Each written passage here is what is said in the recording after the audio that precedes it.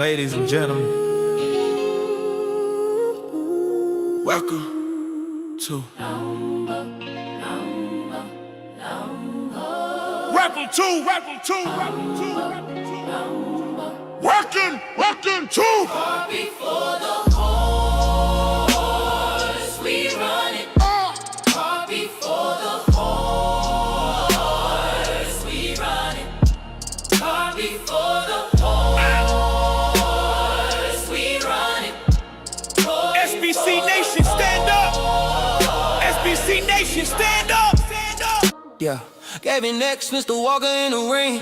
Two married men, yeah, we built for the stain. From the ghetto to growth, yeah, we changing the view. Trying to elevate the people, bringing truth to the youth. Yeah, we came from the bottom, but we aiming for better. Family man, real talk, yeah, we built to weather every storm, every lie, yeah, we cut through the fake. Trying to show our people how to move and create. Yeah, single by choices, yeah, we speaking the game. Yeah, truth over lies, yeah, we setting the flame. If it's real, we stamp it. If it's fake, we expose. Yeah, the message too strong, now the whole world know, yeah. Yo, hit the like, don't just watch, engage. Could he subscribe, join the movement, get paid? I cash app if you rock with the vibe. Yeah. Super chats, let your voice come alive. Yeah. Knock, chillin', but he watching it close. Boom. Keisha got opinions, yeah, she do the most. Yeah. We break it all down, yeah, we keep it legit. Yeah. Real conversations, yeah, we standing on it. It's bigger than views, yeah, it's deeper than clout. We speak for the ones trying to figure it out. From the struggle to structure, yeah, we building a way. Trying to turn lost minds into leaders one day. Oh, we ride it.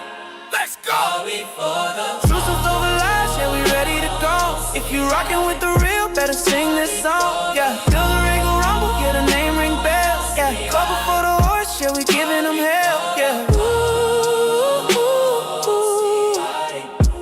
car before the horse.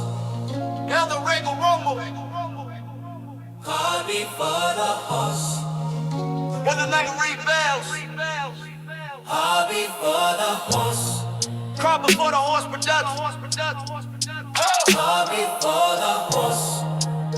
Welcome to the fight. Car before the horse. welcome to the fight. Welcome to the fight. It's in the Regal Rumble. In the Regal Rumble. Copper for the horse production. Step in the ring. Step out the way. It's in the Regal Rumble. It's in the Regal Rumble.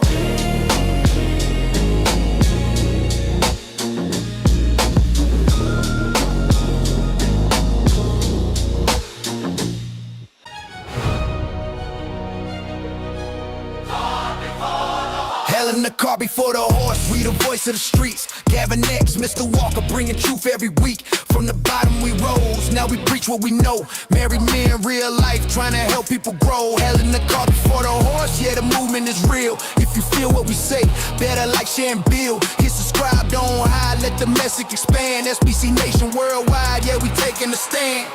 We done seen it all, from the struggle to the pain. Trying to break them cycles, elevate the whole game. From the ghetto, but we thinkers, we ain't stuck in the past. Trying to show the next generation how to build something last. Single by choices, yeah, we speaking on the truth. Truth over lies, yeah, we reaching for the youth. No gimmicks, no cap, just facts in the booth. Trying to wake them all up, yeah, we bringing the proof. I hit the cash out, Support the show. got super chat tab. Let it flow. Carry that light go. Don't be slow. React, subscribe now. Let's go.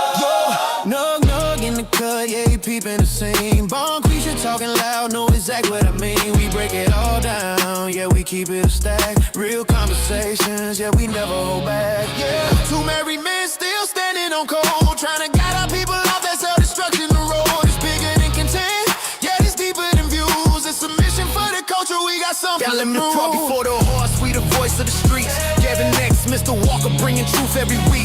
SBC Nation strong, yeah, we locked in tight. Truth over lies, yeah, we ready to fight. Y'all in the car before the horse, yeah, the real ones relate. From the struggle to success, yeah, we changing the fate. Hit that like, subscribe, don't just sit and observe. If you rockin' with the real, then support what you heard. Car before the horse. Car before the horse. Oh,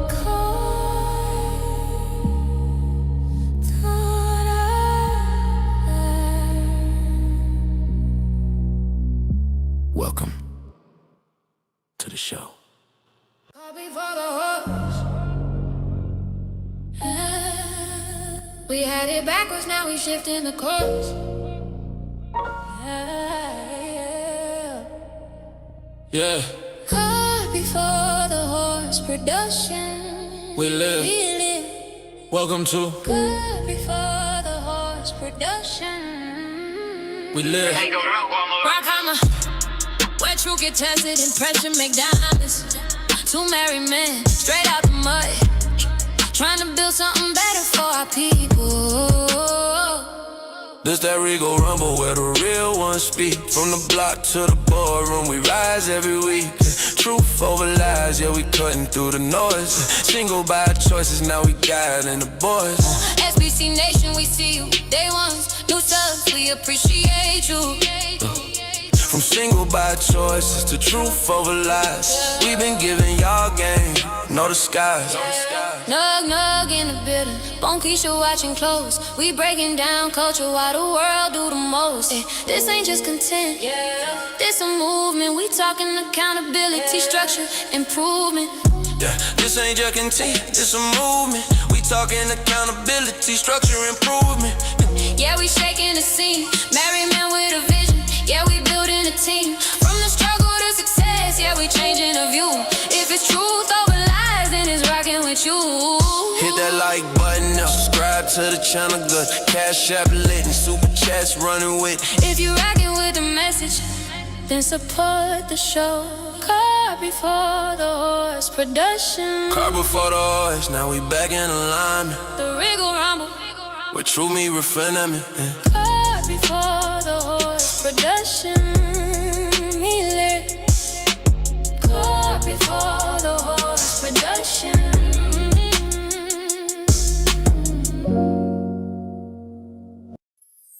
Yeah. Y'all already know what it is. Yeah, we back in the building, let's go. Yeah. Where the Regal Rumble at? Yeah, we back in the building, let's go. Yeah. Where the Regal Rumble at? Yeah, we back in the building, let's go. Where the Regal Rumble at? Real ones talking. If you know the car before the horse had to flip the whole vision. Now we lined up right. Yeah, we moving with precision from the gutter to growth. Yeah, we speak with intention, married man, real life. Not no internet fiction. Gavin X on the mic. Yeah, I stand on business, trying to build up kings, not promote these gimmicks. If it don't make sense, then we gotta correct it. SBC Nation, yeah, we highly respect it. Mr. Walker stepping in, yeah, the truth gets spoken. Lot of homes fell apart, yeah, the structure was broken. We ain't here for the games, we applying the pressure, trying to guide our people to a whole nother level. From single by choices to truth over lies. We been dropping real game, cutting through the disguise. If it's real, we salute it. If it's fake, we expose it. Yeah, the message hit different when you actually live it. Nug in the cut. Bomb Keisha got opinions at end. Nug in the cut. Bomb Keisha got opinions at end. Nug in the cut. Bomb Keisha got opinions. Ay, be breaking down culture while the world steady tripping. Ay, with a Regal Rumble. Yeah, the crown stay heavy, we don't fall. Ay, with a Regal truth over lies. Yeah, the story been told. Listen, two married men from the trenches, still standing, still building, trying to show you it's another way. This ain't hate, this is game. Hit that like button goes, don't play with it. Subscribe, go, yeah, stay with it. Cash app lit if you rockin' with the flow. Super chats on, yeah, support the show. If you SBC Nation, then you already know. Where the Regal Rumble at? Yeah, we shaking up the game, let's go. Where the Regal Rumble at? Car before the horse. Now we running the show. Yeah, we back in the building. Let's go.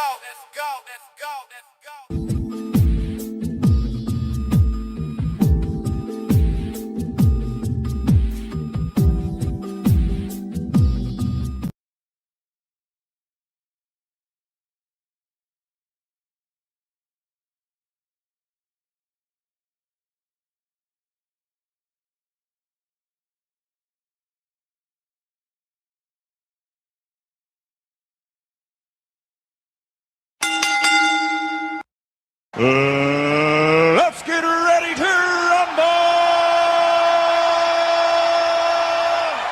rumble! Welcome. Live Saturday night Regal Rumble brought to you by Caught before the horse production. We live. Welcome to Caught before the horse production. It's Saturday night, Mr. Walker. How you feeling, brother? Yes, sir. I am feeling freaking tastic per usual. Good evening, ladies and gentlemen, El Nug Nugs and Le Bonquishas.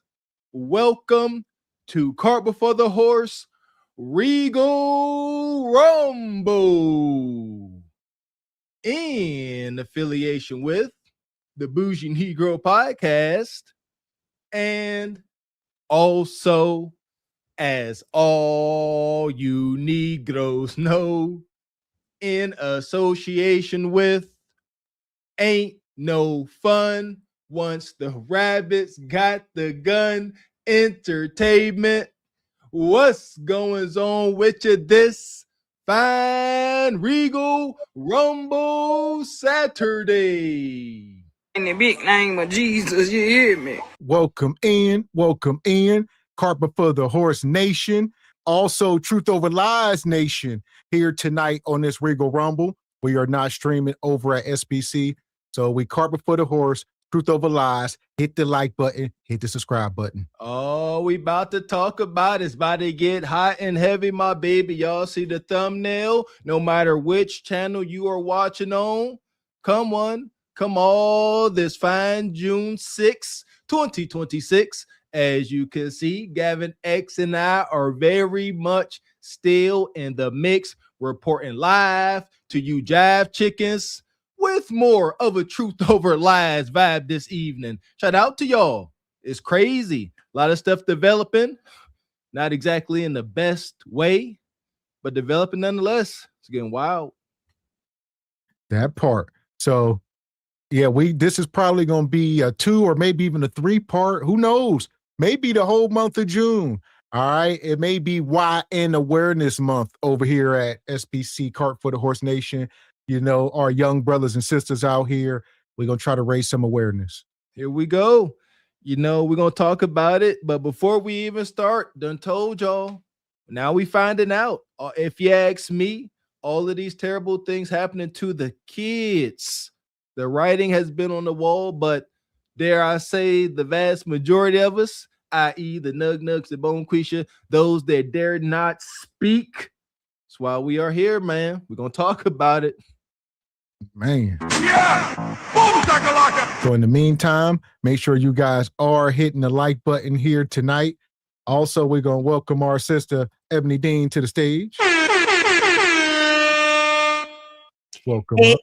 Hey, everybody. Happy Saturday. Happy Saturday, sister. Loving that shirt. Y'all see Thank it. you. Thank you, guys. Yes, y'all see Sister Ebony with the custom Cart Before the Horse gear. All right, you can't get it quite in that trim set. You're going to have to negotiate with Ebony for that. Yeah, just email me. I'll send you the tutorial for it. Shout out to Sister Ebony. That shirt dope. There you go. Don't listen here. Don't be shy. Shout out to Cart Before the Horse Nation. Go ahead, hit the website. Go and cop you some merch today. Been a while since I said that. Yes. And also, I ain't got my mug next to me or my I do. There we Always. go. So yeah. Also head over and cop the new mugs and the tumblers that are on the website today. There you go. Any and every fluid you put in your custom cart before the horse mug becomes more delicious and nutritious. Try it today. Yeah! Boom, shakalaka! So in the meantime, shout out to Miss Charming to you, gifted a membership. We appreciate you, sister. Thank you. Appreciate that. And brother Cases and Cams, brother Daniel, been a member 2 months, says, what's up? This may be a rough or tough discussion, but needed. About to get heavy. That part. So, man. And Lee Turner with the super sticker. Appreciate you, brother Lee. Money, money, money, money, money, money. And our dear brother, Frederick Howard, come through with gifting 5 channel memberships. Brother Frederick always coming through. Thank you, sir. Straight like that, straight like that, straight like that, straight. And he also come back with a 5-ball. He says, update, Mr. Walker. The Pick Me #2 lady was on Truth Hurts 2 days ago. Wild interview. Must watch. Journalist done. Okay. Talk about the light-skinned sister that got married. The one y'all said grifting. That sister? Okay. Oh, the Sarah. Talking about Sarah, brother Frederick. That's what I'm assuming you're talking about. Okay, yeah, we're gonna have to look into it. Mm-hmm.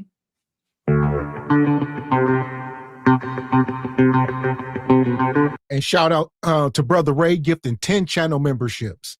Big support coming through from brother Ray per usual. Thank you, brother. Come on, just bring it. I need you to stand up. Why y'all not moving? Come on. Don't make me push. Don't make me push.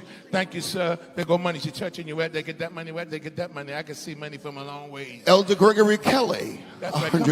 $100. Everybody get something in your hand. Come on and put it right here. Elder brother Ray, 10 memberships.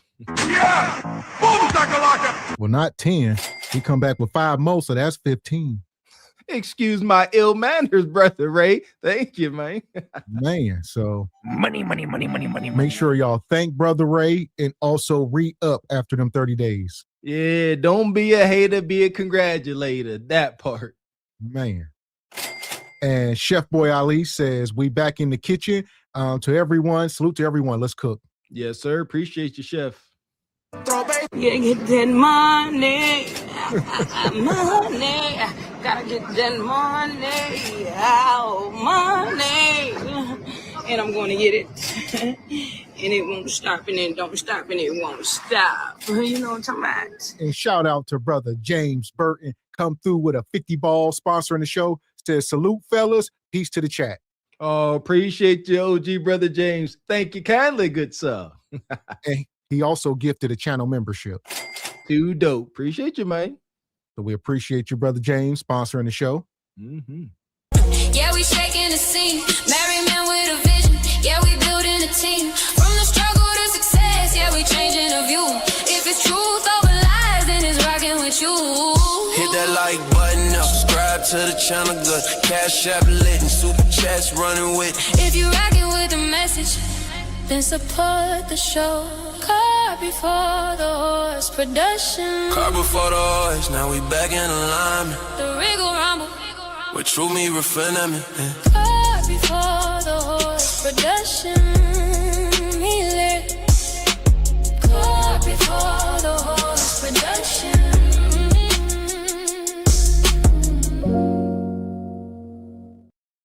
Shout out to all the cart before the horse coming through like y'all do. Man. Yeah! Boom, shakalaka! And also, Money, money, money, money, money, money. Miss Charming to you come back, says, support my interest and ready for the madness. Let's go. And the madness shall begin. We appreciate you, sister. Yeah, a lot of madness. So we're going to talk about it. I don't think anybody on the internet is more qualified than us over here at Cart Before the Horse, especially with Sister Ebony Dean up here. But we're going to cook. Oh, our freedom fighting sister for show. And we just some downtrodden project crack babies. So we shall say what we see fit. For the most part, we come from these upbringings. We come from these environments. And let's call it what it is. It's cringe whenever folks come up here, you know, have lived a more desirable life and they want to try to criticize something they don't know nothing about. That ain't this. Right. Especially we're talking about decades of being in those environments and stuff and seeing all the atrocities and things that have happened in our community. So it's time to speak up and speak out on it. Yes, ma'am. So shout out to Evie. He says, we are now called to order. Kendrick Cam, Dr. Bryant. Doctor. Y'all didn't see. Woo, doctor. Y'all got to throw that doctor away. It's Miss or Madame. At best. So here we are. We gonna make our way through this show tonight. Make sure y'all just put your seatbelts on. All right. We talking about the same BS, different day. Where do black folks go from here? You know, the same cycle. And we gonna make our way to this child gas station situation, but we gonna sort of do a time lapse. We got to go through history so folks can understand, you know, where we at. Got to get to the root of it. And as far as answering the question, where do we go from here as we have this conversation, we're going to get to the root of it, not just surface level. It didn't start here. The incident didn't start at a gas station. You know what I mean? It didn't start at a park. It didn't start at some convenience store. It started at birth. It started at birth of the victims. We're going to get into it. So here we are. We're going to start here. We going back to 1944. How many of y'all was alive? Don't you lie, Richard Media. You wasn't live there. I definitely wasn't. 86, baby. Where my 80s crack babies at? Stand up. I'm 82.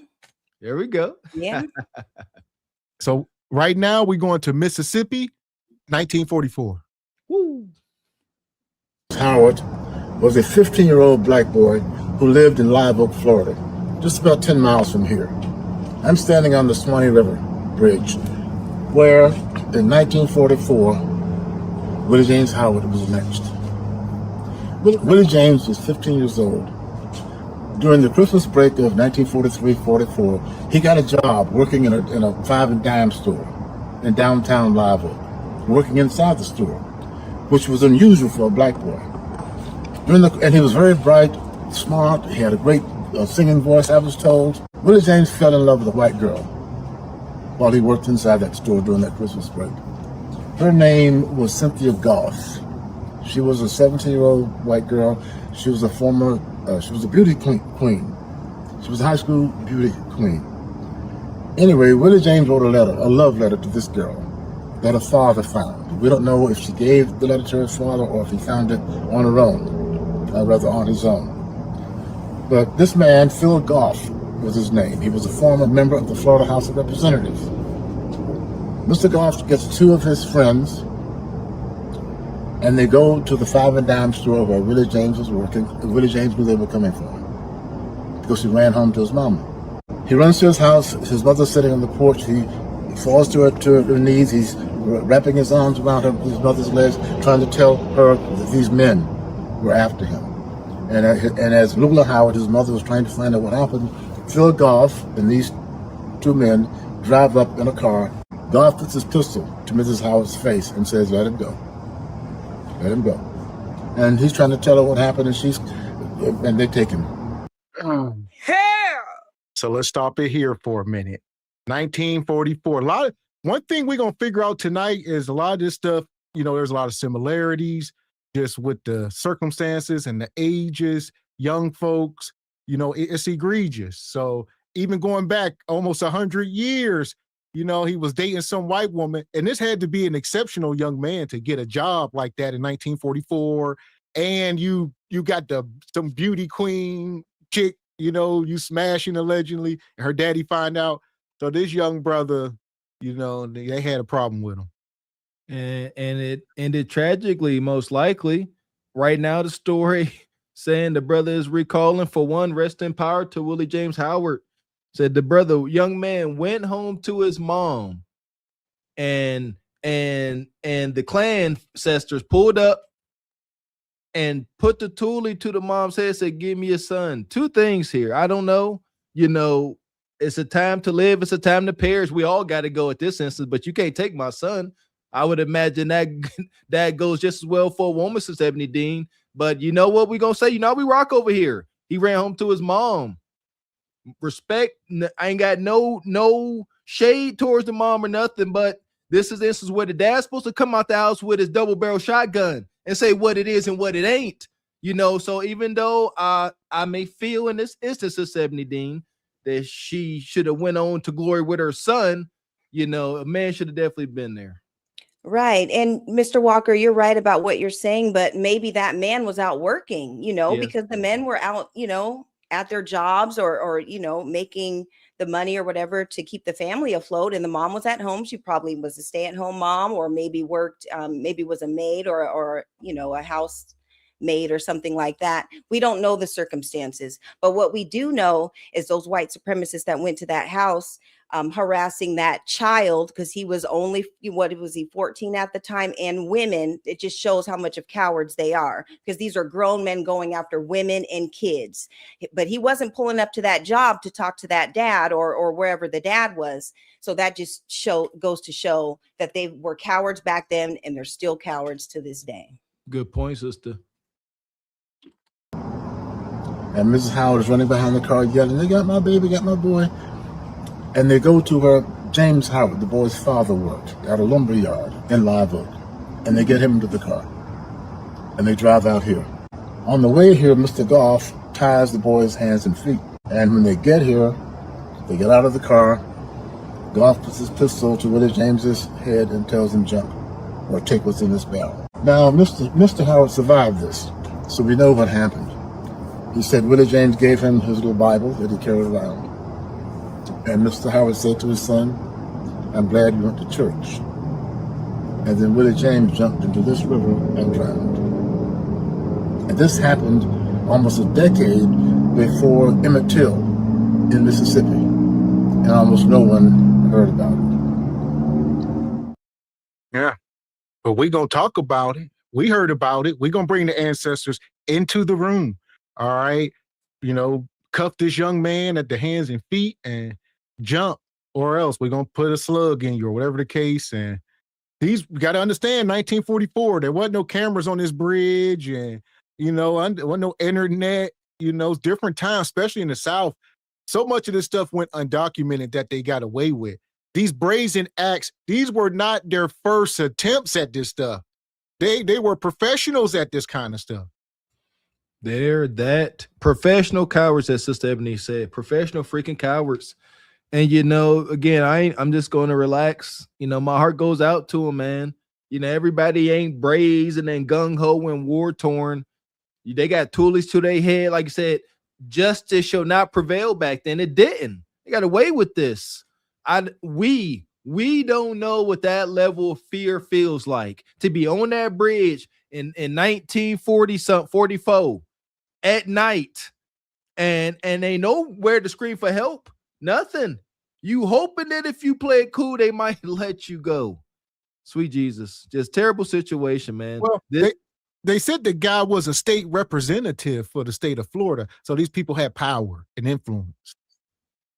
Right. And even so, with that, them being a state representative, we all know they could have been just Joe Blow from down the street. They would still get away with it during that time period. And we're still seeing that stuff till this day. Oh man, just prayers going out to him. And you just have to imagine, just put yourself in this 14-year-old boy's, mind frame. I have a 16-year-old boy, and just imagine you walking home and you're seeing bodies hanging from trees and all the strange fruit and all the things that were going on. So he already knew what was going to happen. It was either I can do it this way or that way. But it's so tragic. But he was a child. He had a whole life ahead of him. Sounded like he was a really good kid and everything. So unfortunate. Yes. And here we are. And he spoke something there. He spoke about the dear brother Emmett Till, who was in this image on the far right, and we're going to talk about this as well. And it's, similar circumstances. Black history that you weren't taught in school. The place was Mississippi, and the year was 1955. 14-year-old Emmett Till entered a store with some friends to buy some candy. While at the store, he encountered this woman who claimed that he had grabbed her hand and asked for a date. She was actually the co-owner of the store along with her husband, and when he got word of it, he only wanted one thing: revenge. 4 days later, that same man, along with his half-brother, kidnapped Emmett from his uncle's house. They took him to a barn and tortured him. They gouged out his eyeballs, cut off his ear, and shot him in the head. They also tied this 75-pound fan around his neck with barbed wire. A whole 3 days had passed before some boys noticed the naked body while fishing. Emmett was so mutilated that he was only identified because of a ring he had on with his father's initials. His killer's trial only lasted 5 days, but there was overwhelming evidence to their guilt. For example, Emmett's uncle provided eyewitness testimony saying he saw them take Emmett. People said that they heard screams in that same barn he was killed. People said they saw a black boy in their truck. The fan was traced back to a plantation that they owned, but it didn't matter. These demons were so smug that they confessed to the crime a year later to a magazine. They just knew nothing would happen to them. And what's even worse is that the jury said they knew that these men did it. They just didn't think that mutilating and executing a black boy was worthy of jail time. As for Emmett's family, they famously refused to let a mortician touch the body and chose to have an open casket funeral, with his mother saying, "Let the world see what they did to my boy." More than 50,000 people attended the viewing, and images were published nationwide, forcing the country to see the evil of white supremacy. So let's stop this for a minute. So young brother Emmett Till, you know, these two crackers here, the one I believe with the bald head, that was the husband to the woman that lied. So he was much older than her. Hell, she might have been 15. He might have been 50 when he got with her. There was some wicked stuff going on. And that was his lady. And if she claimed that Emmett Till came into the store. And one thing people don't know, this happened where? Mississippi, I believe. And Emmett Till was from Chicago. Shout out to Richard Media. So he was just there visiting, you know, back in 1955. So this was 11 years after that happened on that bridge. This was in 55. And Emmett Till hopped on the train at, what was he, 14 or 15 years old, from Chicago to Mississippi to visit family, him and his cousin, you know, and while down there, you know, whatever the case happened, yeah, he's at his uncle's house. And the same thing, these two dudes show up to his uncle's house. Where he at? You know, and drag him out the house. It's like, nah, you gotta, and yeah, the uncle, yeah, they ain't take nobody else out the house but him. They always come in overwhelming force. Look at this image here of the perpetrator and his crony there smoking the cigarette. Look at everybody behind them. Like they all wearing white shirts. That is Mr. Walker. This is Mississippi 1950. There was an all-white jury, all white men that look like them.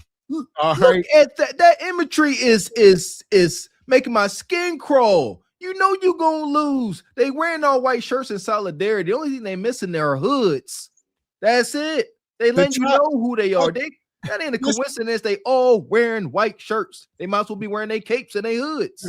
Listen, I'll get you in ebony. It's a lot. Listen, they say the trial lasted 5 days. That's it. Even with the uncle eyewitness testimony, which we're going to play here in a minute, which was unheard of back then for black people to take the stand against white folks because it was a death sentence. But his uncle did it anyways. He was one of the first people to ever do it actually down there. And he took the stand, and even they say, you know, do you recognize the people that came to your house and took him? He said, it was them right there. And they said, nah, even that wasn't enough. Nah. All right. So the trial was 5 days, and it took them 1 hour to deliberate. They went back there for 1 hour, 60 minutes. They came back out, not guilty. Yeah, this is insane, you guys. I've never actually seen a picture of the whole trial, how they're in the white. Mr. Walker, you're right about all they're missing is the hoods. To them, white means purity. So the fact that they came in all white, it was just kind of to deflect on all their atrocious crimes and everything that had happened. And, you know, for the lady, I think she said that he whistled at her or he winked at her or something like that. This is a 14-year-old boy. She's a grown woman. And with all due respect, you know, whatever, she didn't look like she was much of anything. She was no Pamela Anderson back in the 90s or nothing. She just looked like a regular evil witch, in which she ended up being, because she lied about everything. And even till her deathbed or whatever, she finally confessed to everything. And even with Obama being in office, Obama was the president at the time, and they just were like, oh, she's older now or whatever, she's about to die anyways. And so she was never charged with anything. They hid all of the evidence and stuff away, and she basically just got away with it. Well, so I'll let you go, Mr. Walker. They all did. Even these guys here, 1 year after they were found not guilty, they did a public interview talking about how they deleted him. But there is no double jeopardy, so they couldn't charge him again. So they would publicly talk about it, say, yeah, we did it. This is what happened. And well, shoot, even I think in this narrator said that there was overwhelming evidence, but pretty much they're not about to sit her in jail to influential, clan ancestors over a little black boy. It's pretty much it's like, okay, but look, we ain't about to do all this. Just how they won't release the daggone X-Files. I ain't gonna do that. That caused too much trouble.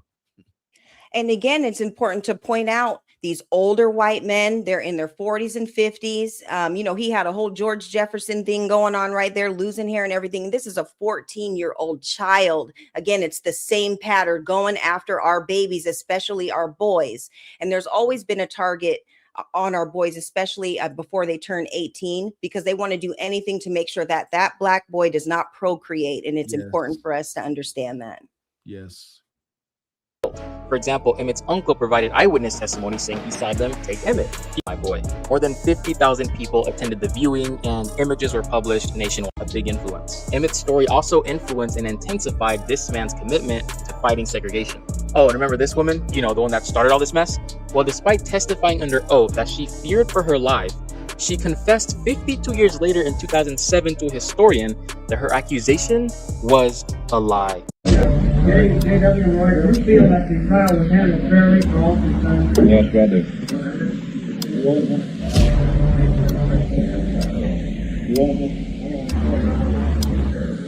What about the fairness of the trial on both sides? What is your comment on that? I don't think he's the final judge that would do a better job than Judge Greenberg, or either side.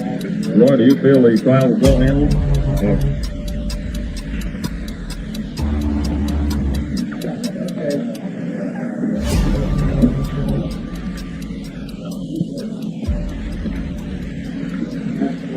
Are you serious? I remember when I lost my mind. Oh, I'm just about to lose my mind. Yeah. Right after the trial at the podium. That's the woman on the right that lied. On the right, kissing George Jefferson, that's the woman that lied on them. So they in there right after the trial ended. Do y'all think the trial was fair? Yeah. The judge did a great job. Everybody did a great job. Mississippi is still horrible today in 2026. So you could imagine, once again, 1955, no internet, TV just coming around barely, and yeah. Madness. I want everybody to see this. These conversations are heavy. They're not my favorite, man. I ain't gonna hold you. I do my best to honor my ancestors every day. I'm well aware of the sacrifices and martyrdom we have engaged in the past. But they need to see this, because folks don't understand. I'm so tired of these wonky, non-melanated detractors talking about, oh, y'all need to stop complaining. What has happened? Somebody actually was in our comments, said everybody has been wronged. What makes, black people, FBA, African Americans, whatever you want to call it, what makes us so special? This here, this makes us more special.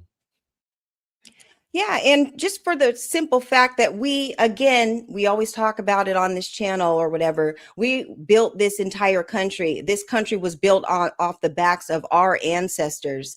And, with this video of them just kissing, knowing it was all lies, knowing it was, it was so treacherous, and these grown people just totally, attacking this young boy or whatever. This just goes to show the lack of distrust that we have. We have a different experience from white people than anybody else in this world, because we had to live among them. We had to, we were in slavery amongst them. We had to live next door to these people, and look at how they treated us. So when we talk about the things that we talk about, and we're trying to fight for the things that are rightfully ours, and for the things that all of our ancestors and our people went through, it's like, this is where it all stems from. It's all stems from stories like this. And there's hundreds of them. It's not just, even we would have to have a show for a whole probably 20 years talking about all the atrocities that have happened to our people. So, I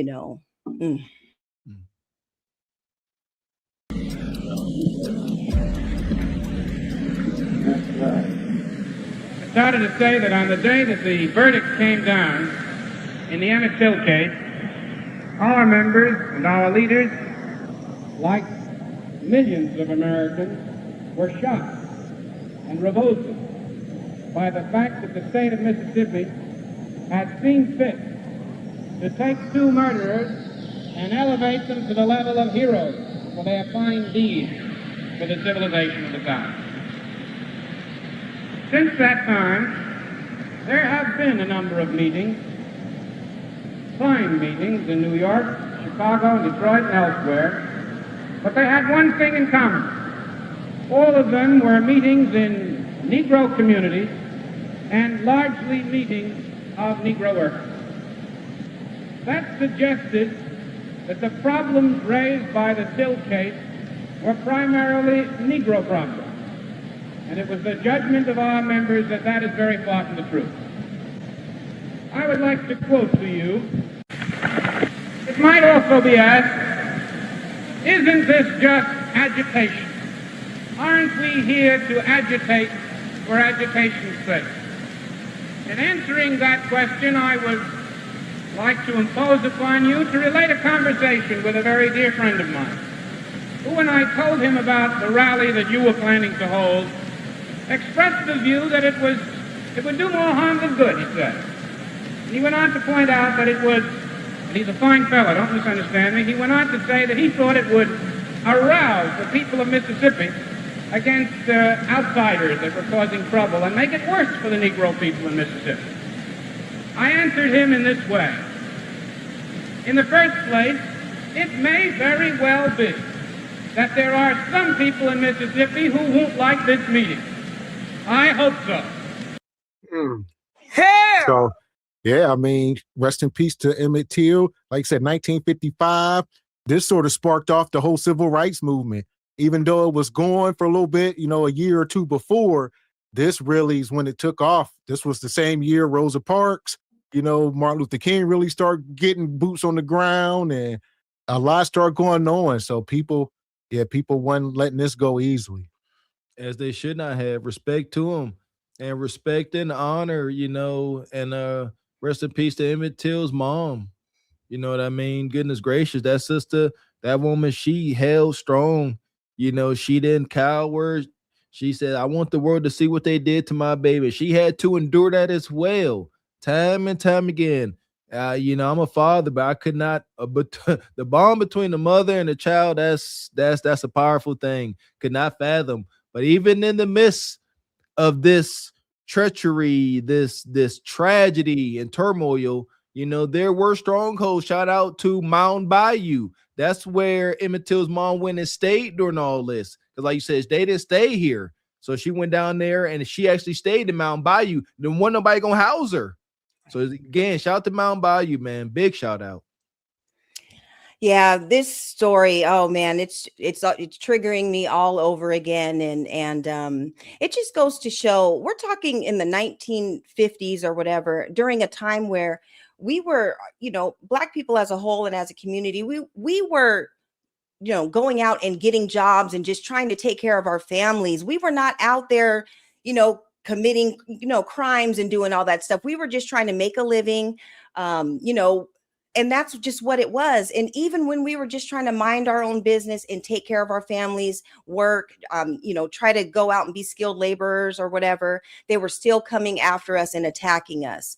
And, with Emmett Till, and he was only 14 years old and that lady was a grown woman, it still is relevant to this day because, there are certain, YT women or whatever, they think if a Black man just looks at her or just winks at her or whistles at her or whatever, I felt threatened. I felt, my precious white cootie-cutter or whatever was being attacked. And that's not even the case. Like, get over yourself, a lot of times. So, I just hate to hear stuff like this. And it's so unfortunate. I think they do be uncomfortable, Sister Ebony, but not because they feel threatened and attacked. She can't hide how interested they be at it. That's why she go over and tell her husband, he winked at me and I'm all hot and bothered. I don't know how to get over this. So Billy Bob got to do what an insecure little meat ninja got to do. Right. And that's exactly the reason why whenever we were strange fruit and everything, they were mutilating the male body parts or whatever and saving them, as souvenirs and everything. They've always been super obsessed with, the male body and everything, especially the genitalia and all that. So that is a threat to them, and they'll do whatever it takes to make sure that their precious white, women or whatever are not being threatened, even when you're not even being a threat. So. But on the other hand, they are a minority. And the majority of the people of Mississippi. Carolyn Bryant made her testimony. I was not in the courtroom. They had me in another room. They didn't want me influenced by the witness, I guess. But when I heard the story, I knew for two reasons that was a lie. Number one, Emmett's speech impediment under stress would not allow him to get these things out. And that's another thing. We always told it was a whistle, but she said more than that. On the stand, she had addressed that Teal grabbed her and verbally threatened her. She said that while she was unable to utter an unprintable word, I guess they couldn't put it in here, he had used, she said that he said something wild to her. And as the defense lawyer put it, he said he had done something with white women before. And then she added, I just scared. So I don't know. She didn't say, she acted like it was more, you know what I mean? They keep saying this whistle, whistle, whistle. This is what she got on the stand and said. And as the lady recalls, he had a speech impediment. She said he wasn't about to get none of that out. Even if he, for one, is live. What? This don't make no sense.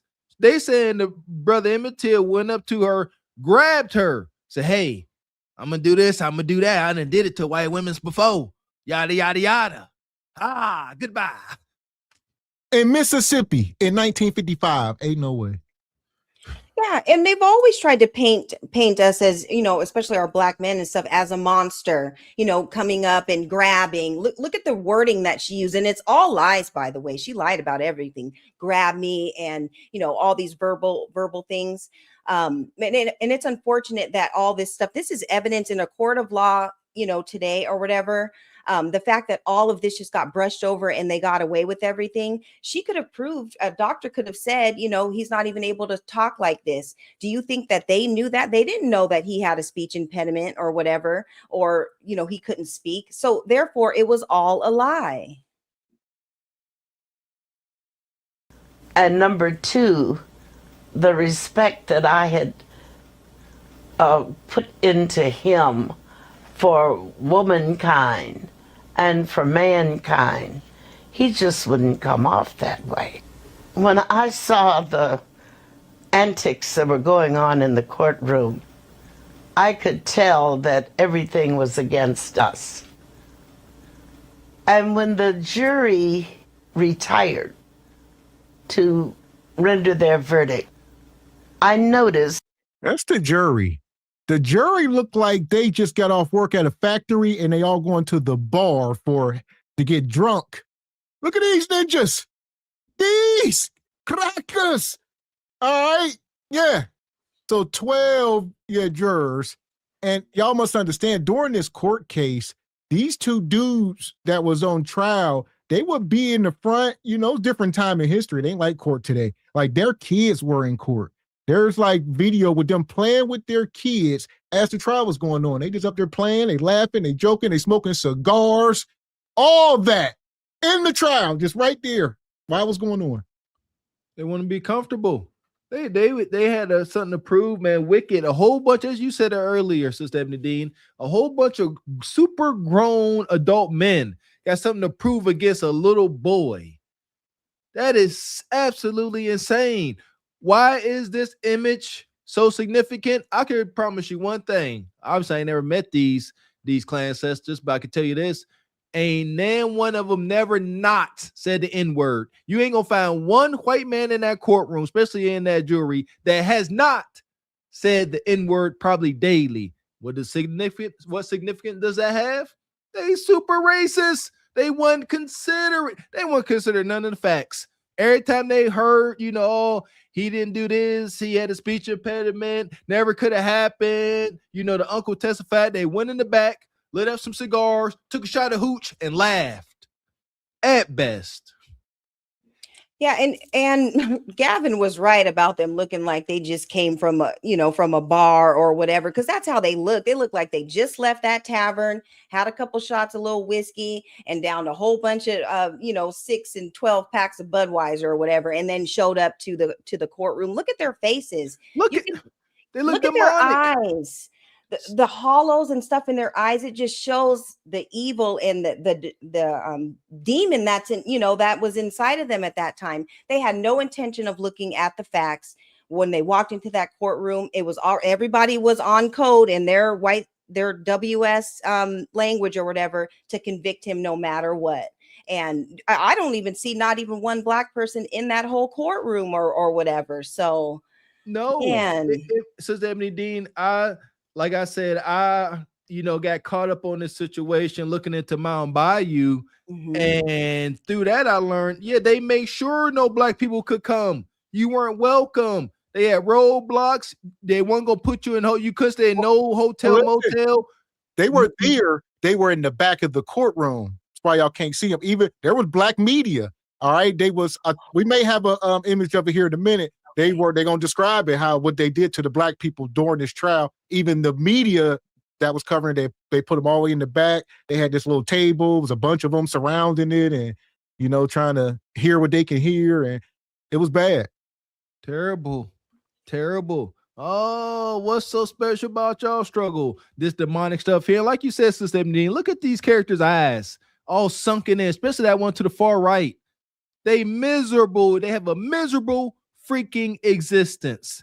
And seriously, life was made easy for them. They can't please they women. They drunkards for the most part. It's terrible. White man, these particular white men, they are pathetic, and it shows. Right. And listen to the word that they use, mutilated. And I just want to go, on record saying what Black people, even back then or even today, are known for mutilating a body. Like his whole entire face was completely deformed, and all the stuff that they did, they gouged his eyes out. They did all that stuff to this. He was a child, and it just goes to show their demonic nature. And they were able to get away with it. Everybody in that whole town was on code, and people act, they wonder why we act the way that we act. And we talk about, WS like they are. Not all white people are WS, but we call it like we see it when they display these behaviors, because a lot of the white people that are around today, these are their ancestors, and they have generations of this. And even though people aren't strange fruit anymore or whatever, things are still going on, with the pew-pews and all the stuff that's going on with our people, with them and stuff. So we just have to call it like we see it. To render their verdict, I noticed that the Black people who were lining the walls and the backs of the room, they were quietly leaving the courtroom. And I knew then that they knew we were not going to get a guilty verdict. And I said to my party, it's time for us to go. It's time for us to go. Congressman Diggs said to me, and miss the verdict? I said, this is one you don't want to hear. The verdict is not guilty. To satisfy me, they agreed to leave. And I guess about 45 minutes away from the courtroom, the verdict came in, not guilty.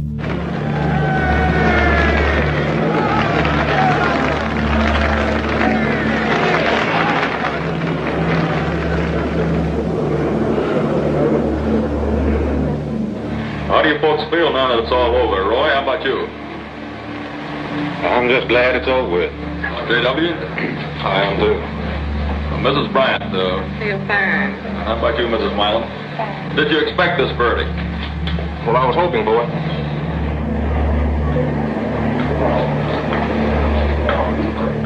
Well, the whole trial was just a farce, but the verdict was the one that I had expected to be given. Do you feel that all the witnesses were brought into the case? No, 2 of the witnesses were being held in protective custody in Sheriff Strider's jail in Charleston. My first reaction when I saw that they come in and said not guilty was unbelief, anger, revenge. And one of the reasons that I went back home was we had 2 guns. I just had the idea, hey, we could fight it out. 2:30 in the morning, someone comes to the door? Yeah, they knocked on the door, and you couldn't see your face, hands from your face. Was it screaming? They were No, not screaming. This belligerent death talk, what we call death talk. It's like he's not respecting them. So they left with him. Yeah. For the people in the back, all right, this is Emmett Till's cousin right here. This is his cousin. This is 70 years later, so I think he about 82 in this. He was 12 years old at the time. And I believe he rode on the train with Emmett Till from Chicago to Mississippi. They were cousins, young boys. I don't know if they was going to spend the summer or whatever. And they both hopped on the train and went to Mississippi together. And he was in the room with Emmett Till when they kicked the door in and snatched him out of bed. They snatched Emmett Till out of his sleep. All right, him and his cousin was at their uncle's house visiting. And they come to the door, yeah, where he at? You know, same thing like they did that young boy on the bridge when they went to his mama, give him here, and they kicked in the room. I guess they left this young man, Reverend Wheeler, and him and Emmett Till was in the room together. And he was a witness. They didn't let him testify, though. They would not let him testify at the trial, for whatever reason. That sounded like something, Mr. X, that happens in a third world country. An attack, from freaking Al-Qaeda or freaking cartel. That's what it sounds like you just described. It don't sound like you described a happening on U.S. soil, land of the free, home of the brave, justice and freedom for all. Sound like something from a war-torn place. And that's the thing. For us, we have been living in a war-torn place. Maybe not to the more affluent and fair-skinned folks, but this is our existence. This is things we got to live with. This is the trauma that's passed down in our DNA. That's why we're saying cut the check, reparations. That's all I got to say. Right. And we have to also remember that when they would pull up, and even probably when they came to get Emmett Till and stuff, it wasn't just one YT man that came. They came in droves. It was like the community came. And so even, they went into this house or whatever. We don't know where the uncle was. We don't know where the adults were or whatever, but they were already outnumbered because they already came so deep. And we don't know if they had pews or whatever in the house back then. We don't know. We don't know what it was. So, it's unfortunate that all this has happened, and just the fact that the cousin had to witness this.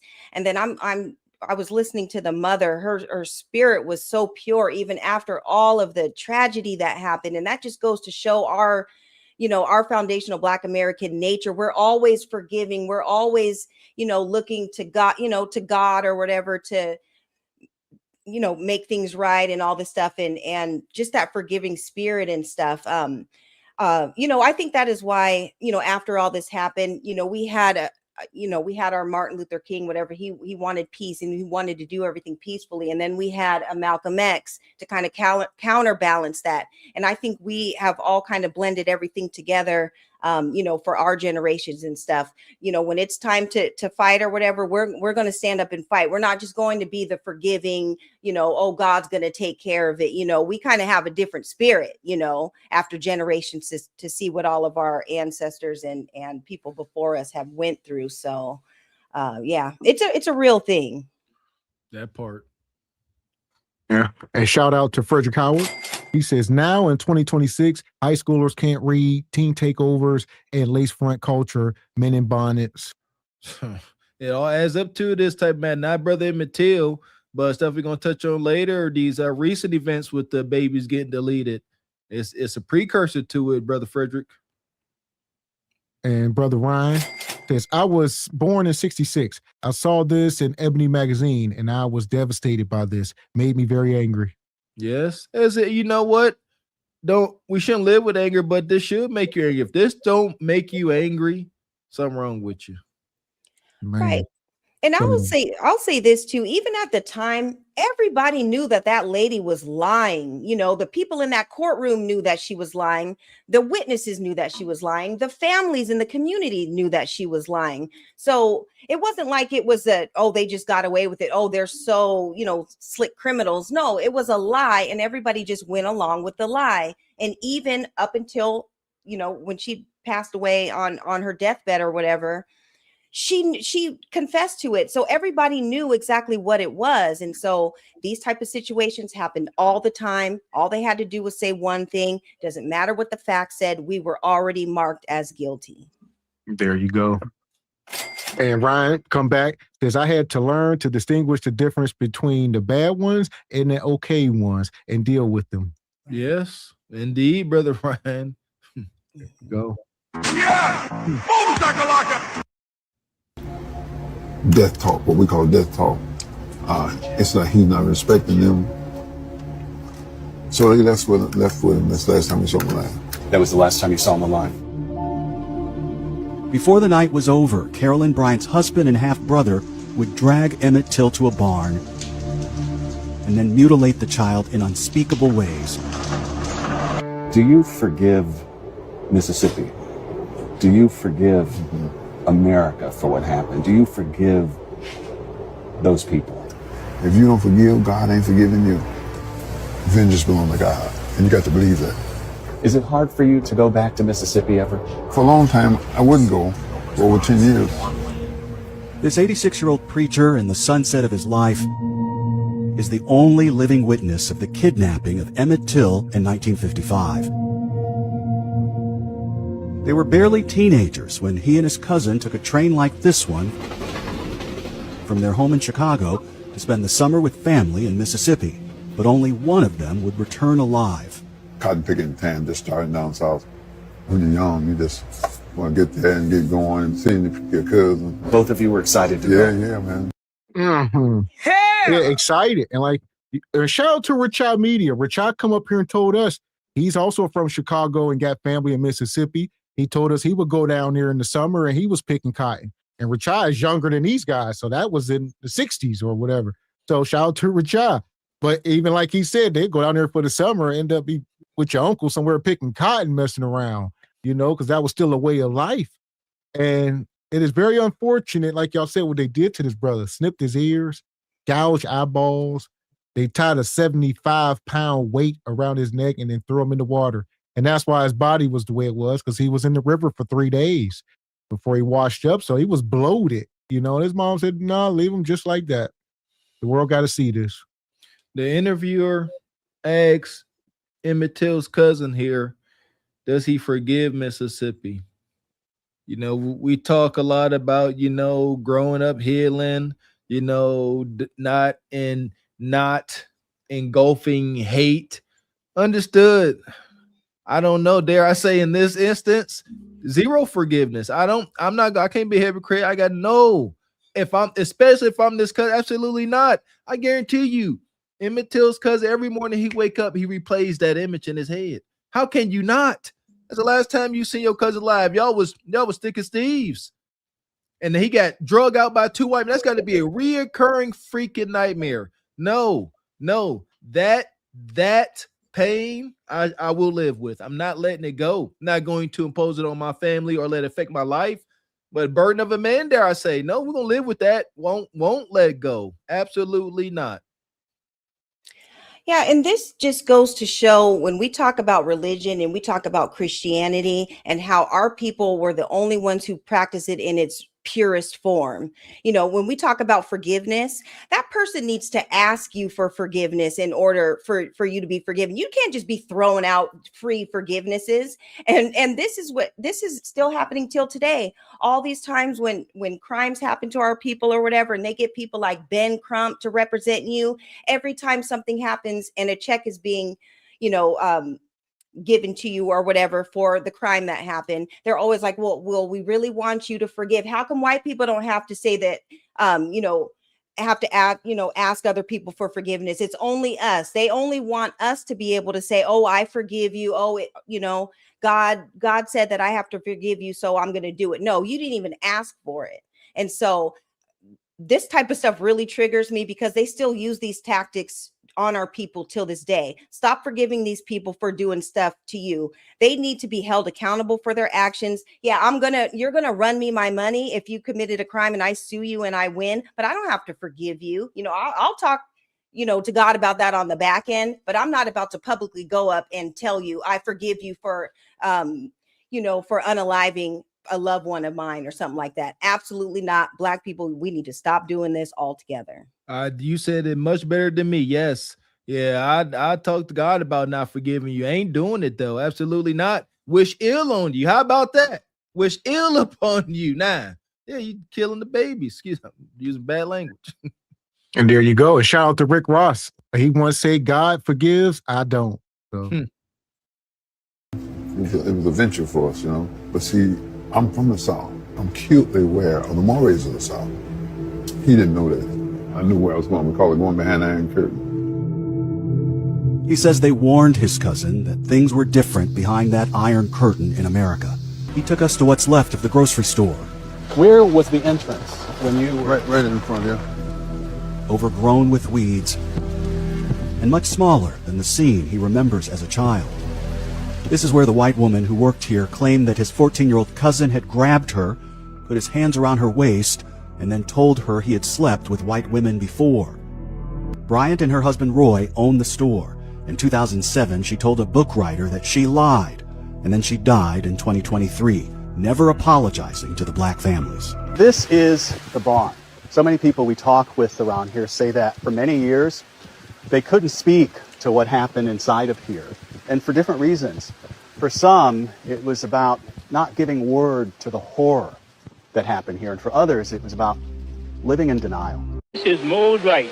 I am the uncle of Emmett Lewis Till. Sunday morning, about 2:30, someone called at the door, and I said, "Who is it?" And he said, "This is Mr. Bryant. I want to talk with you and the boy." And when I opened the door, there was a man standing with a pistol in one hand and a flashlight in the other hand. And he asked me, did I have two boys there from Chicago? I told him I have. And he said, I want the boy that done all that talk. And they marched him to the car, and they asked someone there, this is the right boy? And the answer was, yes. And they drove toward money. Hell! So this is Emmett Till's great uncle. So we must understand the time in history. This guy here is 1955. He probably every bit over 60. So he was born in the 1800s. Different state of mind. All right. They were broken. And it's unfortunate. Like Mr. Walker said earlier, he definitely should have laid it all on the line, but they just had a different mind state as us today. We could be prisoners of the moment, but they knocked at his door. Like y'all say, they outside, the clan ancestors, and these are his great nephews.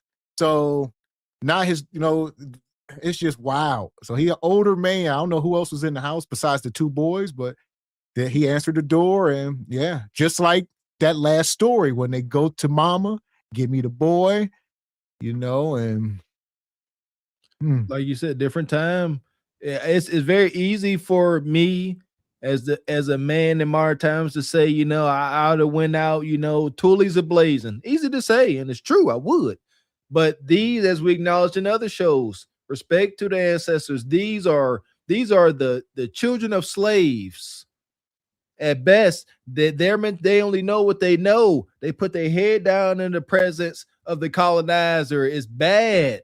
They've been indoctrinated to do so. So when the colonizer come in talking about where your great nephews and stuff at, I know, right? Seem crazy for an adult to let them in.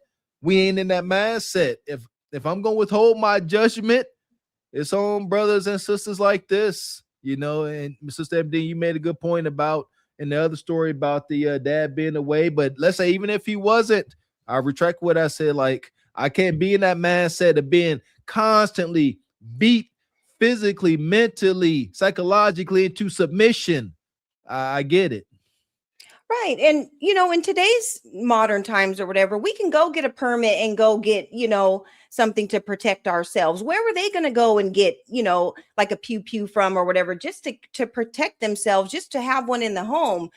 Who was going to sell it to them? So who even knows if they even had, you know, a pew pew in the home to even defend themselves? I'm talking about the great uncle and everything. Where were they going to get it from in the first place? But I want to go back to when he was talking about Caroline Bryant. They made that store into like a museum so people can go, because there was a sign that said Bryant store or whatever. And I don't know if it's still around till today.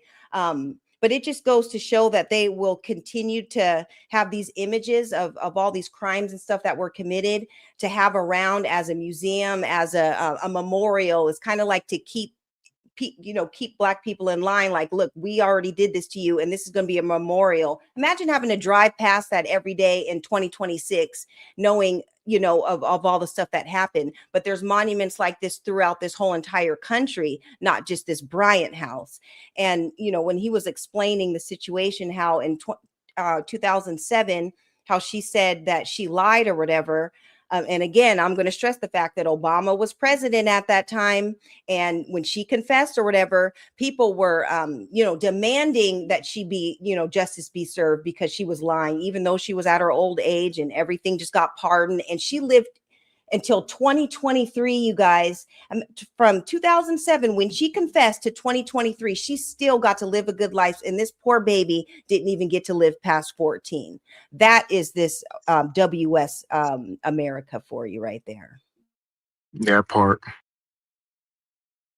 Mamie's decision would make her son's death a touchstone for a generation. At a church on the south side of Chicago, Emmett Till's mutilated body would be on display for all to see. It was on a Sunday afternoon. I won't ever forget, it was a Sunday afternoon. The church was very calm. The line was very orderly. I thought that pretty soon the crowd would die down. It looked like all of Chicago was there. Well, they brought their children with them because Emmett was 14 years old. And they wanted the younger kids to see what happened to Emmett. They were mad. They were angry. Years ago today.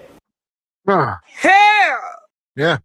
So we are just a peaceful people, you know, and just naturally. And that's why I like to consider myself a hellraiser at times, because I can't be peaceful in some situations, you know, just can't. Not about the babies, not about my children. Yeah, you got to send me to Jesus. Ain't no way. Ain't no way in Hades. It is what it is. Different times, you know, and this is why I truly believe and I practice what I preach. We got to get back to our roots. We got to get back into our spirituality. There's places to put this anguish and pain. It truly is. You got to do the research yourselves. But you ain't got to hold on to it. When I say I'm going to hold on to that pain, like I said, it ain't going to affect me and my daily duties, my family, nothing. But I shall not forget. I shall not go on as if this stuff didn't happen. Yeah, I believe in prayer. Daggone right. I believe God is just. But, you know, we got to do our part, you know, proper. I'm going to leave it alone because I know y'all out there. Y'all like, no, we got to go grab our toolies and start pow, shoot things up. You know what? Go do what you want to do. But we got to get back to our spirituality and handle these things the right way. Shout out to the praying grandmas back in that day that was on that Old Testament time. I'm telling you, you know, we got to get back to it. Right. And with the video that was just being displayed, you guys, it just goes to show, and it is a reminder that even when we were wearing our Sunday's best every single day to walk around, we were wearing our suits and our dresses and looking our best all the time because we had to, you know, we couldn't be caught, you know, looking crazy or whatever, because we had to come and represent our community and our culture. So it doesn't matter about the clothes. It doesn't matter about how you wear your hair or whatever. these people were just hardworking people just trying to make it after, coming out of slavery and Jim Crow, and they were still treated bad. And, they still had feelings and stuff, and people around them, were getting, strange fruit and all that stuff. And they weren't doing anything wrong or whatever. So it was because of of their skin color. And that was the crime. It wasn't the clothes. It wasn't the gangs. It wasn't all this stuff. And we're still dealing with a lot of that stuff to this day. It's not about what we're wearing now. It's about our skin. And it's always been a problem from day one. That part, big time. And there you go. And another thing, a lot of folks say, well, where was a lot of the fathers at? Like I said, different time in history. That's why we say put respect on men. Men would go to work back in the day and never come home. Y'all understand how many folks would end up in rivers and on trees and just, chewed up by pigs or something on some farm, buried anywhere. Just, we don't know what happened to them. We ain't, and people say, oh, he went and got a gallon of milk or some cigarettes. No, don't play with it like maybe in the 80s, but not back in the 50s and the 40s and the 30s. That was not the case. At all. And you know what? And to add on to that, I can see how, some of our sisters become hardened by this, right? That nurturing spirit, I can see after seeing the babies get deleted, your men being made into strange fruit, you can start to develop a more protective kind of spirit. I get it. I can understand that wholeheartedly, man. And so my heart goes out to the sisters. They got to live with this trauma stuff too, loving on a black man, but also feeling a need to protect him. That's part of that psychological warfare. Your woman should never feel the need to protect you from physical harm. That is the man's job.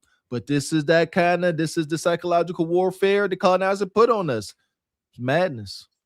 Yeah, and I'm not sure with the time frame with the wars that have gone on in this country, but a lot of times the men were at war. So when all of these things happen, I don't know. I know my grandfather was away at war, maybe like late 50s, early 60s. I don't know what war it was or whatever, but he was definitely gone. And then he came back after the war. So these men could have been in the war or maybe working somewhere far away. It's not like they can just, hop in the Nissan Altima and drive home. They had to walk, and maybe they had to stay overnight at whatever job they had or whatever, depending on if it was in a local town or somewhere far away. We don't know. All of that. So those are definitely good points. All right. And shout out to DeMario. Says disobedience to God commandments has led to this violence on us. But that's a convo or people run from or dismiss. Stiff-necked people. Shout out to DeMario. I was just talking about the commandments to my wife. Yeah, they were commandments, not suggestions. We don't mind following them. That's the colonizer. He ignore them. He treat them like they suggestions. Man, trying to tell you. So here we are. Nonetheless, we're going to keep it moving. We talking about the same BS, different day. So we went back in the day. Now we're going to move to a little bit modern times, and we're going to talk about the Sister Natasha. So before we get to this child, brother, this is not the first time this has happened. I've seen just a little bit. I've seen a little video on this today. Yeah, I didn't see the details, but yeah, rest in peace to this sister. Mo madness. This grainy security camera videotape graphically depicts the last few moments of 15-year-old Latasha Harlan's life. Store owner Soonja Du thought 15-year-old Latasha Harlins was going to steal some orange juice. She had the money in her hand. You could see the money in the videotape. And the suspect grabbed the backpack, and there became a physical altercation over the backpack. And as our victim turned to walk away from the scene, the suspect raised a weapon and shot the victim. Yeah. So obviously we can't show it on YouTube. But these are the moments right here. So and striking similarities between this in 1991 and what just happened to this young man in 2026. All right. So make sure we keeping an eye on this about backpacks, 15 years old, about a damn drink, Asian lady and Chinese folks, all the same stuff. These are, I don't know what this is. But like I said, the girl had the money in her hand trying to pay for stuff, but the woman behind the counter was insisting that she was stealing, and she had some in her backpack. So give me your backpack. Let me check your backpack. And she's like, I'm just trying to pay for my orange juice. They got the struggling over the backpack, and the young girl, slapped her up a little bit and snatched her backpack off of her. And she turned away to walk out the store, and she pew-pewed her in the back of the head. Says she had the money in her hand. I truly believe a part of this is the way the United States has dehumanized us to the rest of the world. Because why in the world are adults, Asian, white, whatever, why are they so gung-ho on putting hands on little black children? Like, where is the disconnect? Absolute insanity. Like, it makes no sense at all. They said she had the money. She passed away with the money in her hand. That's crazy. And like you said, I think, Gav, we got to talk to our kids about going into these establishments with backpacks and things. And listen here, my wife and I definitely have these conversations with our kids big time. We recall years ago, our son was out front playing with like a little toy pew pew. And this was around that time when that one young kid got deleted for having a toy pew pew at some park. And, he out there playing, and he was playing with some little white kid. And we had, life come at you. You got to take it as it comes. We had to sit down with our son and tell him, even though that little white boy playing with us, you can't. You are not allowed. It's too risky. I don't care if it's orange. No, you can't do it. So that's my ultimate point in all this. We got to make sure our babies are going about, going out, being in public, dealing with the masses in the right way so they come home in one piece. Yeah, and a lot of things happened from that time period after Emmett Till, was unalived or whatever, up until that 91 time frame came, because a lot of, people from Asia came over from all different countries or whatever. And it's important to understand that when they came over from their war-torn countries, especially like in Southeast Asia and all these things, that went on, I believe the owners of this store was Korean. And by the way, they are like the most racist Asians out of all of the Asian, nationalities or whatever. They don't like nobody but themselves. So we'll just put that out there. But they were allowed, whenever they came over, they were given business grants in order to open up businesses in our communities. They didn't put those Korean shops and all that stuff in the white communities. It was in our communities. And they came with that same belief. It's kind of like the same tactics as the WS have, because when they come over, they side with the majority, and the majority in this country is WS. And so they kind of keep, they take on those kind of ideologies, and whoever, the WS don't like, they take on those same things. So whenever they were placed into our communities with these businesses, they all they wanted was our money. They wouldn't come to our businesses and come to our restaurants and all that. They never frequented our business. It was always us, providing for them. And this is why we're where we're at today with these same businesses in our neighborhood. And so, yeah, a lot went on. There were a lot of riots that went on during that time, after the civil rights stuff and everything. And this is what sparked the 91 riots in LA. It was based off of this unaliving that happened to Natasha Harlings. We were not the same as our ancestors from back in Emmett Till times and stuff. We started to fight back. And we ran that whole lady out of town or whatever, shut that whole business down, shut LA down. There was millions of dollars worth of damage because we were tired of all of the discrimination and all of the harassment and all of the unaliving. Back of the head. Latasha was an A student, honor roll student. She got money every week for her allowance, so she did not have to steal orange juice. The store clerk, a Korean woman, is now in jail. The black community is outraged over the killing. The NAACP is demanding the clerk be tried for murder. Stop killing our children! We want justice!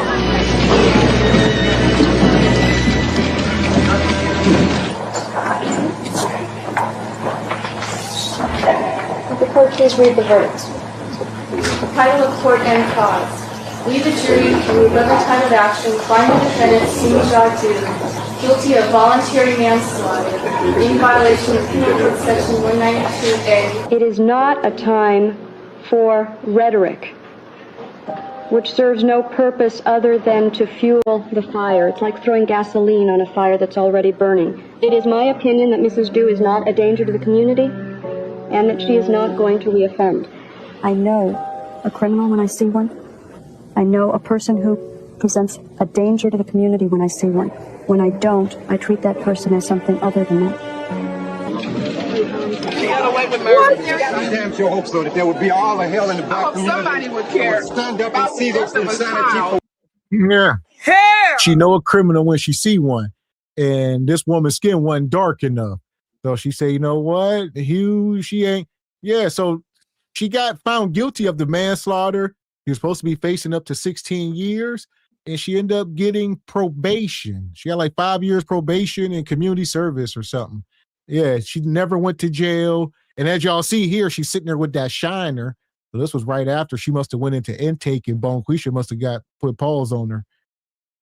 There you go. So some degree of physical freaking justice. How I'm asking stupid questions.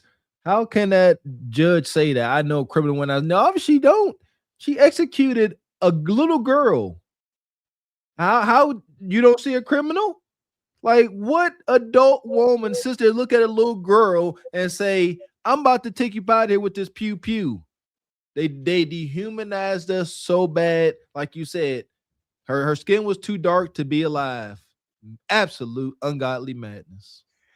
Right. And the judge also said, that I don't believe that she's a threat to society. How is she not a threat to society when she pew-pewed a child? Like, how is that not a threat? How do you let this woman go and think that she's going to be able to continue running a business in a community where you just pew-pewed one of their child citizens or whatever?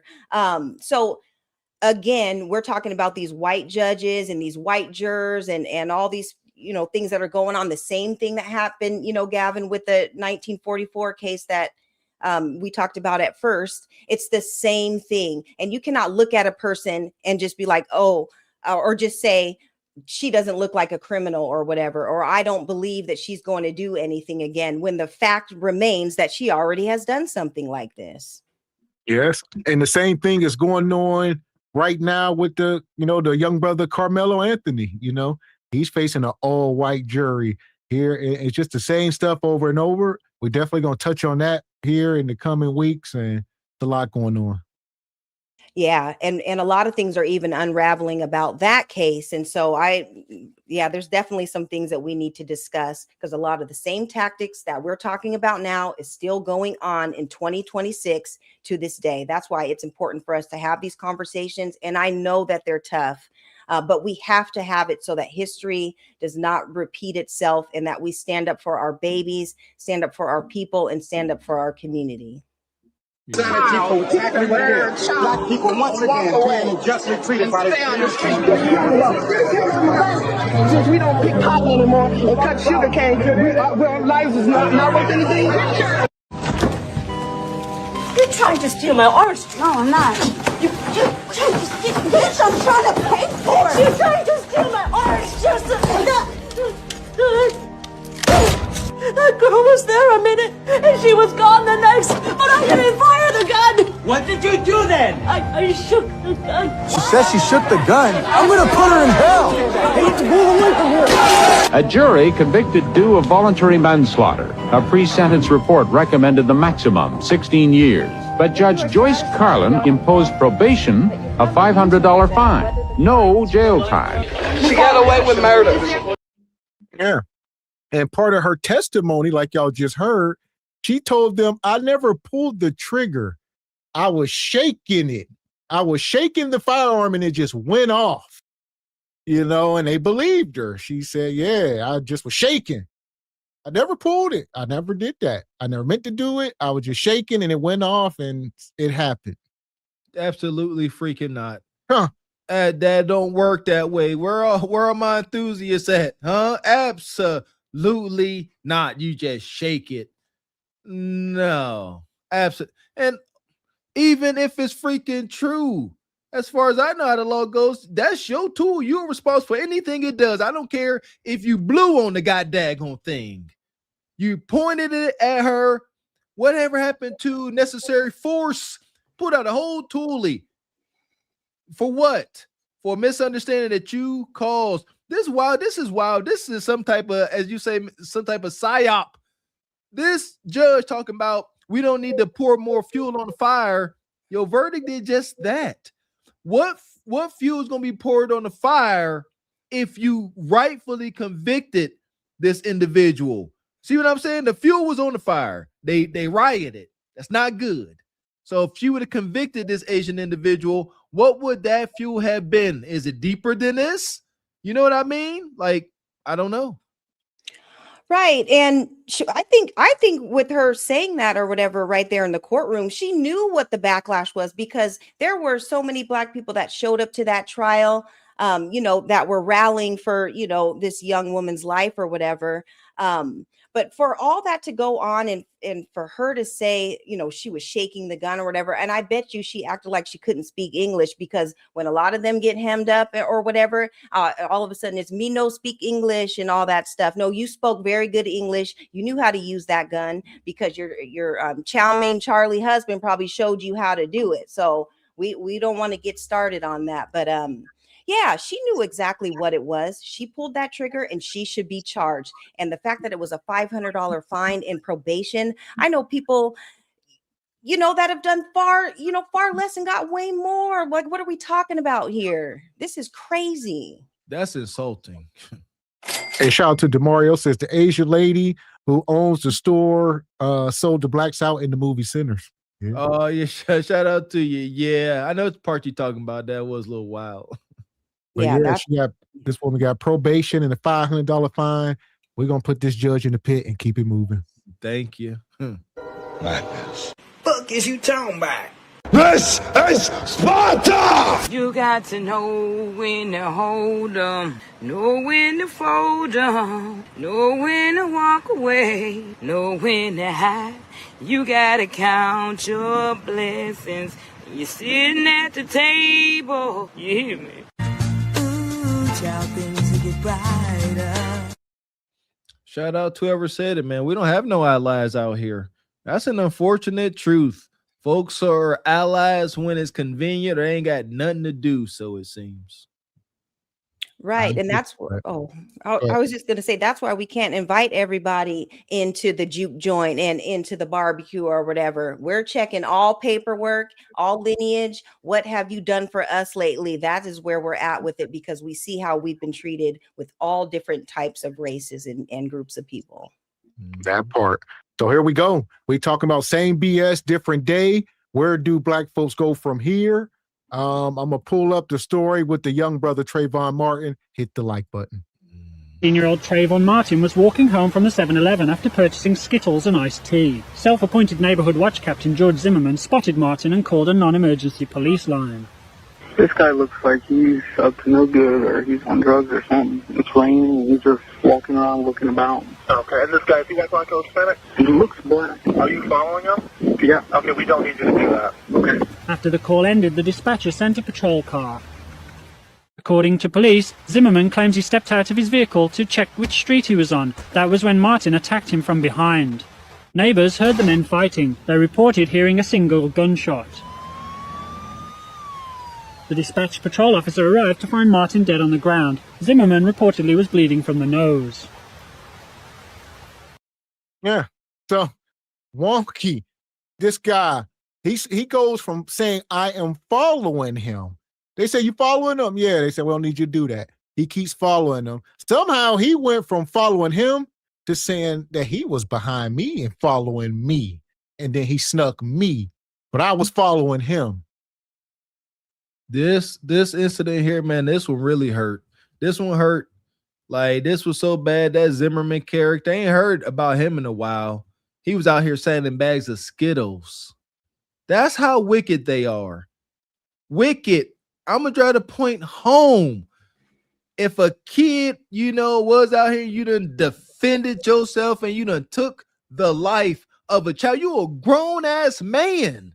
You got pride in taking the life of a child to the point you signing Skittles bags. Man, it's got to be a very special place in Hades for individuals like this. Hades is hot, and I hope they dress cold. Right. And Zimmerman was another one who identified himself as Caucasian. He was a whole Hispanic person, but on his paperwork, he said that he was a Caucasian. And they kind of take on those same ideologies, like I was saying before, as the white supremacists. And that is exactly what he did. But we don't hear much about Zimmerman anymore because basically he's not able to get a job anywhere. People are not rocking with him in the cities that he's living in. Nobody wants anything to do with him. And it just goes to show, and the same thing that happened with that Korean lady with Latasha Harlan, we ran her and out of the city or whatever. You're not going to be able to do business in our community when you're harming our people. So don't think that you're going to be able to get a job. You're going to harm our people, still be able to live in our communities, get a job, and think that you're going to continue living a good life. No, that man is he's in hiding somewhere because his whole life is ruined because of the choices that he made. And the same thing happened with the Korean lady. So after stuff like that happens, we always make sure that we're not going to make things comfortable for you. Yeah, there you go. I see Zimmerman down bad. Yeah, that silver lining on a very dark cloud, because that was triggering me. I thought that sucker was gonna get rich off of this. But there is some slight justice. Yeah, supposedly he homeless. He got to move around because folks on his top. Good. May he live in agony. Well, I would say Trayvon Martin's dad need to be on his top. So it's time for us as fathers to step up. But granted, back in Emmett Till days and some of that stuff, granted, different time in history. Nowadays, unacceptable. Trayvon Martin's dad, stand on business. I don't know how you even can live with yourself. I would not be able to go on another day. You take my son up out of here, I'm not going on another day until I find you. Yeah. It'd be unfortunate for Mr. Walker. I got to go sit down or something. It's very unfortunate circumstances. Just, I don't know what else to say, but it's unfortunate. Right. And during this time period, whenever this happened, Obama was the president. And, we talk about it all the time, how, they're not like us and they don't think like us. And, the same thing, the same way that he didn't charge that Caroline Bryant person or whatever, whenever she did the confessions, that was all under Obama's administration. And this Trayvon Martin happened at that same time. And things are just getting swept under the rug. And I just wanted to point that out. Yes, ma'am. But new evidence from Martin's unnamed girlfriend suggests that it was Zimmerman who instigated the confrontation. The girlfriend told police Martin called her just before his death, telling her he was being followed. Martin told her he was going to lose his follower shortly before she heard him say, "What are you following me for? What are you doing around here?" came the reply. She believes someone then pushed Martin as she heard his earpiece fall and the line went dead. Seconds later, Martin was dead. Neighbors who went outside to investigate recall a nonchalant Zimmerman telling them to call the police. Look at this. I thought this was a joke, right? I thought somebody was making fun of them. Somebody literally posted Trayvon Martin with Skittles and an iced tea, and then that other kid, I don't remember his name, and he has water bottles. And this is what ignorant Negroes and also white guilt do for society. None of their deaths had anything to do with a water bottle or iced tea and Skittles. Trayvon Martin did not look like that. And this young boy in this picture did not look like he looked. They picked a picture of them when they were babies, middle school and stuff. They just picked a picture of what that boy looked like at the time of this incident. And Trayvon Martin, although I think Trayvon Martin's situation was a little sketchy, Zimmerman, I think he should have went to jail. But Trayvon Martin was on top of Zimmerman. Trayvon Martin was banging his head into the ground and beating the man up. Trayvon Martin wasn't just going to get Skittles and iced tea. Trayvon Martin was sipping syrup and all kind of other stuff. Let's just be honest. Man. You have to stop. Y'all keep talking. Huh? You keep talking, man. And you shut the fuck up. Here we are. This is this Officer Tatum character. He's one of the #1 buck dancing coons on the internet. He, for white man's butter biscuits. And he will say anything out his mouth so that white folks is to dilute things and muddy the waters. So we can have a huge issue at hand and we should all be united. And then a ninja like him will come out and say something to contrary. And white folks say, see, not so bad. They all don't feel like that. This ninja don't speak for nobody but his damn self and his white wife. That's it. He done sold his soul many moons ago. Can't even take him seriously. So you telling me that just because a kid may have got a hold of some scissor that they deserve to perish now? Oh, he wasn't a good kid. There was a time when he drank some scissor. He got to go. Wow. Jim Crow, Willie Lynch did a number on us. I will forever acknowledge the psychological warfare. That's how you get coons like this. Back when Mother Moses Harriet Tubman was rounding up, the ones to leave the plantation, and she said, which one of y'all ain't trying to come? Which one of y'all gonna tell massa? His folks was one of the ones that stepped forward, and I guess Mother Moses maybe missed and they ran away and procreated because this ninja still here. God dang it, this is madness. Right. And we definitely have coons among us, and so when people say that all we do is talk about people from other countries and other races, no, we call out our coons. This is us calling out the coons, calling them out for their behavior and being off code and just going along with the dominant society. He's getting all of it for a paycheck or whatever, but he's not even thinking about what it's doing to his people and his community. Some people are just selfish, and we need to call them out. We call out our coons just like y'all need to call out the tethers in your communities. And that other kid was 100,000 times worse than Trayvon Martin. That 14-year-old boy had a loaded gun and went in the store stealing. And allegedly he dropped the gun, picked it up, or he pointed the gun at somebody and got smoked like a brisket. It's sad. It's unfortunate. If it was my son, I'd be sad. But I ain't finna get on no TV and lie to y'all and say he didn't even do nothing. A 14-year-old with a real gun stealing out of a store. Put the picture back up. And this is the image that they want to show you. And I put my life on it. If you ask, I would say probably the average black person about this, or the uninformed white person that has white guilt, that why did this kid die? They'll literally say he had a bottle of water and they chased him down and killed him for no reason. They're not going to cover the fact that he had a loaded gun as a 14-year-old boy in the store with an empty backpack trying to steal waters or whatever else he was trying to steal. But anyway, did we get another super chat? Anthony, thanks so much for super chat. Yeah. Look at him just grifting for butter biscuits. This is amazing. This is amazing. So he talking about the young boy who we about to document here, and it's unfortunate. We're going to mine through this. Now, this is a long segment. We all going to have to, get your popcorn because there's a lot here. Yeah, I see what some of y'all said in the chat. I can't sit here and say that, maybe I have a biased opinion. I know I was once a troubled child. Mr. X probably was considered a troubled child, a troubled teen. I don't think no child deserves to get deleted, growing up in these environments because, yes, they may be moving a little wonky.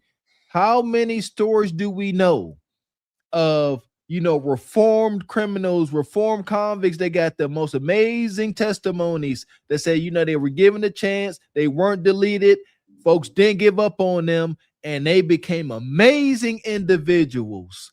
Again, I believe some of us dehumanize ourselves, especially when it comes to the kids. Some of us falling for the okie doke. I can see. Right. And even if he was stealing bottles of water or had a pew pew on him, that doesn't mean he deserves to be unalived.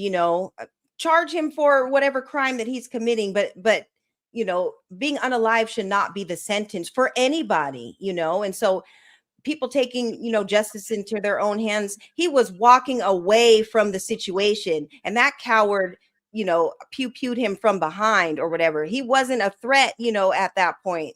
This was a child, whether Zimmerman knew it or not. The police told him not to come up, leave him alone, don't go near him, and he continued to do that. So man, this is crazy. Yes. So if you're just coming in, make sure you hitting the like button. Shout out to Sister Nais. There's greetings, brothers. Ebony in the chat. Late. This is a lot. Yes, it is. Appreciate you, Sister Nais.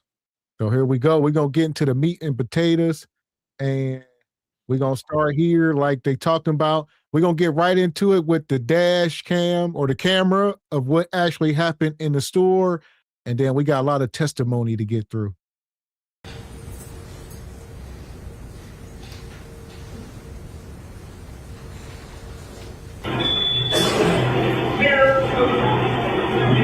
put down your backpack. Backpack needs to put on the ice cream chest. Yep. So that's the first thing. As soon as he walk into the store, Chung Lee, all right, you see the young man, he walk in, and the first thing she say, put your backpack on the cooler. Put your backpack on that cooler right there. Take your backpack off. Like said, are you in the bad neighborhood where people stealing? Maybe you need to get the hell out. Go put your store in the damn Asian community and y'all serve each other.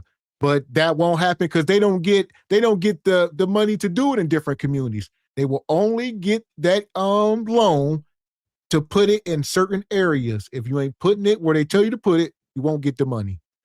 Yeah, I'm not even like the energy around this because I can say here, we heavy on accountability. We got kids, so we must be.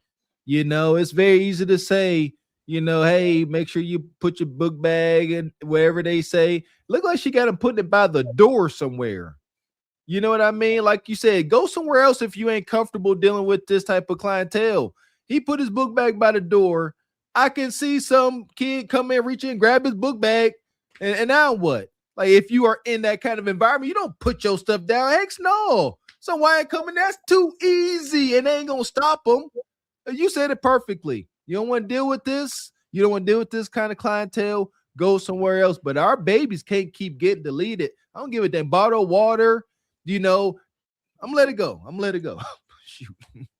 Right. And Gavin X, you touched on it. They are given the loans and the businesses to be put in our communities for a reason. We have to remember when people come over, especially from these Asian countries and stuff, they're running away from war-torn countries and everything. When they come over, they get a fresh credit score, they get a fresh social security number. Any crime or any unaliving that happened in their home countries, everything is deleted. They get a whole fresh start. They get these business loans or whatever. So we don't know what the mentality of them were, before they got these business loans to set up in our communities and be amongst our children. We don't know anything about it because nothing is documented. Half of them don't even have birth certificates, so it is what it is. So we have to keep that in mind that, they're coming from all over and everything has been cleared for them and they have businesses in our communities. That's a good point. On the ice cream chest. Yep.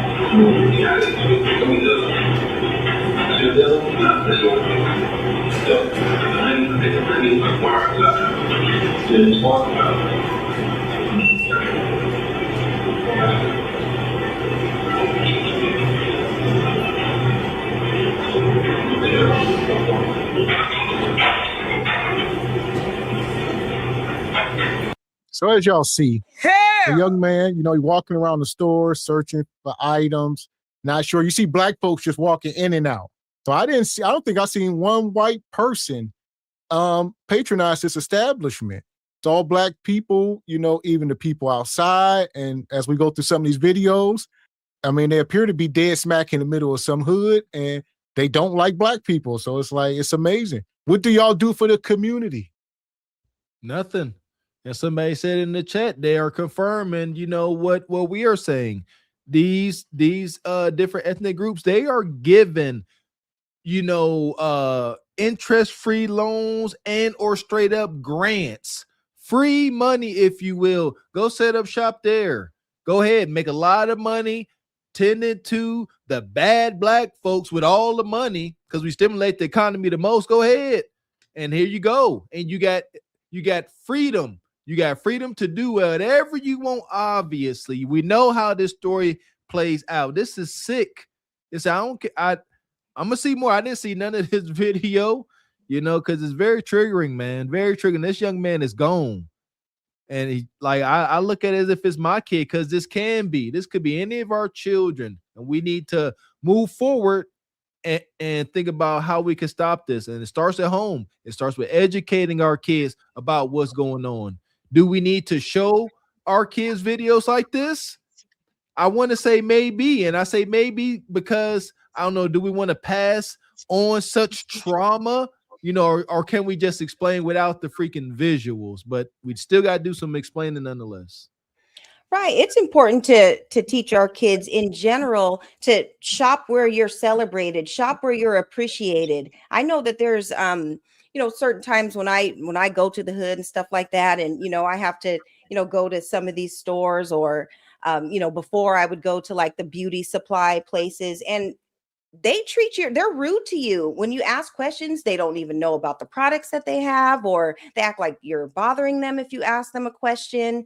And it's like, I don't even have to come in here and shop. So it's important to teach our kids to patronize businesses who appreciate your business. They're put in our communities or whatever with these food deserts. Nothing in there is healthy. It's sodas and malt liquor and alcohol and chips and yum yums and wham bams or whatever. We don't even need to be pulling up to places like this anyways. And we kind of touched on this earlier about when immigrants and stuff come over, they don't have the same relationship that we have with the dominant society. And so they do kind of take on their ideologies, and the white supremacists, they know that. That's why they're incentivized to have businesses and stuff in our communities, because they don't want them in their community. So they push them all into ours. So that's kind of the mentality. And when they come over from other countries, they are taught that, the white people are good because they were being sponsored by a white family, or when they came over to America, maybe they stayed with a white family that was good to them.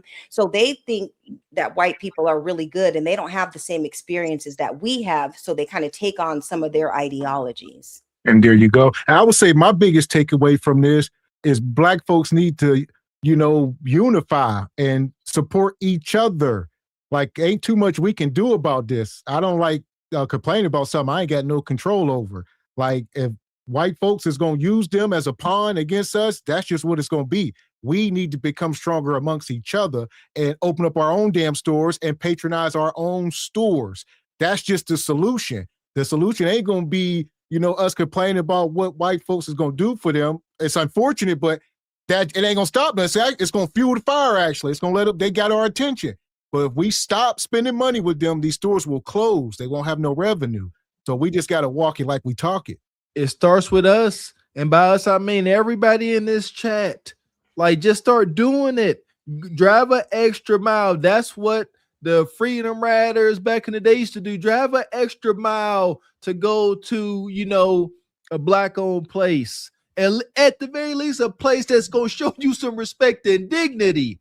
Somebody said in the chat, if they don't sit there and talk to you, they wouldn't be nasty. Stop going. I've been done it.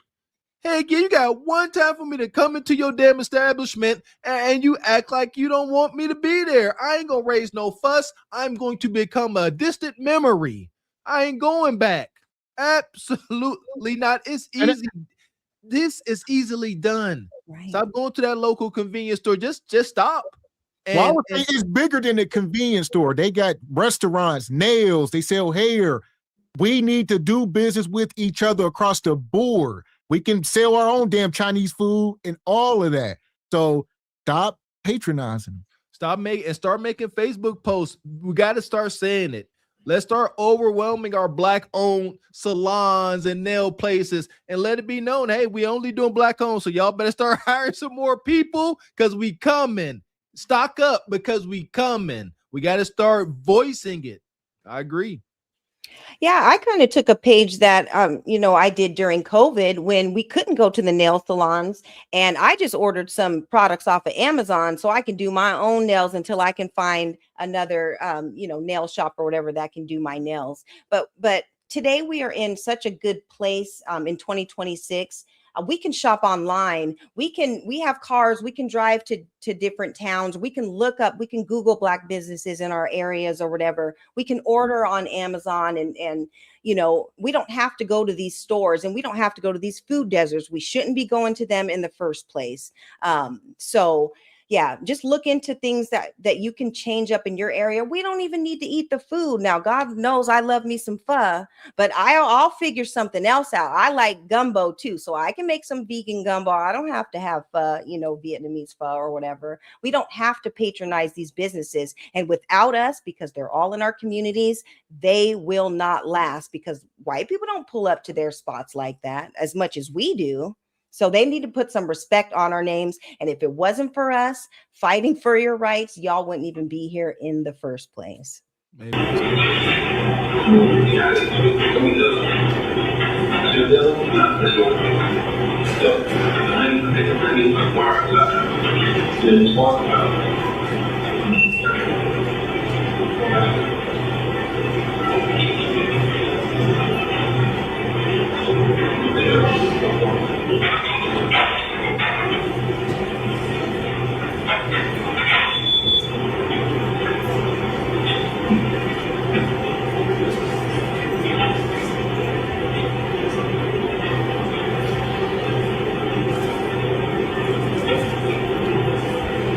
They all watching.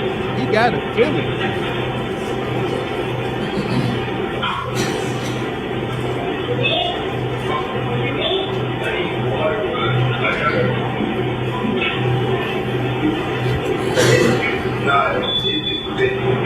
You have one in your pocket. You have one in your pocket. In your pocket. In your pocket. Yeah. I don't have no water in my pocket. I don't got no water in my pocket, but I'll show you water. This is good water.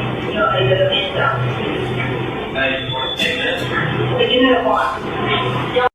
You see, now they all coming out. Hell! I mean, we just need to talk to our kids like this. I mean, did he deserve to die? Absolutely not. But yeah, you definitely got to show your kids these type of videos and talk to them, educate them. Like, yeah, obviously this kid was into more than what the eye meets, and we're going to dive through some of this stuff. But I mean, she ain't the police, so she ain't got no right to stop and frisk. At best, y'all can call the police. If you think he's stealing, call the cops. But y'all are not the police. I mean, that's as far as you can take it. If he ran out the store, whatever the case, call the cops. You got the description. I'm sure they're going to be hasty for y'all. So, but y'all can't take this into y'all hands. You know, so what do we, let's learn, let's educate the kids. Or if I got to sit here, and I am going to nitpick, because this young man lost his life over this. He's in there. And so I find it wise to tell our kids, don't be walking around in stores with your hands in your pockets. That I know that may sound kind of extreme. Why not? Because of stuff like this. These folks saw his hands in his pocket. Like, what's in your pockets? Why your hands in there? All right. Supposedly that's where he had, you know, a firearm. But he ain't stealing. Here's the thing. Okay. He may have had a firearm, but it wasn't presented here. They chased him out this store under the assumption that he had a bottle of water.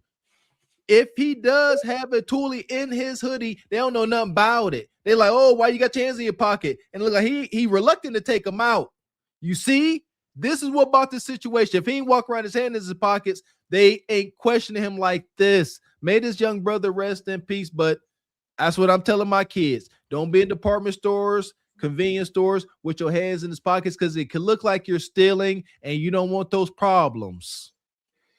Right. And I definitely understand that. And, you know, this is another thing we have to staple to the list of telling our kids what they can't do. They can't wear hoodies. They can't walk away from a situation because they may be unalive from the back.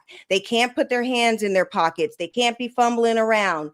You know, you got to present the money. You got to put your backpack up. There's all these different stipulations, all these things that they have to do. How come these store owners and these grown people conduct business properly. You're not in your homeland anymore. I don't know how things were ran in Korea or China or wherever they're from or whatever, but you just can't go off and pew somebody because they stole a water bottle. There's law and there is order. And if this country is going to continue giving all these business loans and all these different grants and benefits to people to be in our communities, they need to understand the law and they need to be charged if they break the law. This woman, these people broke the law, and we're already going to talk about what happens after this. But to tell our kids there's so many stipulations about what they can and cannot do. How about these adults just conduct business and conduct themselves as regular citizens in this country? I agree wholeheartedly. That's why I put my head down. I don't like what we may have to tell our kids. I despise it. It sucks. But if it's gonna have them come home, I need my babies come home and try to get out of these situations. But you're right, sister. You're right. That makes sense. That makes the most sense. Yes, ma'am. I don't got no water in my pocket, but I'll show you water. This is good water.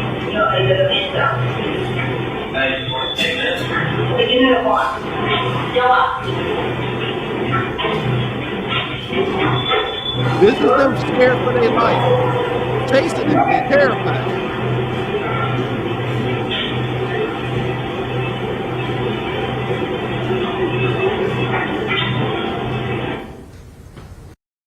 So that was them. That was about as much as the footage as people got. Obviously, they don't have no footage of what actually happened. That's as much as people know. The dad come out the back. The mom say, hey, he's stealing. The dad come out the back. The son come from, look, there's black people in there shopping. Right before it happened, a couple black folks just walked into the store. So they coming in, a woman, a man, black folks in there shopping. Black dude just left out. There's black people in the parking lot. It's a black establishment, but they don't like black people because they say here's the thing. The people that come in here stealing the most is black. Well, if all your customers is black, you can't, so you just profile everybody. That's why I say don't patronize them. We need our own stuff. It's just that simple. Hey, don't go in there. I know that's how I move. Same.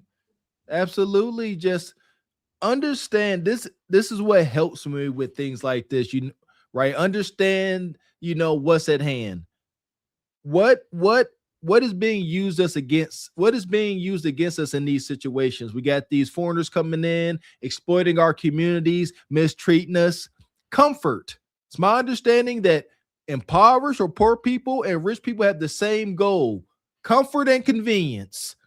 And here we are. What is a convenience store? It's comfort and convenience. But once you realize this is actually a psyop against me, I'm not going to any more convenience stores. We got to make it a conscious effort. You may find yourself pulling up to a convenience store owned by one of these disrespectful, foreigners. Pull up, use your common sense, and say, you know what? I'll go without that bag of chips. I'll go without those Takis and that Pepsi Cola. My goodness. Like we said, it's food desert. Ain't nothing in there for real anyway. Go somewhere else for your backwoods and things like that. Seriously, we got to make a conscious effort to stop this. We may be impoverished, poor, a lot of us, but for some reason, we stimulate the consumer economy the most, and we need to stop it. We can do it. We're going to keep spreading this message. Yeah, and the problem with it is they have the attitudes where, okay, well, it doesn't matter how we treat them. They're going to have to come into our businesses anyway because we're in their communities. And that's why us, like what you're saying about, go a couple miles down the road or whatever and shop somewhere else or order online or do whatever you have to do to not patronize these businesses because they think that we owe them. They think that, they don't have to patronize our businesses or do anything for our communities. Do you think that they're donating to the churches or to the little leagues in the areas or all the different things that we have going on in our communities? They don't do anything but extract. And what do they do with that money? They send it over to their countries to take care of their families who are not over here in the first place. And so this is why it's a problem. They're not putting anything back into the community except for food deserts and stuff like this. And it just has to stop. That's it. And we got some super chats. We appreciate your sister Nais. She says they are so stressed. Pay security guards. She angry. Yeah, they can't afford it. Appreciate your sister Reed Pink always rocking with us. Up in your membership. Thank you, sister. Money, money, money, money, money, money. Shout out to the brother Classy Perspective. Always good to see you, man. He says, don't take this as me defending the Childs. They were wrong. They were wrong.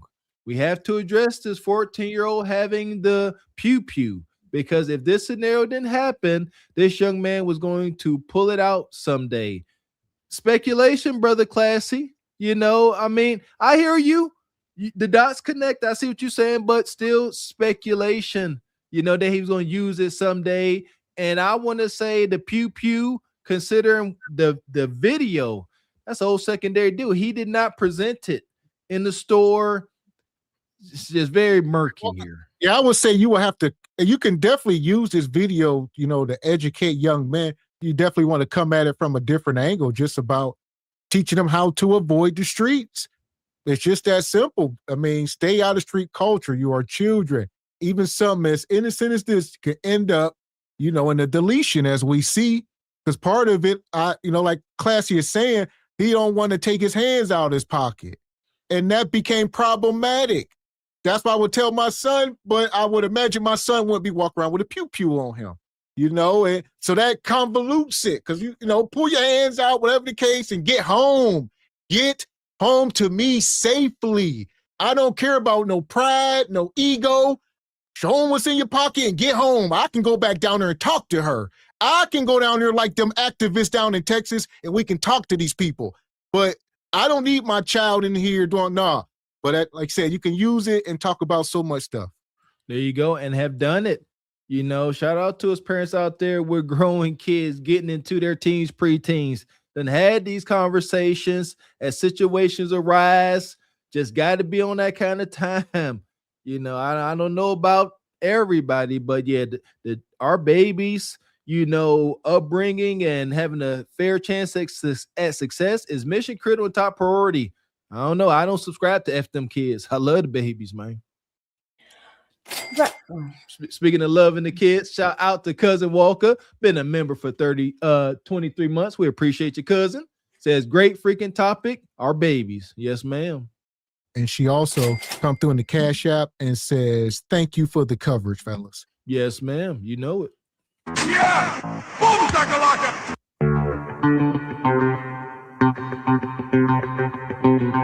Shout out to Petty Sama, always coming through like you do with them 10 memberships. We appreciate you, brother. Yeah! Boom, shakalaka! So what was you saying there, Sister Ebony?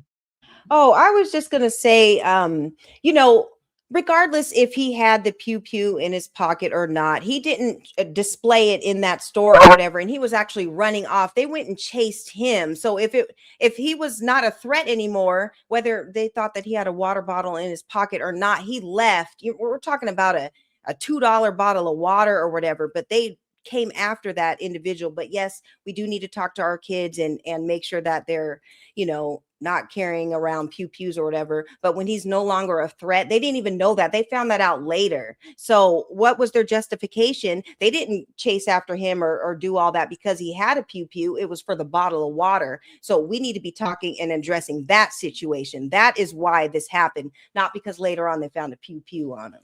This right quick, Miss A, this is the equivalent to a cop pulling you over for no reason. I'm triggered like a mother sucker.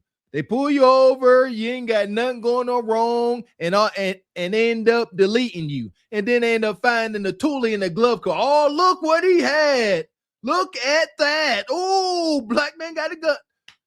Oh, boy. Stop. I believe that some of us are a little insensitive to our own kind now, even the kids. I'm triggered to the moon right now. Yeah, but that's what they always do. They always try to come around later on and say, oh, well, he had a DV charge back in 98, or they try to pull up your track record or try to find anything to try to justify what he did. Him being in that store was not a crime. Him running out of that store away from the situation was not a crime. They're the one who came over and acted on it after he left and was no longer a threat. So here we go. I'm going to pull this up here. We got a lot of video to get through, so Make sure we land in our planes because we got a lot to get through. This is pretty long.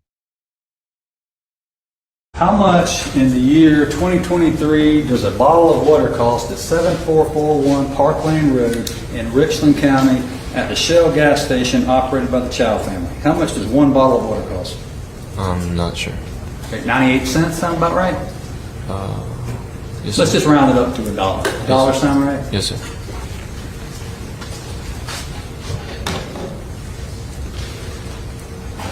Think you took $1 worth of merchandise from your store? I did think that, yes, sir. And you were certain of it? I believed he had taken it, yes, sir. You strongly believed enough where you left your counter, you left the cash register and ran after it, correct? Yes, sir. But you were wrong.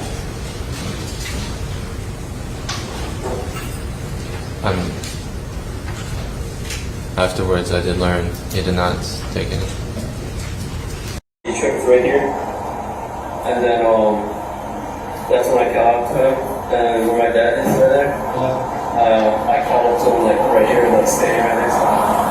Or not like standing, I was like running next to him, and that's when he had like pulled out the gun, and then I yelled gun, and I like backed up, I like stopped, and that's when my dad like was yelling stop, like drop it or something.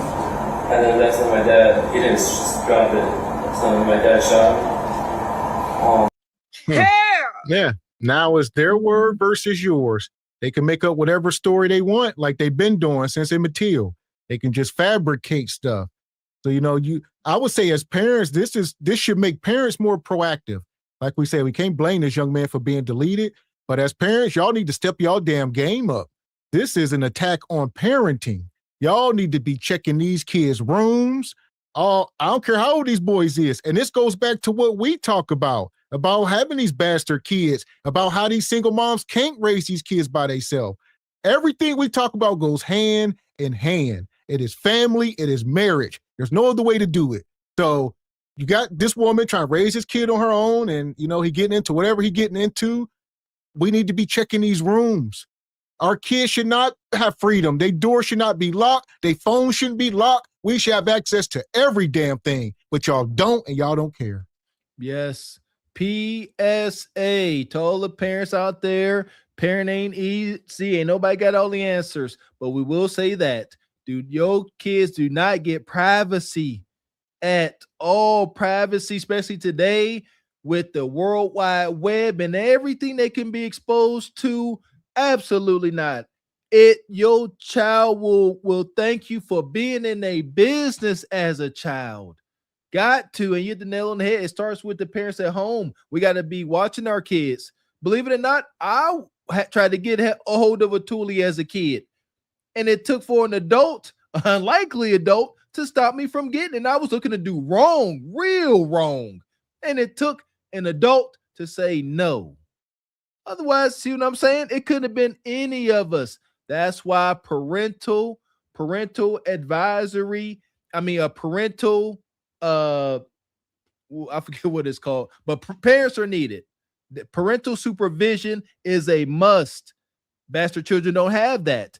Bonquisha's kids don't have that. They don't have a village, and Bonquisha got to work too much to do it.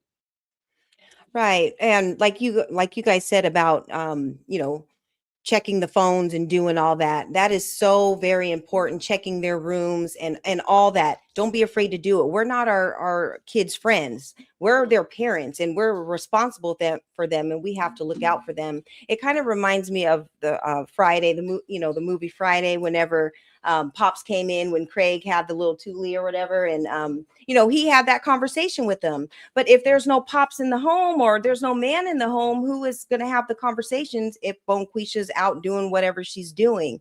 So it's so important. At the end of the day, we can't save all of these adults, but we can at least save the babies, and that's why we're here. Yes. Money, money, money, money, money, money. Big shout out to Project Leroy. Appreciate you, brother. Says this notion of adults pew-pewing down our children stops here. Soy sauce supremacists, can this work too? It's all the way up going forward. Rick Chow is a marked man who did this 2 times before with little black boys. Okay. Yeah, we're going to get into that. Yeah, it's a lot. So, yeah, it's a lot. Shout out to Divine Photos. Says, one thing I learned when you go into a store and you feel like you are being followed around for no reason, take your money and business elsewhere. Yes. And then he dropped to the floor and he was like, you know, kind of like holding his back or something. And then he had dropped the gun, so my dad had like pushed it to that second tree over there. And then he was still on the floor conscious. And then we called 911. And around that time, that's when like the people has come down like from that parking lot. And then the white woman, she was EMT, so she came to, and that's when we noticed he was unconscious. So then she did the like tourniquet and was doing CPR. And so then I left because I heard the sirens.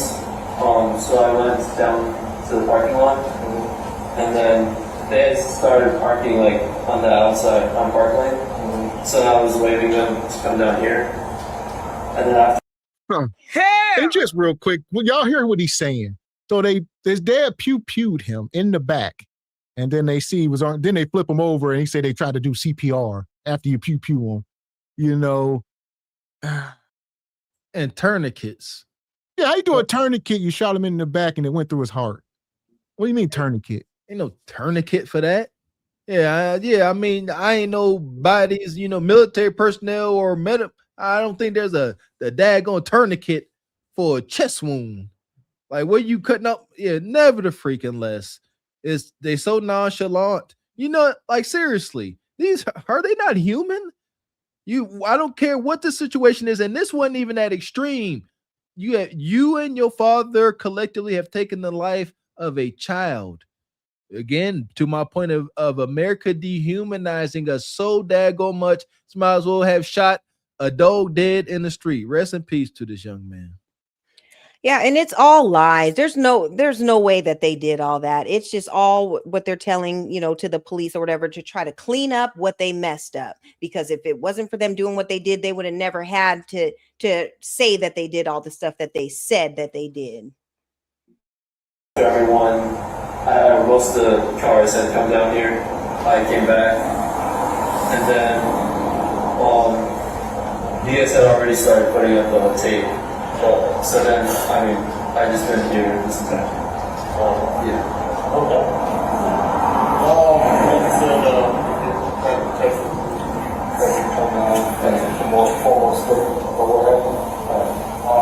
you check with the sergeant real quick, and then. All right. And so, other than you, when you left the scene that evening, you had no further involvement in this investigation, is that correct? That is correct. Thank you, sir. Thank you. Anything on cross-examination? Yes, sir. I catch up to him, I see something is in his hand. I'm not sure what it is yet. But as he starts to get up, I see that it's a gun, and he points it at me. So I immediately put my hands up. I start to back away from him quickly, and then I yell, "He has a gun!" And then I turn to my dad, who's coming up behind us, and I yell at him again, "He has a gun!" And I'm still backing up, and I watch my dad, and I watch him yell, "Drop it, drop it!" And he yells, "No!" And then pulls his gun and fires one shot. And so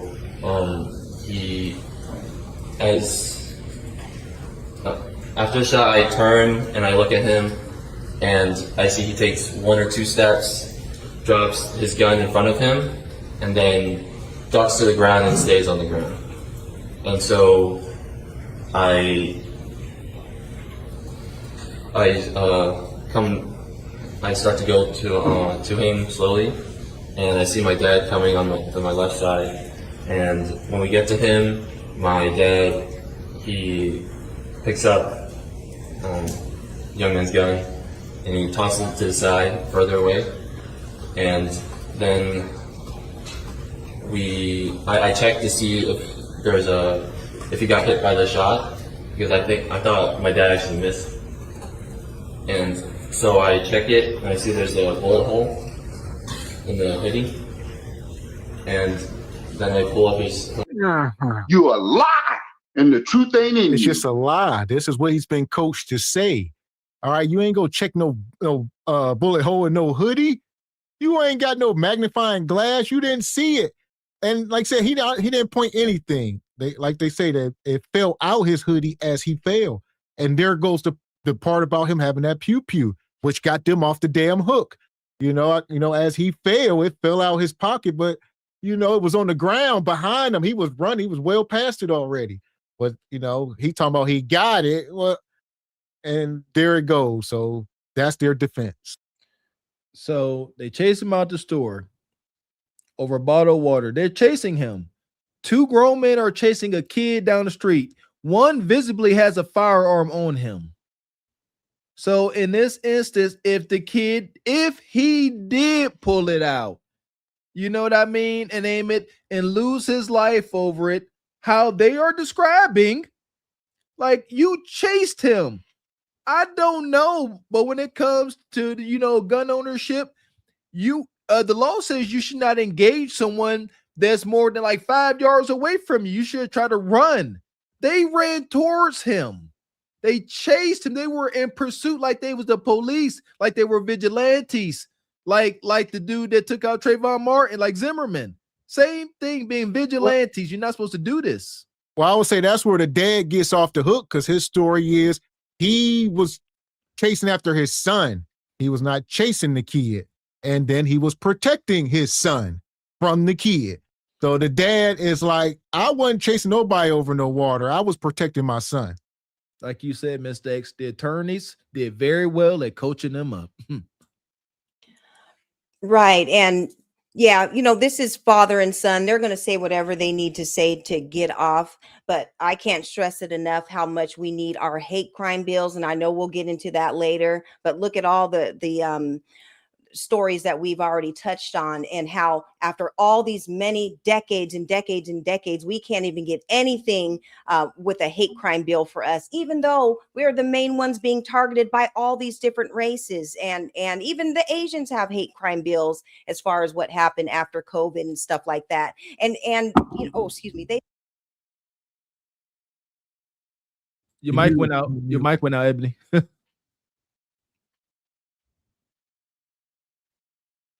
Nope, you still out, Mona. Yeah, you still out.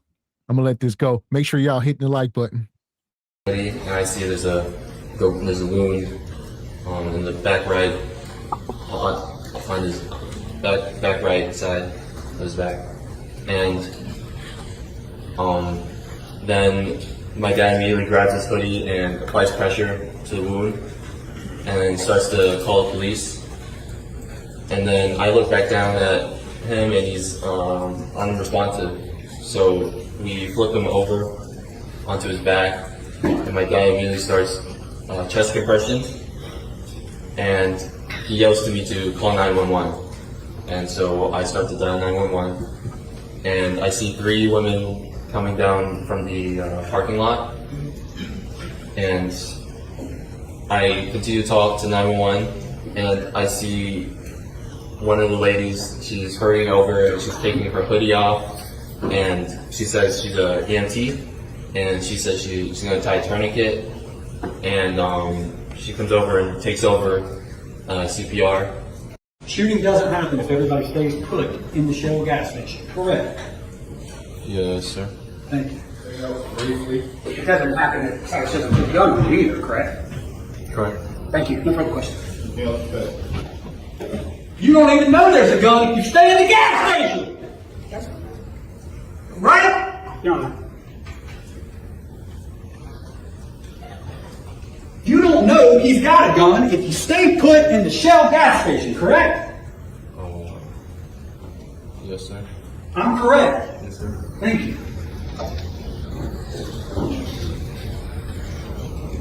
All right, you step down, sir.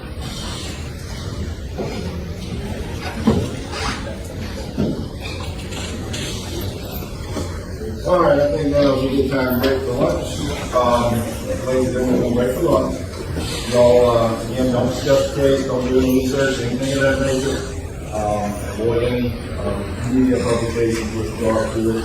And we will, I know we got a little housekeeping we're already going to do, so let's start executing this. Yeah. So that's their side. Oh, the YT women and a couple Asian women. All right. The YT women, like, y'all did a good job. We're going to come back y'all up in court. All right. And like he said, you don't even know if he got it if you don't chase him out the gas station. And then you heard their defense attorney get up and say, well, you wouldn't know if he didn't point it at you, right? You know, so they in court. They cross-examined and they all going back and forth. And it's a heck of a point. I agree with the prosecution. Yeah, if you don't leave your store, your place of employment, going chasing down this kid, which employees at Wally World, Target, and every other retail store is told you do not go chasing for liability reasons. Yes, liability. So all liability needs to fall on them. Is there a difference because they're not a big corporation? My goodness. Yeah, and what kind of protocols did they have in the store as far as for safety and stuff like that? Because I'm sure nobody, was being told, just to run chase after people. Even if you think that they're stealing something, like Mr. Walker and Gavin, you already said, call the police. You don't take justice into your own hands. So that's it right there. Appreciate your brother Classy. Says this is the prosecution's fault. However, you can't catch a bullet in the back if he turned his body to point the pew pew while running from them. There you go. Yes. Appreciate your brother Classy coming through like you do. Says, I don't know anyone who's walking around with tourniquets in their pocket after pew pewing someone. And it's just wild. And again, tourniquet what?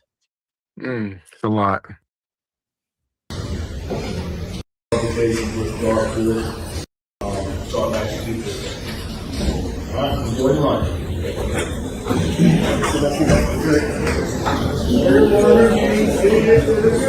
Quiet.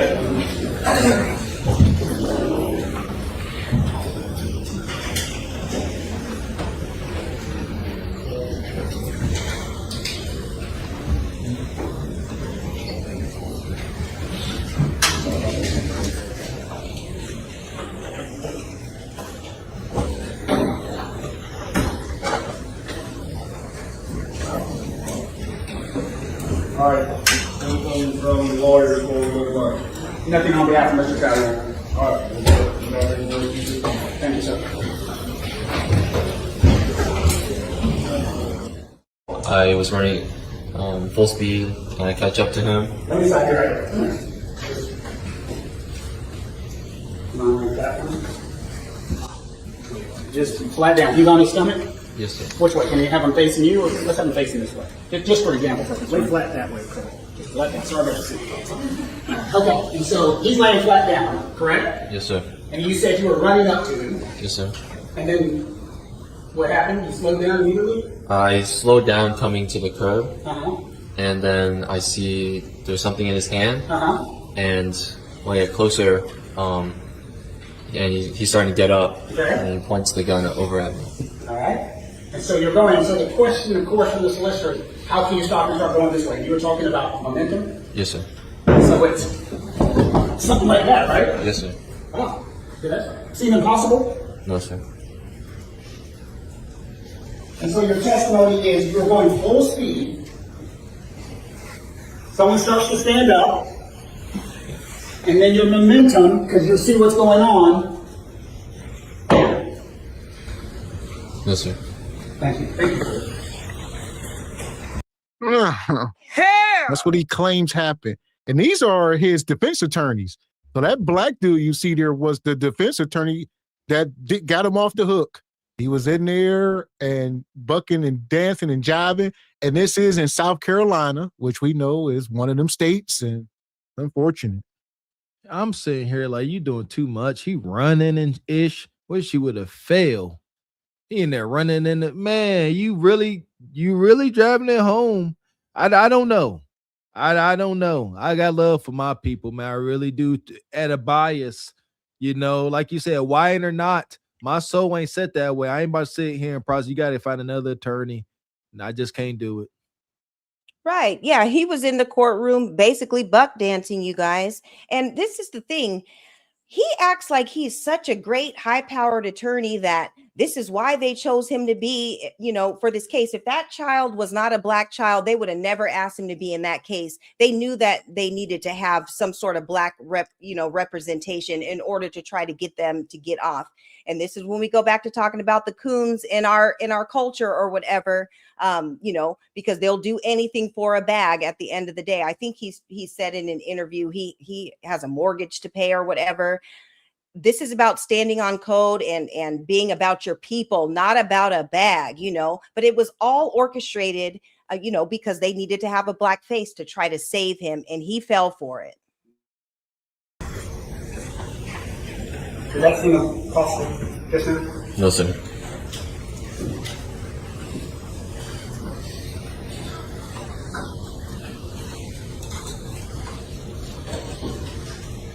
Was a gun pointed in your face?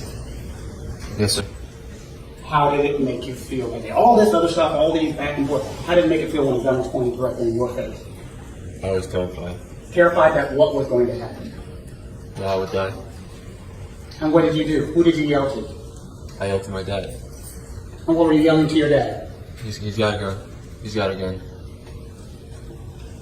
And your dad, wherever Feeney was, what was he yelling? Drop it. Drop it. No. And what was Cyrus doing? Pointing a gun at me. Is that right? Yes, sir. Thank you. No further questions. He was coached up. They coached him up. And like I think somebody else said, the defense or the prosecution, man, did a horrible job. They spent most of their time, around this dollar bottle of water. They was just trying to correlate that y'all did this over $1 bottle of water, and they could have attacked this from different angles. This dude is sketchy. His story is all over the place, but no, they so focused on this bottle of water. I mean, it was horrible. And that's the emotional side of it, right? His life is much worth more than a bottle of water. No, you get into these courtrooms, you got to get the facts. You got to prove them wrong. Sitting there trying to tug at heartstrings, especially as a melanated person, don't work. They don't care. We have been dehumanized. It should have some weight to it, but it doesn't. It does not. Yeah, this dude was coached up to the max, and that's why I can't stand the justice system. Asterisk the justice system. It ain't about who's right or wrong in the justice system. Let's get this out the way. It's about who can prove their position, right, wrong, or evil.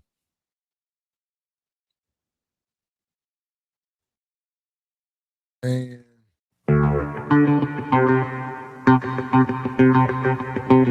shout out to our brother Ween It. I believe that's how you say it. Come through with $25 in the Cash App. Says, keep spreading the message, brothers. Will do. Yes, sir. Thank you. Yeah! Appreciate you. Yeah, it's a lot here. Make sure y'all hitting the like button. Is that right? Yes, sir. Thank you. No further questions. So this young man went into the store with no money, an empty book bag, and a loaded firearm. And you're telling this jury there was nothing suspicious about that? Well, we don't know they didn't have any money on him at all. There was no money found on him. Again, my question was, you're telling this jury there's nothing suspicious about that? Absolutely not. And that is normal, and that happens. It depends on who you are, what your normal is. I'm asking you as the investigator. Well, I can't speak on behalf of him. It's okay. I would probably do the same thing. I don't think there's anything wrong with that. You would go into a business with an empty book bag, a loaded firearm, with a bullet in the chamber, with no money in your pocket? No, you asked me about the money. Okay, I guess what happened is, officer, if you'll allow me to ask my question, I promise you I'll give you opportunity to answer. If you simply allow me to finish the question, I'll give you as much time as you want. Is that a fair statement? So as I was saying, what you said to this jury right now is you probably would have done the same thing. And my question was, as in going into a business with an empty book bag and a firearm, pick water in and out of a cooler with no finances or no money on you to pay for it. Well, here's the thing. That's why I say a lot of this stuff is just weak because it's 2026. It's not 1996. Like he can have Apple Pay and all these different, transaction services right on his phone. So it's not about having cash, liquid in your pocket. So that was just a weak argument, but they was attacking the wrong points. There you go. So many times I done made my way to Wally World or somewhere and then left my wallet at home. But one thing we ain't gonna leave at home is these daggone phones. And if you got Samsung Pay or something like that, I'm good to go. I don't need no wallet, no cash, no bank card, nothing. Right on, Mr. X. You might be a future attorney. That's weak. He could have very easily say, okay, maybe they have cash on them, but that does not confirm, that does not prove he did not have any currency. He could have had Apple Pay, things like that. Very much so. Yeah, and even though he was underage and 14, they still have those. I know my son, he has the Step app or whatever, and it's kind of like a cash app or whatever. It has the little virtual card, and he can go use it whenever he goes off and makes payments. So good point, Gavin, with that. That's something that you would have done, is what your testimony was? To that question, no. Okay. And it's your testimony that that behavior that I just described was nothing that caused you any concern whatsoever. And watching the videos and rewatching them. Well, that was determined or found out after the fact, as far as the book bag being empty and him having a firearm. Well, officer, when we talk about investigation, one of the things we talked about is we investigate the entire thing, the totality of the circumstances. We don't piecemeal investigation, do we? You do not? And so we investigate the totality of the circumstance. So are you telling me you did not investigate the totality? We did, but go ahead. No, you go ahead. But you asked about the store. At the time he was in the store, there was no indication that he had a firearm, that the book bag was empty, and that he had no money. No one knew that. Discovered that he had possessed that exact firearm within 24 hours of this incident. It appeared to be the same, I guess. So is that, from your example, from looking at defense exhibit number 1, is that the light that was... And they got some damning evidence. So allegedly this is him. We don't know if it's Photoshop, but they say this was on his Instagram. A photo of him holding the firearm with that same hoodie he had on that day. So it was not a good look. Starts at home. Like I said, rest in peace to the young brother. And that's what I was saying about checking the rooms and no privacy. How would your kid be comfortable enough posting this on his Instagram? I mean, where the parents at? So chowing them, it's a two things are true type thing. Absolutely, they need to be held accountable. They need to go to jail, and maybe his mom and dad need to go as well. Something that we got, come on. That part starts at home. Who's, shout out to the Truancy Act. You go to school, you miss too many days. The kid don't get in trouble. The parent that ain't make sure their kid goes to school, goes to jail, gets in trouble. That is worked in the hood. I don't know about y'all. That worked. Yeah, my mom made sure I kept her out of jail. But same thing. Come on. I think I've been said this a while ago, Mr. X. Your kid out here, you responsible for? You responsible for them. And they out here acting like this. I 100% believe that the parents should be held accountable. If my kid was out here and this happened, I walked to the damn police station myself. Yes, I have failed. I ain't even gonna argue. I hold myself just as accountable. Right. And it's important for parents, set the boundaries as far as these social medias and stuff are concerned. Don't allow your kids to have accounts that you can't be, their friend on or whatever. You need to be able to have full access to their account. There should be no reason why he's posting this picture with the pew or whatever. It still does not justify what happened, but there are preventative things that we can do to make sure that things don't happen, for what happened with him in that store. So, but this is what I said before about them digging up old evidence to try to justify it. I still have not swayed the fact that they should have been charged for what they did to this young boy, despite seeing this picture, because that gun was not visible in that store. And when he was running away, he was no longer a threat. It was on the firearm that was found on scene that day. It appears to be. And that would be the firearm that we believe is in State's Exhibit number 11. Yes. So again, through the course of your investigation, do you not find it strange, weird, peculiar, that on the day before this, or within 24 hours, this is posted and then it goes into the store through your investigation? You shouldn't have had it done too. Now I want to talk about the things that happened inside of the store, okay? Is that fair? Okay. And talking about what happened inside of the store and the videos that we just watched. We watched actions of different individuals. We watched the actions of Andy Chow. I don't know if you're asking me a question or making a statement, sir. Did we watch the actions of Andy Chow? We did. Did we watch the actions of Rick Chow? We did. Did we watch the actions of Alice Chow? We did. And did we watch the actions of Cyrus? We did. We've already established that Cyrus would have had a firearm when he walked inside of the business. That's correct. We've already established that he legally did not have a right to either own that firearm or walk into the business with that firearm. That is correct. And then one of the questions comes up, and we're going to talk about Andy Chow's action that we watched in the video first. Okay? You have been at the front of that store before and looking back to where the coolers are? On that day? Anytime, like in part of your investigation, anytime.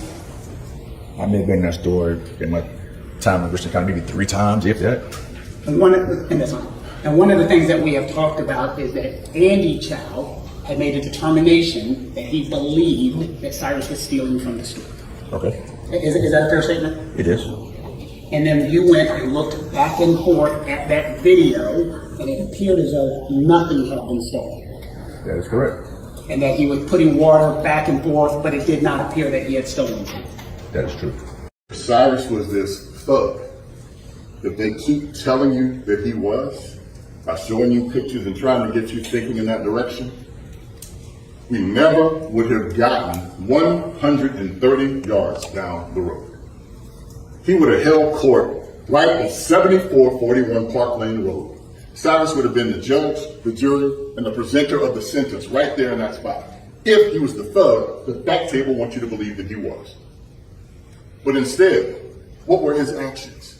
Folks, he ran. He ran like a child. He ran from the adult. Let's think about who acted like the thug, the gangster. The person who chased him down the street, or the person who ran while he had a gun hidden. He ran out of his shoe. How do we know that to be true? Because we see it on camera. Shoe flies up in the air, and he keeps running. Doesn't stop. Turn around, oh, I dropped my shoe, let me get there, because I'm gonna get in trouble if I go home with one shoe. He didn't do that.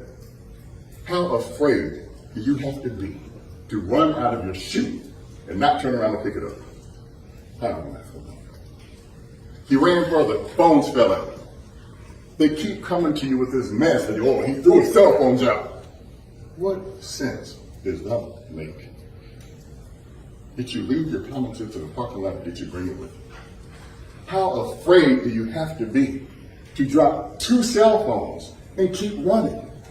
Again, let's be very logical about this for a minute. 2 cell phones. We know how expensive they are. One cell phone belongs to you, and the other belongs to your mother. Do you mean to tell me that you are going to go home that day with one shoe and tell your mother, Mama, I lost my cell phone and yours too, and I didn't turn around and get it? You want that smoke? Hell! So these are his defense attorney, or these are the prosecutors, which I think they didn't do a good job, but, he's painting this picture of the kid running up out his shoes. He dropping everything. He had 2 phones on him. People, but why he got 2 phones? I guess one of the phones was his mom's, and don't know. It's a lot, but he did not deserve to be chased down and pew. That's just the facts of the matter. Like the one guy asked him, if you would have just stayed in the store, called the cops, that is what should have happened, but it didn't. Yeah, everything that transpired outside of that gas station, should be considered, some form of illegal. You chasing them. You don't have proof he stole anything at all, but you chased him 130. That's a long way, 130 yards. They were Somebody, they were hunting him. That's a long way to be running. They weren't gonna stop. They had something on their mind. And you want to know something? He should have brought up the incident about police officers. Police officers get wound up in a chase. That's a phenomenon. They'll get wound up in a chase and they get their adrenaline spike so high when they get to the perpetrator person they chasing, they lose it. That's a thing. See, like you said, man, we ain't nobody's attorneys, but that seemed like something I would say, like, can we explore this? Perhaps this happened? Because how do you make sense out of using such lethal force for what was thought to be theft of a water bottle? Could they have gotten too wound up in this situation the same way law enforcement officers do? And they ain't the law. They ain't even trained in this. It's my thoughts. And I mean, it's just crazy as hell. Like you said, over $1 water bottle. And this is the problem with having these people in our community. Quit spending money with anybody outside your own people unless you absolutely have to. Granted, you may have to go to Walmart and all that good stuff when you get into the corporate side. But when you got a choice, when these individual people own these companies and these gas stations and restaurants and nail salons, you don't have to spend your money with them. And I would say don't. Be real proactive about it. That's it. Be proactive and voice it. As we continue to go more to our people's stores, salons, and nail boutiques, say it, speak to them. Say, hey, this is where I'm coming. My folks is coming. Get ready. Like, you know what I'm saying? Because I can see folks and every time I try to book with so-and-so, or they ain't got this or they out of stock of that. Let's speak as we are going through the motions of this. Yes, because I mean, at the end of the day, if I own a store and a young man, if I'm a black man and this young black kid is in my store, I'm going to bridge the gap. All right, I see you trying to steal some water. I got to talk to you. What's going on at home? You want a water? I'm going to give you a Gatorade. But I need to, all right, let's see what's going on. I might be able to give you a job, sweeping out front. Why ain't y'all offer them a job instead of a bullet? All right, why ain't y'all just tell them you can take a water, because what we are paying for this water is probably 10 cents. All right, when it come down to the margins, and it just wasn't worth it. And that's what's wrong with having them in our community, because there's no compassion. They don't care. So we got to be proactive about this. Very well said, Mr. X. And there are businesses that set up in the hood, if you will, that do that, Mr. X, and they make YouTube videos about them. And it's a beautiful interaction. Just how you said, you see this kid coming in, you got that. These are kids. Think about it. They in there trying to assume, allegedly shoplift food items. They are hungry. Man, as a kid, you know how many Snicker bars I done took from a gas station where I stayed? Hungry. Thank God I'm still here, because some of y'all think I should have got deleted for the candy bars. No. Well said, Mr. X. Well said. Yeah, and another thing, maybe the reason why he had his mom's phone is because her card was attached to that phone. So maybe he took her phone in order to make the purchase. But I think it all stems to the lack of respect that people from the dominant society have, and from the diaspora and other countries or whatever, the lack of respect that they have for our lives and for us as being Black people in general. They don't even think of us as even human, or that our lives even matter. And I'm not talking about the Black Lives Matter organization. I'm talking about our lives in general. And this is why we need those hate crime bills, to protect us. We need some protection at this point. Do you really want to get what you would get if you lost 2 cell phones from your mom? When we talked to the 911 operator, do you remember specifically how you did not actually see the shooting? I stated in my 911 call, I said, I think I saw it, and then my aunt was behind me, as you can hear in the 911 call. She said, no, Jasmine, he did shoot that boy, and I said, yes, he did. Okay. And I want to go through some of that, and I'm not trying to track it. I want to make sure I understand. And I think that is exactly what I heard on the 911. But when you were talking to the 911 operator, you initially said, I didn't see anything, correct? No, I said, I think I saw. You think you saw, you were not positive when you talked to her. Correct, because my emotions gone. Frustrated incident as possible, close to possible, emotional situation. Correct. And then you utter what you remember to the 911 operator, fair? Correct.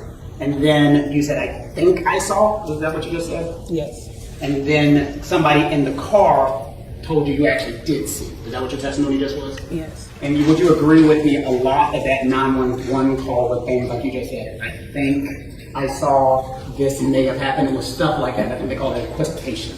Do you agree with that? Okay. Okay. And then when the officer dispatch, whatever they call those 911 officers, they ask you a question. Did you see him shoot the boy, or did you just hear the gun go off? And your response was, we just heard the gun go off, and then we happened to see the owner pointing the gun at the boy while he was on the ground. You remember that? Correct. Okay. And so what you're telling us, and I think you had described maybe you thought they might have been fireworks because you weren't sure what they were at the time. Does that sound about right? Correct. And then later, I think you gave two different statements. I won't say different because it sounds like I'm kidding. You gave two additional statements. Is that a Yes, sorry. Yes. Was that a yes? You gave two additional statements. Yes. And each statement after that first 911 call, would you agree, got a little more detailed? Yes. Okay. And this was after you had met with law enforcement? The next day. Yes. That's when I met with law enforcement. Yeah. And I want to make sure I understand, you also testified, you also gave law enforcement, or one of these interviews that you gave, you specifically saw Mr. Child toss the gun away? I'm not sure if it was a gun. I remember when my aunt and I, we was driving slowly away. Yes, ma'am. You might as well Mr. stay Child home. still had his gun pointed at him while Cyrus was on the ground. He still had his gun in his left hand. He squat down, he grabbed something off the ground, tossed it, and then put his right hand back on the gun, still pointed at Cyrus as he was on the ground. Okay, so to repeat my question, you saw him toss something away, but you're not sure what it was. Not sure what it was. You don't remember if you told 911 or one of the other subsequent interviews that may have been a firearm? No. Okay. And I'm not saying you did, I'm just asking you a question. You understand, I'm not trying to trick you or anything like that, Jasmine. So after Cyrus tripped, he had his hands like this. You know, if I can. We move this down. Can the witness step down there? Come on. One second, friend. Thank you. All right, please continue. Okay, if the jury is my vantage point this way. And, excuse me, so the defendant charge right here, so where was Cyrus' position? Cyrus was in front of him. Okay. With a we all facing the same way. You turn me in the direction of where Cyrus would have been facing where Maybe a little lower because he had tripped and he was coming back up. Yeah. More like that? Yes, sir. Or You can lead with words and you can lead with actions, and I object to either way. Your Honor, she said lower, and I got it. Okay. So if I'm getting lower, more like this or more like this? More like that. All right. And so and is that when you tell us what you saw when you saw him lower in the position that I was just in? He tripped and was coming back up. Is this in myself again? So we're in here. Yes, he was on his way back up. Mr. Child's already like this. Did you see Cyrus Carmack Nelson turn around at any point? No. Did you see him point anything at Rick Child or Andy Child at any point? No. Hell! So once again, just like in the Emmett Till case, they got some eyewitness testimonies, but it just ain't enough. We don't believe you, Bonquisha. That's what the court says. All right. And here we go. So these two women, I'll pull this video back up because y'all see these cars here in the beginning of or in the end of the video when they chasing after him. So you'll see when the dad, well, you see cars everywhere. So it's a Shell gas station, pretty big gas station. And, Bonquisha, one of them was pulling up in the Benz and right here. That was, or I believe a Benz or a BMW. And you'll see one car come, and it was a car that pulled up and they kind of stopped and was backing up. I don't know the video, but nonetheless, and another thing, this guy here, this black dude, and that black woman, this is why I say we all need to be proactive, because they could have stepped in as well, right? When they are sitting here asking this young boy, you stole some water, and a woman walked in, minding her damn business, and the ninja walked in minding his business as they questioned this young man. And he like, I ain't stealing nothing. So in that moment, even this black dude at the counter, he gonna turn and look. He looking like, what's going on? Well, he could have stepped over and said, hey, what's going on? They say you stealing something? They say, I got it. What is he stealing? I'll pay for it. We all need to be more conscious of this as black folks and how we treating one another, especially the babies. Make sure we got our third eye open. You looking right at it, ninja. You in there trying to cash a lottery ticket or something down on your luck. So you can't even afford to help the ninja. That's why we all got to be standing on business. This could have easily been done, not only him, but the woman too. We can't just let y'all sisters off the hook if y'all are the nurturers. Because this woman walked right in the damn store with a bonnet on, looked at him, and walked right past him. So it's crazy. I agree. The unfortunate aspect to this, the impoverished can't care for anyone else. Everyone in survival mode. You said it, he's sitting here trying to cash or get a lottery ticket, don't have the bandwidth to care, worry about other folks. They got to worry about themselves. They can't get caught up. That's why us more responsible folks that have, the ability to care. Yes, dare I say, I challenge us all to take on the burden of protecting these kids in these instances. We also talk about not putting yourself in crazy amounts of danger so you don't make it home. Use your discernment. You see a young kid, especially a young black kid, in distress, been dealing with something like this, at the very least, make your presence and your concern known. Hey, what's going on? Just that. They, like you Mr. X said, they didn't say nothing. They just walked past up a little YN, getting in YN trouble. Here we are. Yeah, and that's why it's so important. This is something that I'm teaching my son and something that I do in my everyday life, whether I'm at the store or at the gas station, wherever I'm at, whenever I see, a brother or a sister, we always give the head nod. We always give an acknowledgement because I do that because at any time if something goes down, I know that we at least had eye contact. We at least spoke to each other. We're kind of on code. And so, if anything happens, I know it's kind of like I got your back and you got mine when you speak to people. So all this going about our day, not speaking to each other and acting like, we don't even need to speak to each other. That is a part of us looking out for one another. And that should have been done, at least with these adults, no swisher, no black and mild, no lottery ticket was more important than checking on that 14-year-old and making sure that he is good. Or Bonquisha, you're coming in there getting whatever. It doesn't even matter at this point, but always acknowledge each other, at the bare minimum. And a lot of people will say, well, the detractors, he a criminal. I ain't about to step in for no criminal. Did we all, hindsight is 2020. In this moment, don't nobody in this store know what this boy got on him. So I'm coming from that perspective. Now we can all sit here and say, oh, well, this and then that. But no, we must stand on business, protect the babies. All right. Even if he do got it, that don't mean he won it. He didn't walk into a damn store and buy it. Somebody put it in his hands. Somebody older than him. So it's an unfortunate thing. And maybe you could have got it off of him and changed the course of things. It's wishful thinking maybe, but we got to stand on it. There you go.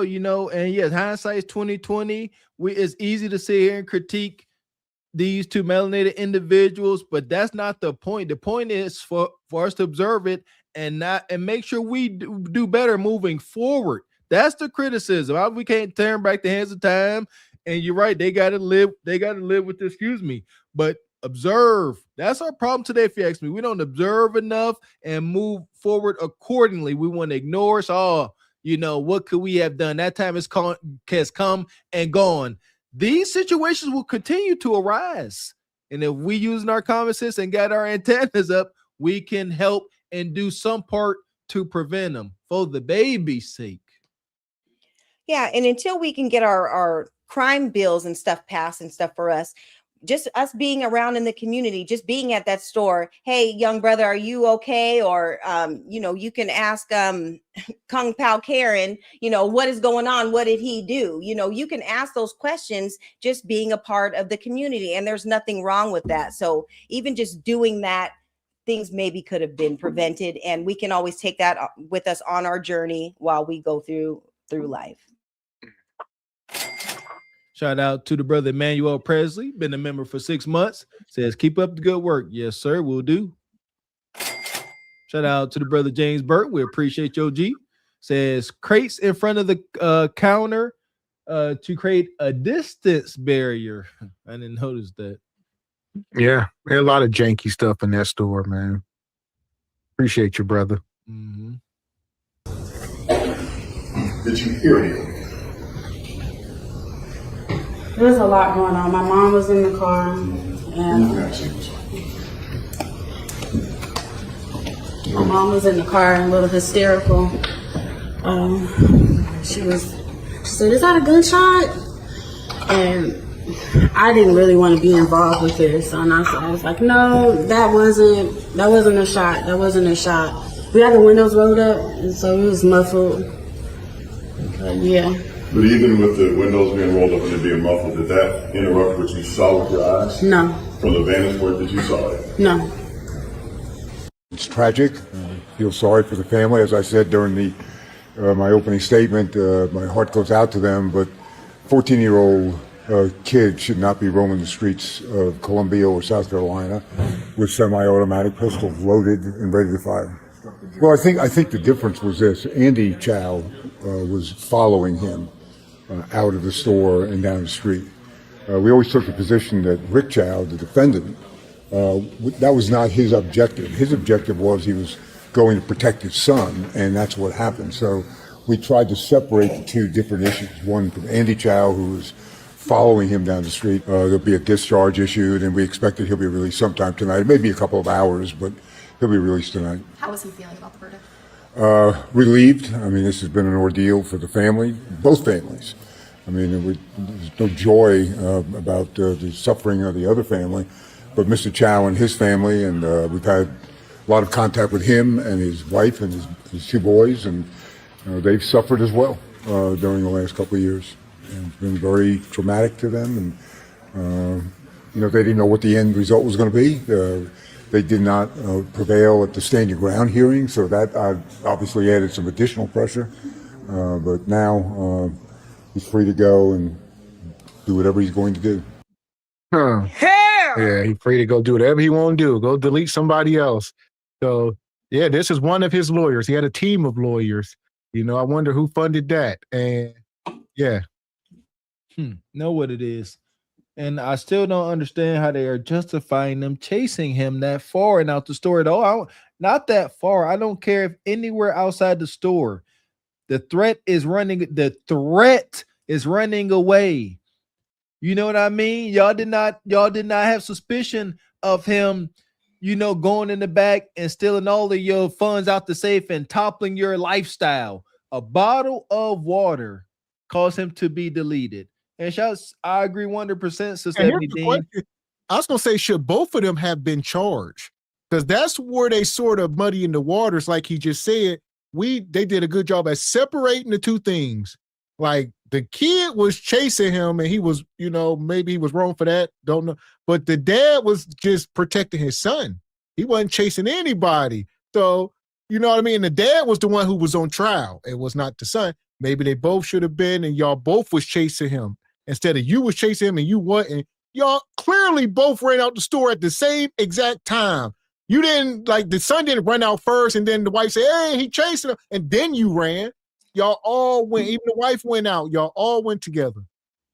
And we don't see what happened after they run out of camera view. Ain't nobody got any footage of the actual, fatal incident. What's the chances that the son, they talking about the boy tripped. What's the chances the son then, went upside the back of his head and knocked him over? We don't know. We don't, because you tripping, come on now, a little young black boy tripping. He ran out I'm not really buying. I guess he ran up out of his shoes. But you're right. First, I thought, maybe they went for the wrong charges. But as we learned, I guess in this state, it's either, deletion, manslaughter, or nothing at all. There ain't no deletion 1, 2, 3. So you got that. Shout out to the United States legal system. if you don't file the right charges or build the correct case, you can still be right and be wrong. I hate it. Yeah, well, and Gavin, you're right. Maybe he could have been charged as an accomplice or whatever. We don't know if this is premeditated or not. And let's just not act like all these people that come over here and have businesses are upstanding citizens. A lot of time they got illegal gambling things going on in the back. These massage parlors have all sorts of wonky stuff going on, and they're getting busted up every other week or whatever. We always see it on the news. And let's remember where these pews are coming from. We're not manufacturing them all like that in this country. It's coming from these Asian countries and from other places. And so we can't act like they don't have, you know, the dregs of their society or whatever. And I'm not saying that Chow was one of them, but we just can't act like these are just upstanding citizens. And also, he had already had issues with two other individuals that he had pewed or you know, before this all happened. So this is like a pattern here. It's not like this is just the first incident with this man. Exactly. They sold the gas station, so that's not the option anymore. My heart goes out to them. I know I can't imagine what they're going through or what they have been through, losing a son. I can't, as a parent myself, I cannot imagine any more pain, more difficult than that. So I feel for them. I really do, because they didn't do anything. They didn't bring on the suffering themselves. This was, you know, something that their son put them into, and you know, young people need to learn. You can't walk around the city carrying semi-automatic weapons, loaded. Look what happened. If he didn't have a gun, this would not have happened.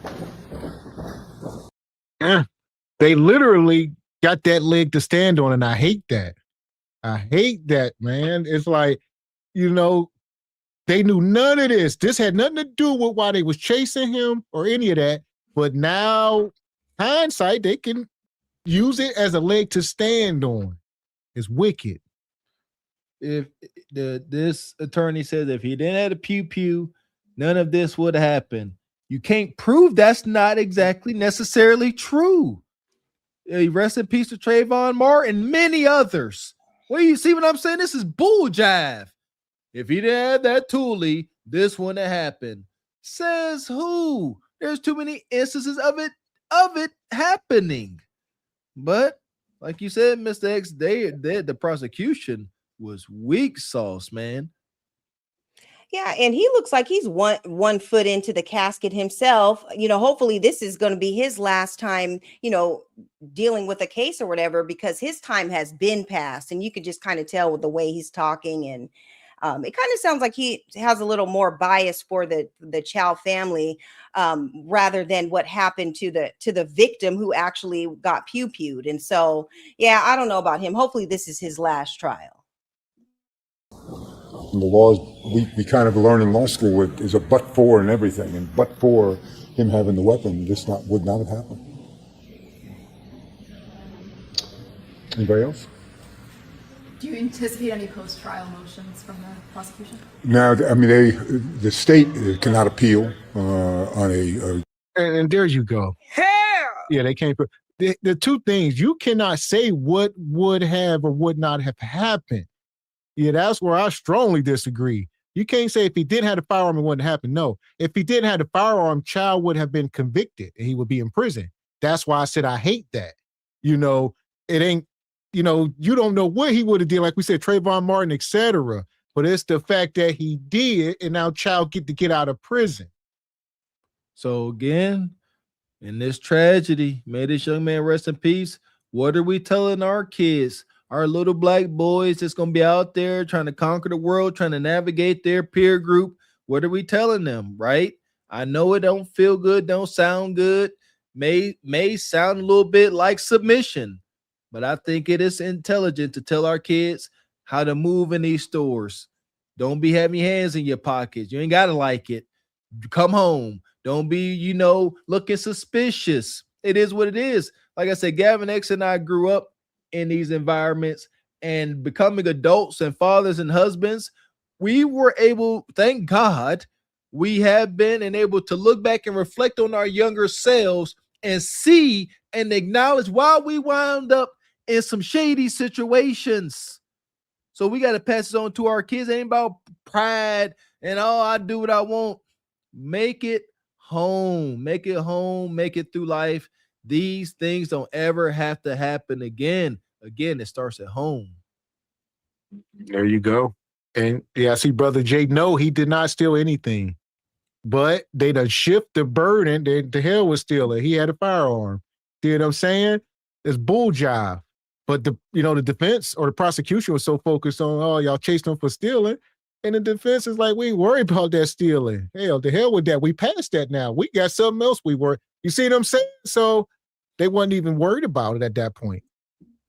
See.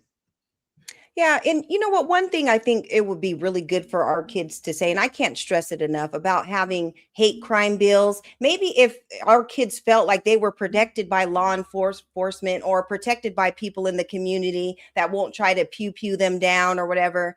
This is not the first time that this has happened. So maybe if there were protections, to protect them, maybe they wouldn't be carrying around pews or wouldn't feel like they had to take law into their own hands if things were, protecting our people better. A not guilty verdict, so it's final as far as that's concerned. There's no post-trial motions they can bring that would change the result. That an individual who was accused of killing a person, folding his body and sticking him in an abandoned building in Florence, South Carolina. I represented a young lady who was accused of killing and drowning her newborn baby. I represented countless individuals who have been accused of criminal sexual conduct, countless individuals who have been accused of child pornography. I represent an individual in Florence who was accused of murder, killing his rival along with his wife, who was also in the car. So there have been countless individuals who I've represented in the past. And so when someone says, why did you take this case? I don't judge. God judges. If you pick and choose who are you going to judge in your cases, it makes you ineffective of what you're doing. And so people say, why this case? Well, why not any of those ones with the outrage that has come forth? As criminal defense attorneys, we represent the Constitution, we represent individuals. And so when people say comments to me, and I've heard a lot of them like, you didn't have to take this one. Well, I don't have to pay my mortgage either, but if you don't, they end up taking that from you. Wow. When the individual came to me and requested representation, that's the second thing. Oh, you're just a token. You were just put on the team because you're black. I'm pretty fucking good at what I do. And I find insult to that for someone who would just say the only reason somebody would ask me for representation is because I'm black. If you check and see the things that I do, I am very damn good at what I do, and I'm a very good lawyer. And I will not apologize for being somebody when someone needs, they contact and want a good lawyer. Hell! And here we go. The net of it, all skin folk ain't kinfolk. That's the first thing. And secondly, he's a damn lawyer, respectfully. Shout out to the lawyers. But they are not to be respected for their moral compass. The only reason they don't talk because they got attorney-client privileges and they can't. But these are some of the slimiest people normally not to be trusted. So this dude, he got no moral compass. It is what it is. Yeah, client attorney privileges. Sit there and tell your attorney, yeah, I did it. Now get me off. He gonna say, that'd be 1.5. Hand it over. I do whatever you want. I drag this thing out. Make sure you get off. You might have a little probation. Yeah, he said it. He said, I gotta pay my mortgage. I don't care what y'all ninjas say. Got the bag. Right. And that's why he's going to have to continue going to the mall to get his lineups, because y'all, his line is all crooked. None of the brothers in the community are going to cut your hair, just because, based on what, your actions with this whole case. There should have been no reason why he was representing this individual. I don't care about how money it is. When you're on code and you're for your people and for your lineage or whatever, that is what is most important. And he dropped the ball on this one. That's why his hairline is all janky. And the assumption is, which I hate, when someone says they want the best lawyer, by saying that you're saying the best lawyer can't be African American. That's disappointing on our parts. As far as the legal defense, when a person comes to us and says the following sentence, look, a gun was pointed at my son. I thought he was going to die, so I fired and shot. That was the legal defense. There was nothing creative. There was nothing tricky. There was nothing fancy. That was the legal defense. Nothing was hidden. People that say there was all this great stuff, that was the legal defense. This was presented to a jury of 12 individuals, 7 of which were minorities, who heard that legal defense and said, yeah, that makes sense. I didn't create those facts. I'm also hearing, finally, probably most importantly, that that people are saying we need to boycott Sean Kent. I'm not fucking Target. I'm not TJ Maxx. You're going to boycott me, and then someone says we're going to boycott him and we're going to take our problems to a white lawyer. Okay, yeah, that'll show me. 7 black, 5 white. Black American lawyer. That is the solution. Boycotting Asian businesses is not, first of all, targeting Asians is not the solution here. Y'all own betrayed y'all. This beautiful black baby, you see his face, okay? Asians, we don't hunt beautiful black kids. That would be America. 7 blacks sat on that jury and said, no, a black lawyer. Hell! Is she trying to say that she is Asian? What's going on? Nah, I'm not sure. I'm not sure. You're going to say we Asian people don't do this. Like, what? No, she didn't. Really, Bonquisha? You Asian, huh? Yeah, we definitely need a paperwork check based on what she's about to say. Where are you from, sister? Or where are your people from? Took the case and said, I'll defend child. It's not us you mad at. Blacks in other cultures, we study black Americans, and where y'all screw up at every single time, you talk too much. There's so much talk and there's no action. If he were one of ours, we wouldn't be on the internet talking to y'all. We'd be putting the money where our mouth is. All these celebrities, these black celebrities with these millions of dollars. Yeah. Hell! She's referring to herself as Asian. This is like the Dave Chappelle episode when he thought he was white. I don't know. If you like us Asian folks, yeah, let's on, I guess. Called her Bonquisha Bixby. Oogity boogity, she say. That's wild. I get it. There is a struggle, right? There's a struggle that comes with being FBA, being an American melanated individual. I get it.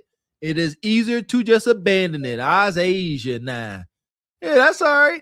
Go out there in the world. Do the world treat you Asian? I don't think so. I'm looking at you, sister. You appear like one of us. I guarantee you they treat you like you's a ninja. She the kind of person be out there amongst white folks like, I'm Asian.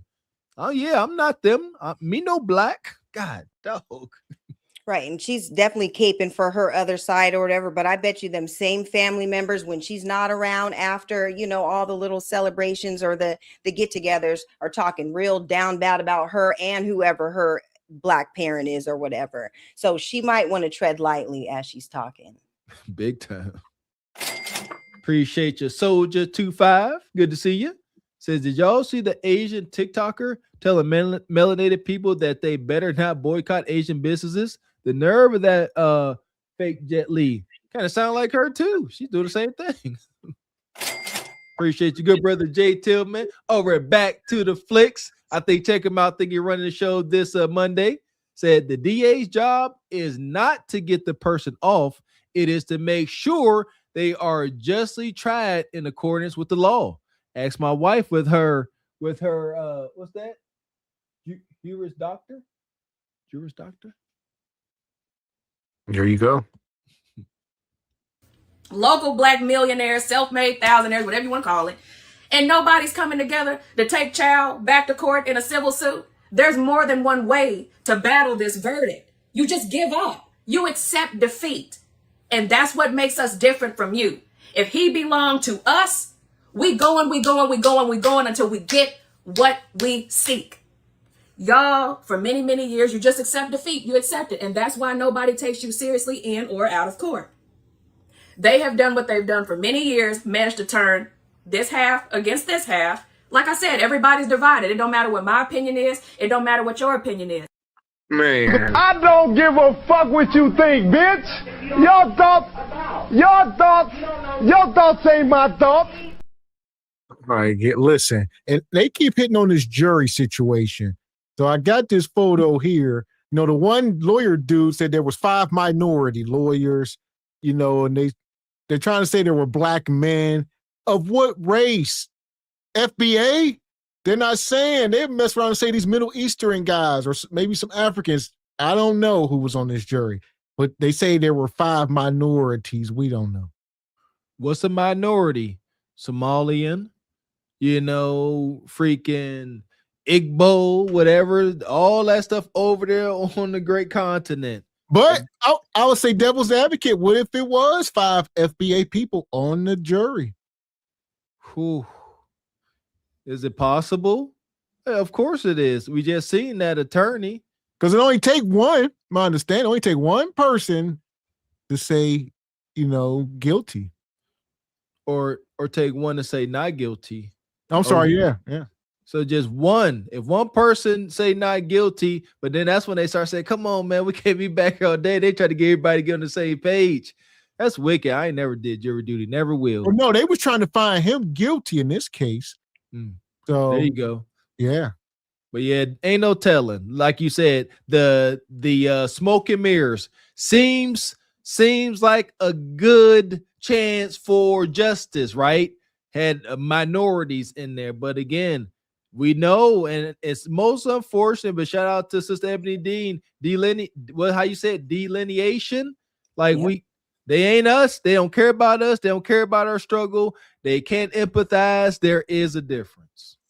Right. And that's why we can't just always go off to the skin complexion, because if the mind isn't right, if you have different thoughts about who you think we are or whatever, then the skin color just defeats the whole purpose. But I want to touch on how she said that we accept defeat. When your people fled from a whole homeland to come over here, y'all accepted defeat. You guys come from these war-torn countries. Everything is down bad over there. And you come to a country that we built, that we fought for in order for your people to come over here. How dare you, and the audacity of you to say that we accept defeat. We have never accepted defeat, which is why we continue to fight in this country till this day.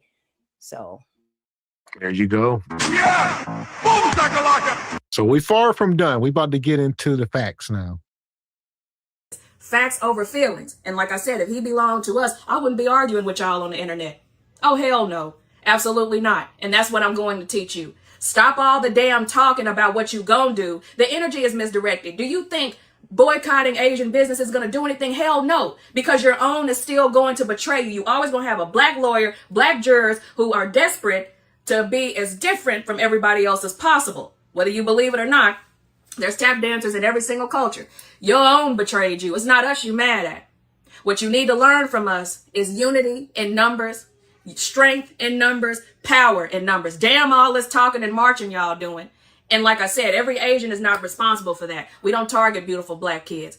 Direct the energy where it goes to. If you really disagree with the verdict, put your money together and take child back to court in a civil suit. Damn all that talking.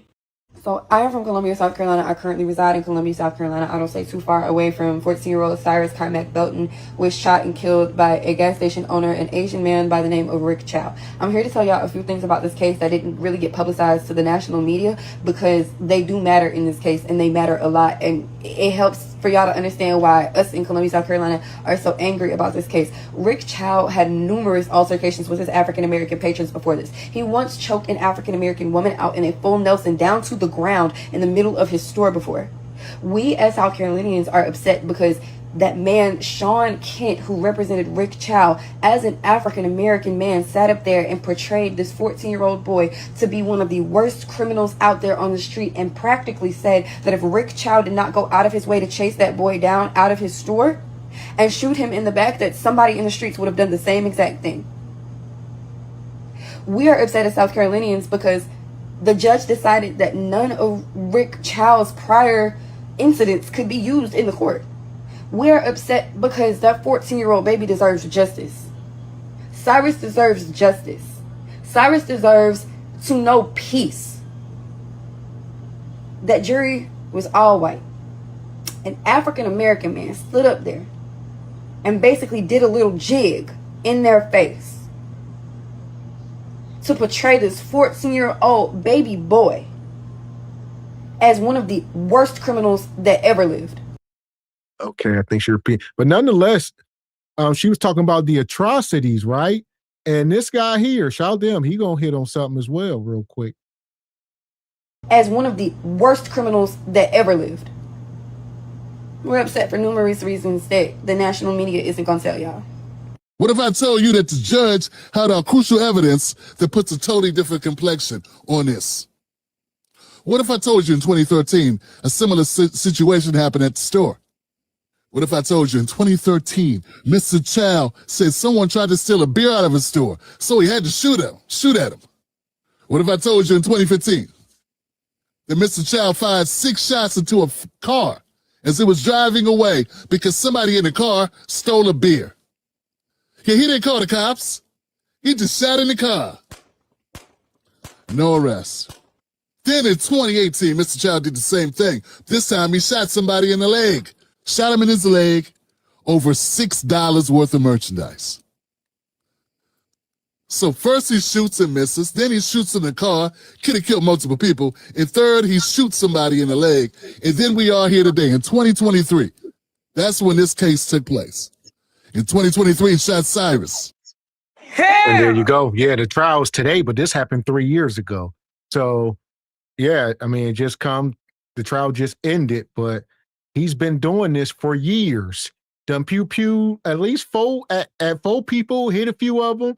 Like the other sister said, he choked a melanated woman out in the gas station, had her in the full Nelson. He was an absolute tyrant. Yet nobody did anything. And y'all know we don't advocate for violence, but read between the lines. How and why was his past behaviors not able to be used against him? But as we have pointed out, put on display, they'll pull up an old IG picture and use that against you. They'll use an old picture, and look, we call it down the middle. We don't play victim over here, but we call it like it is. They will use an old image, old picture to incriminate a black person, but they won't use past actions, particular, actions that go along with this, pew-pewing people that they assume allegedly are stealing out of his store. No, can't use that. It fits this. But nope, they got an agenda, Sister Ebony.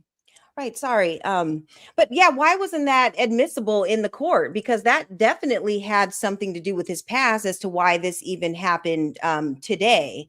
But as far as the back to Kung Pao Keisha or whatever from the last little steal, the one talking crazy, like economic delineation does work, because if we starve their pockets, if we're not the ones going in their businesses and spending money, they won't be in our neighborhoods, and they won't have a business in our neighborhoods. If you're not going to respect us, if you're not going to treat us right, if you don't even like us, get up out the paint, And one way that we can do that is to not put our black dollars into their businesses. And that is how we get them to wake up. And that goes for all these people from different countries who try to disrespect us, especially when we're the whole reason why y'all are over here in the first place.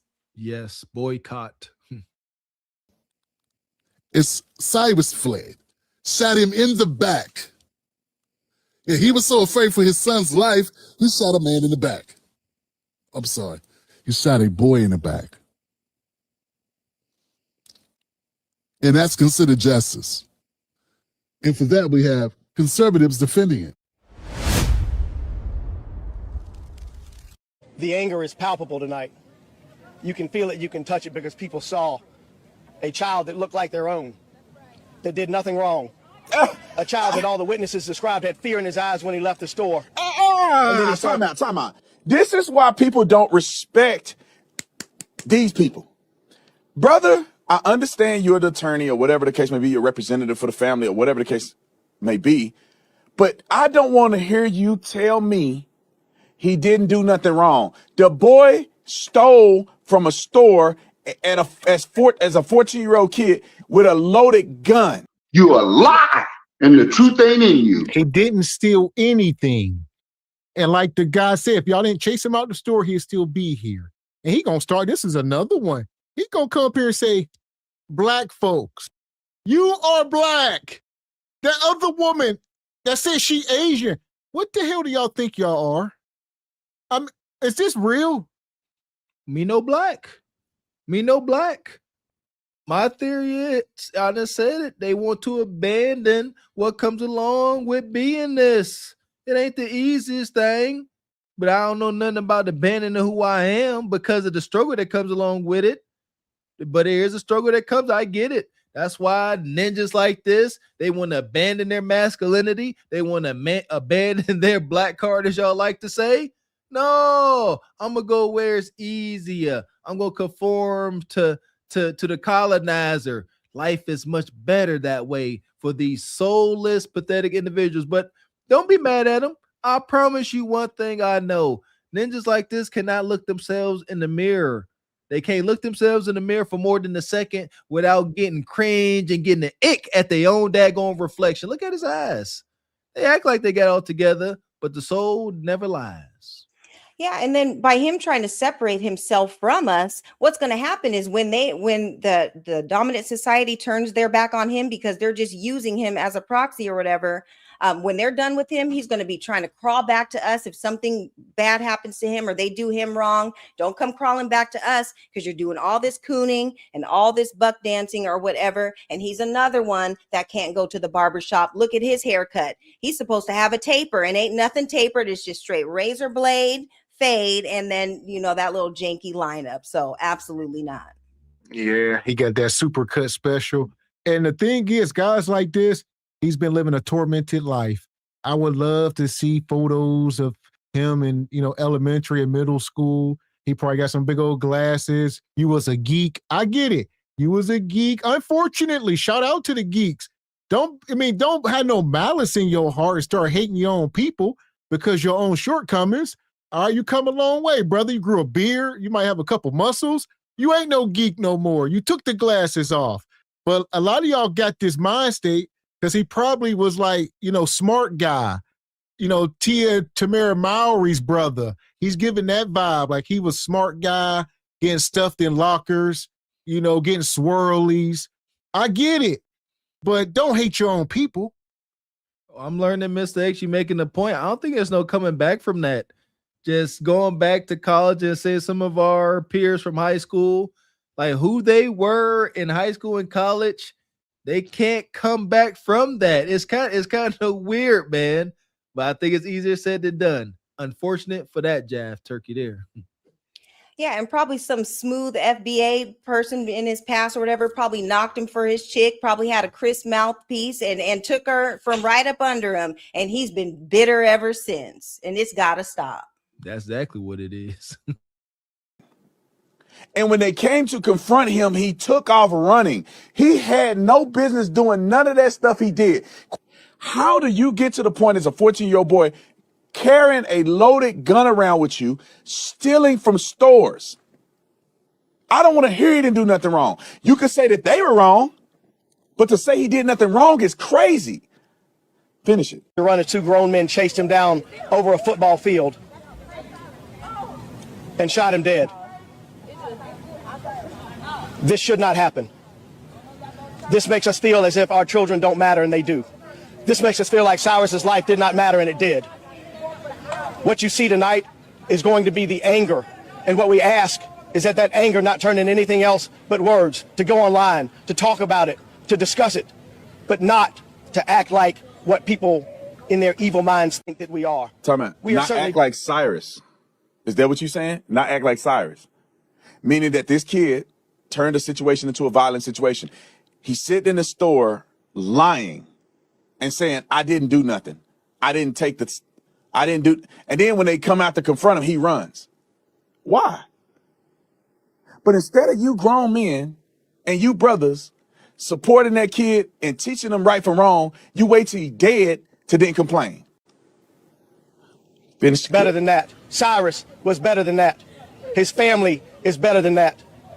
It's unfortunate that this was the jury's verdict. We have no choice but to accept it, but we don't disagree. But we don't agree. There is no way that a child who did nothing wrong, who is shot in his back, how that jury can justify that verdict. I've been practicing law for almost 30 years. I've never seen anything like this. I don't understand it. I'm at a loss to explain it to his father, Troy, standing beside me. Hell!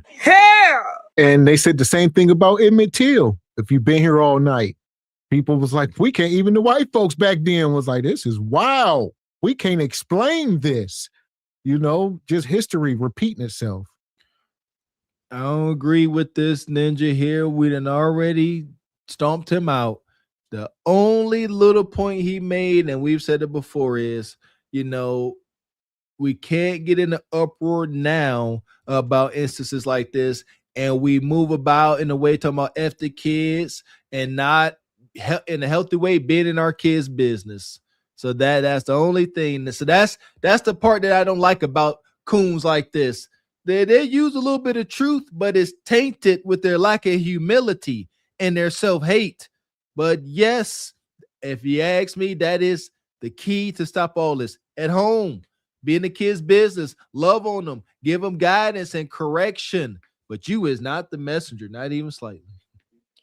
Right. And he's an officer. Imagine, your 14-year-old getting into a confrontation with him or whatever. He already has preconceived notions just because your child is, this complexion or whatever. And look at how he's just kind of acting like everybody is a criminal, or all of us are criminals, especially the young boys or whatever.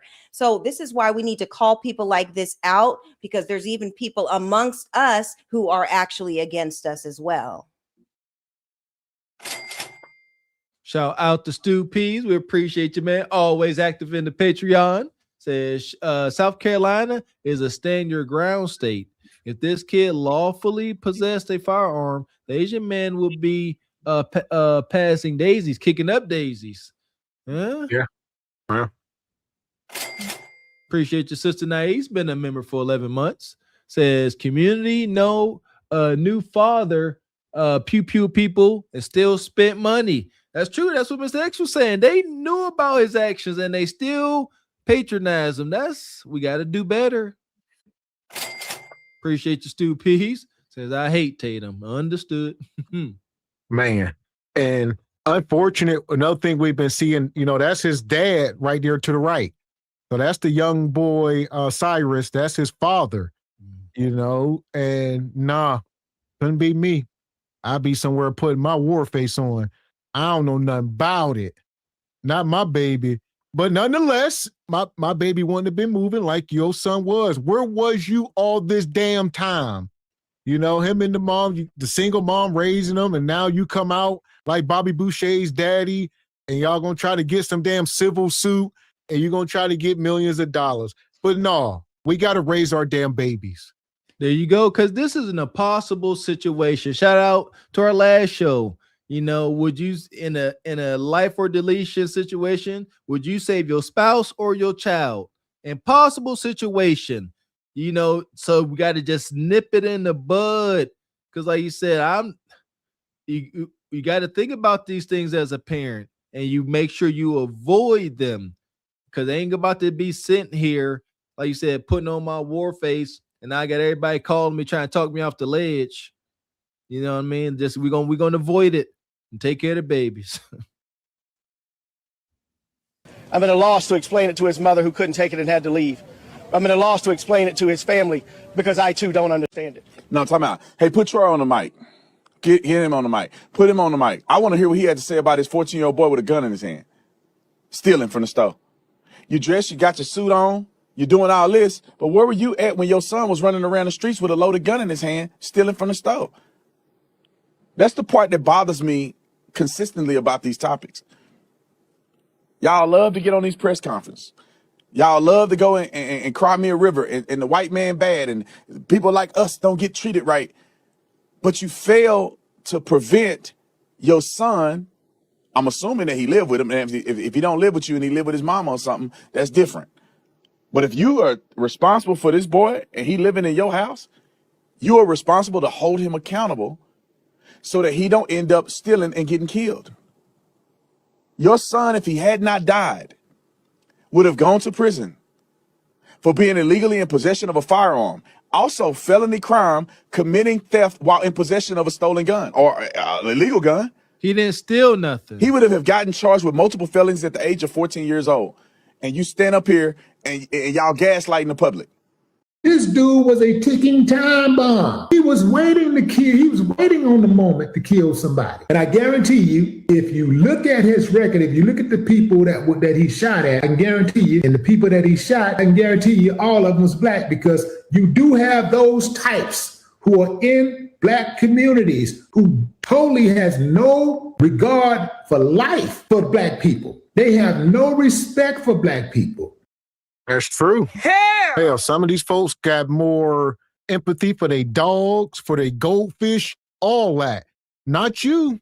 You 3/5 still. And a lot of these people come here, like Ebony was saying, and they will indoctrinate themselves. Like you said, rightfully so. When in Rome, as they say, they come in here and who is the dominant society? They ain't about to come here and say they want to be black, granted. And that's what side they go to. This rhetoric is dangerous. Not from Willie D, from the other person. If we wouldn't have caught him, Tatum, if we wouldn't have got him here, he would have got caught for this, for that. What is this, Minority Report? Now y'all just predicting pre-crime? I'm trying to not yell. It's driving me insane. Very, very dangerous. Y'all know they're trying to do that now. They're trying to start, looking at people's patterns and how they talk and their social media and try to say, you know what? You're likely to do a crime. We just gonna come get you. You ain't did it. Just like the movie, you about to do it, or we think you gonna do it. So we just gonna sit you down. I'll say this, that ain't gonna be good for YT people, because they going to pick up little Timmy before he pew the school up. And they going to pick up Timmy's brother before he started touching on his sisters and cousins and doing egregious stuff in the world. So YT people will be the last ones that want people to be predicting them before they do some ish. That'll be some righteous justice, because they definitely trying it. Yeah, this language got to stop. It's weird. Yeah, and all he's doing is projecting, because that kid didn't steal anything from that store. So he's already stapling on things that didn't even happen. And this is why his thoughts are not our thoughts. We don't think like this. But they're allowing him to say whatever he's saying in front of the camera as if he is our representative. No, we call out people like this, and we're going to call him out too. But my question is, and I already know the answer, is if that 14-year-old was a white boy or whatever, or a white kid in the store or whatever, they would have never ran after him. So let's be clear, it was all about the skin color. So I would recommend for everybody too, and this is something that I'm going to do.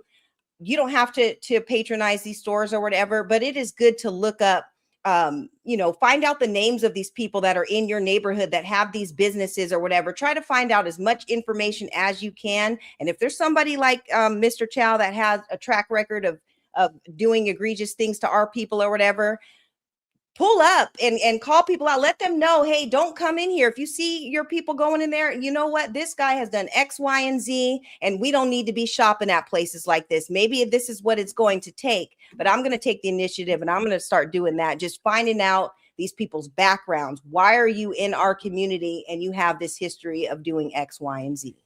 Amen. Live with you and he lived with his mama or something. Life for black people. They have no respect for black people. They just go in there to get their money.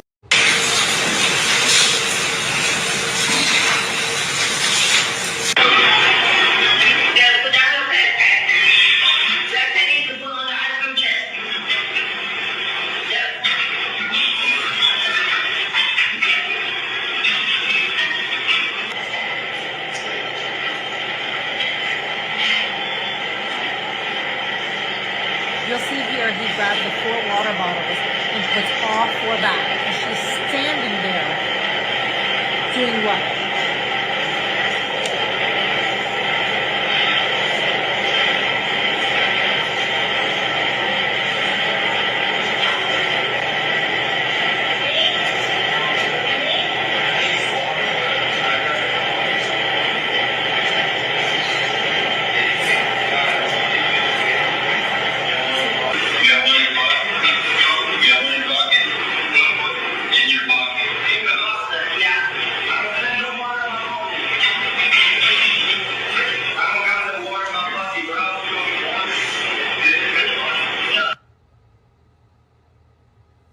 leaving peacefully.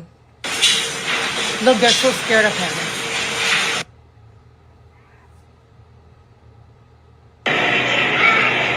How did they get away with this? I wanted to piece together all of the surveillance footage that was shown because, number one, it shows all of the angles. Number two, I'm tired of the stupid comments of people, oh, but he stole the water bottles. Oh, but he threatened them. No, he didn't.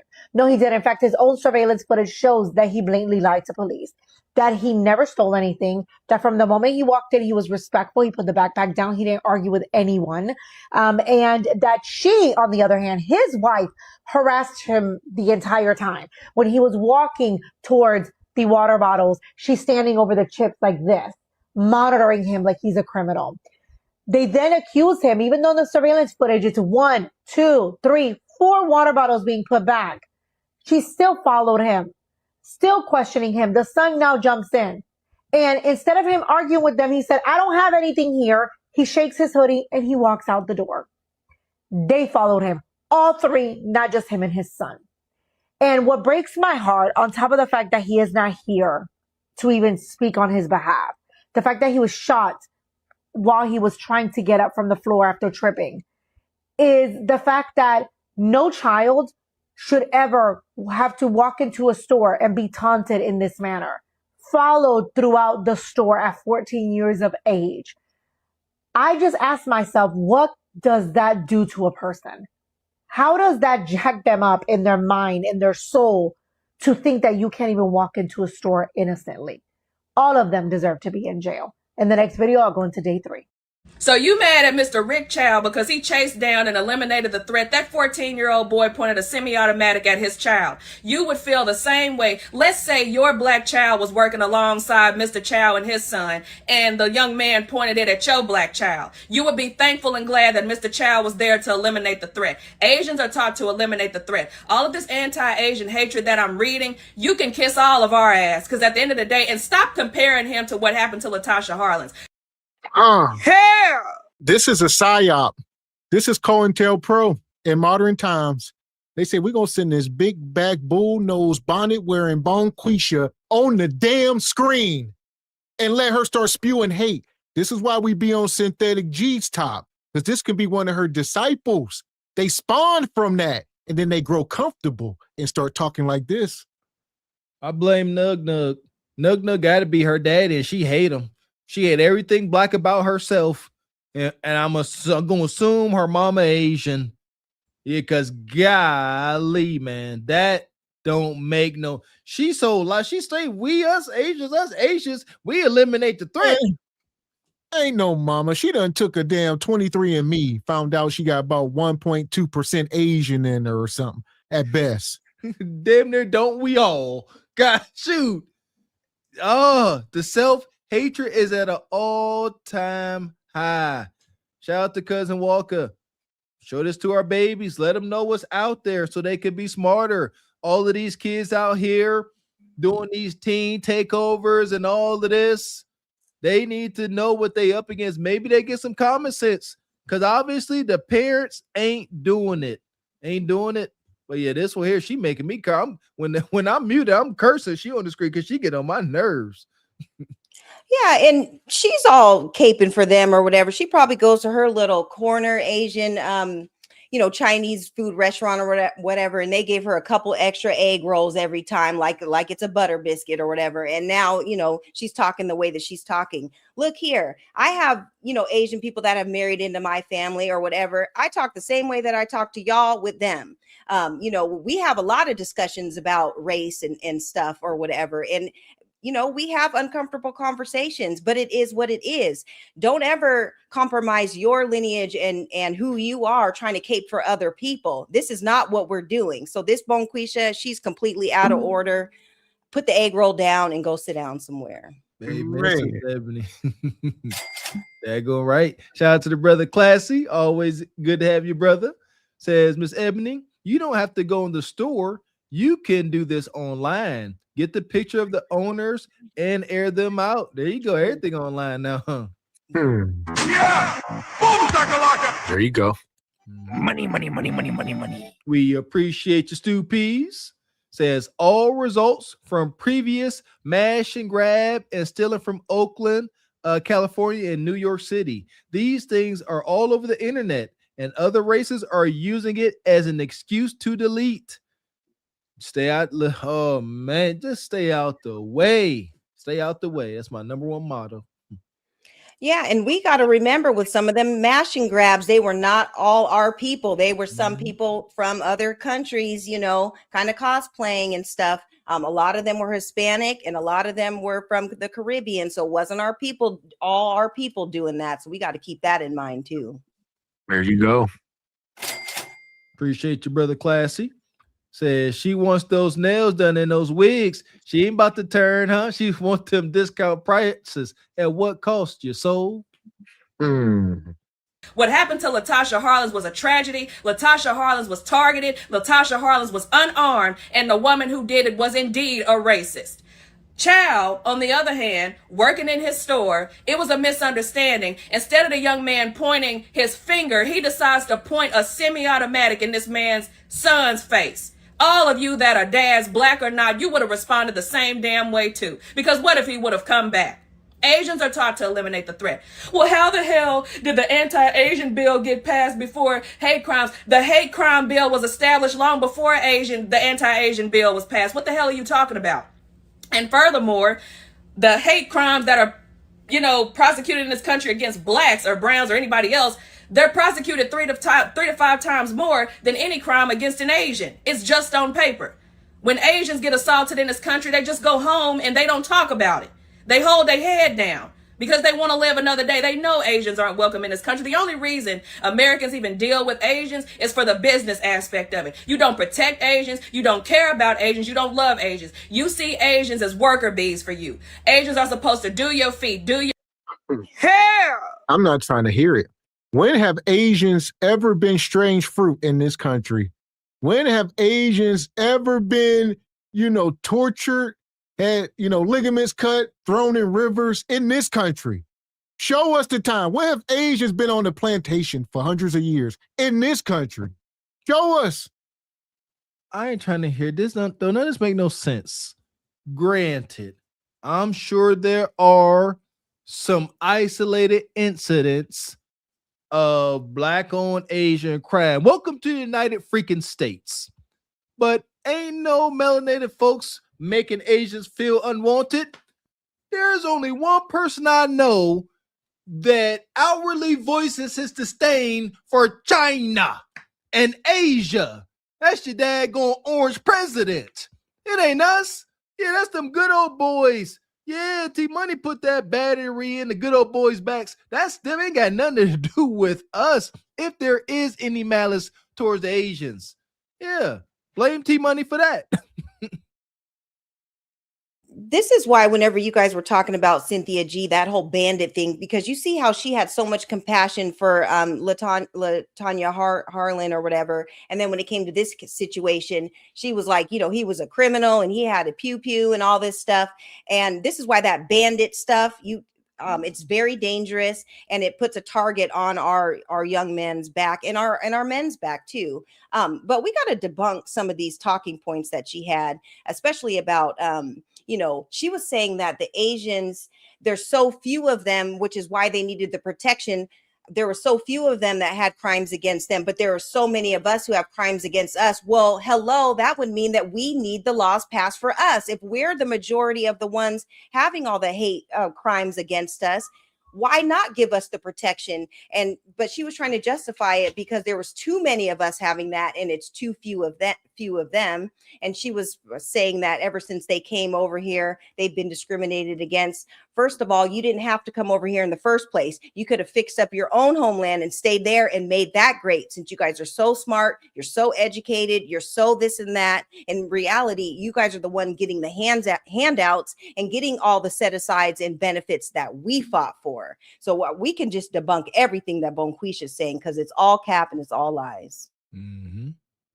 Your nails, fix your computers, elevate your business to the next point, and then you discard Asians. Asians go through hell in this country, and all of this shit that I'm reading Child needs to go back to China. How about you stay your ignorant ass out of nail shops? Don't go to another pho restaurant. Don't do anything involving Asian people. If we were to pack up all of our beauty supply stores, where would you hoes be? Because it don't just stop at the beauty supply stores. If we decided, okay, these motherfuckers don't like Asians at all, let's stop giving them hair, you motherfuckers would be walking around looking crazy as hell. So not too much on the Asian community. Facts over feelings. That young man had no business pointing that type of weapon at his son. Get the fuck over it. Child was acquitted, and stop telling anybody to go back to anywhere, because who the hell are you to do that? Maybe you need to try going back to Africa so that you can learn some morals and some substance about yourself, can reconnect with your ancestors so that you can learn how to assess the situation instead of just being mad because you don't like the narrative. Get over it and raise your kids better. Thank the YN era for what happened to him,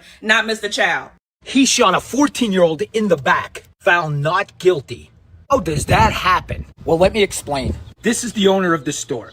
This 14-year-old kid came in the store, and they're saying, took a couple bottles of water. They're saying it over $1. He was pew-pewed in the back over $1. That's what the prosecutors are saying. When he took the items, which they believe he took, okay, they chase him down, the store owner and his son.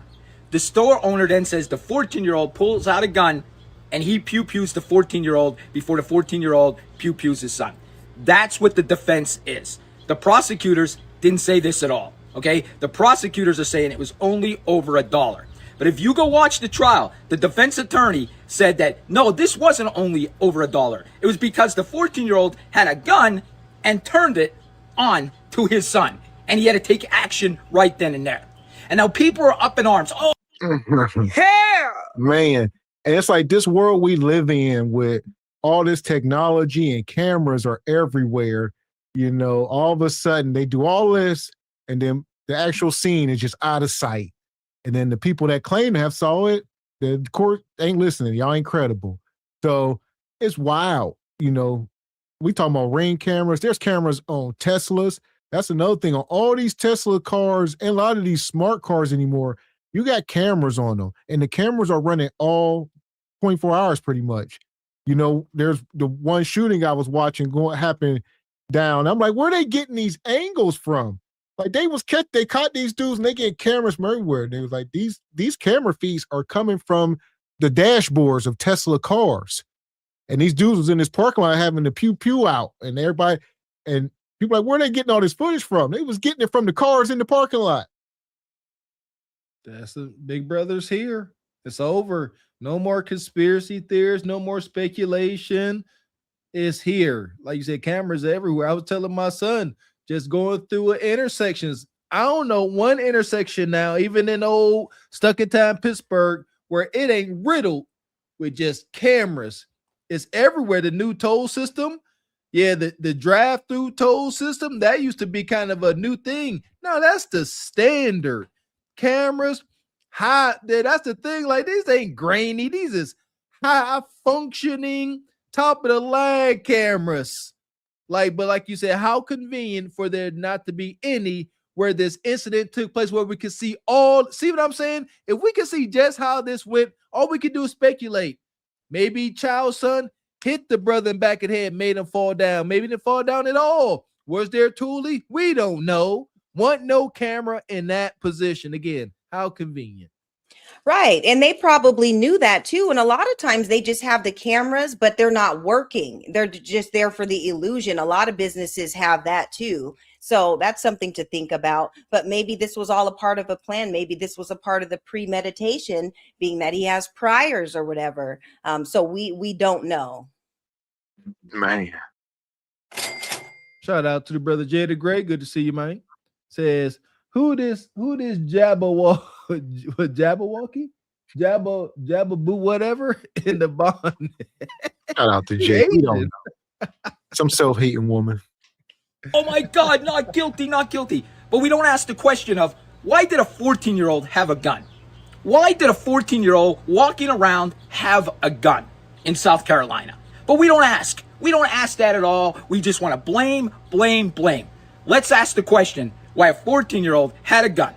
Let's ask that question, okay? And then maybe we could solve all our problems.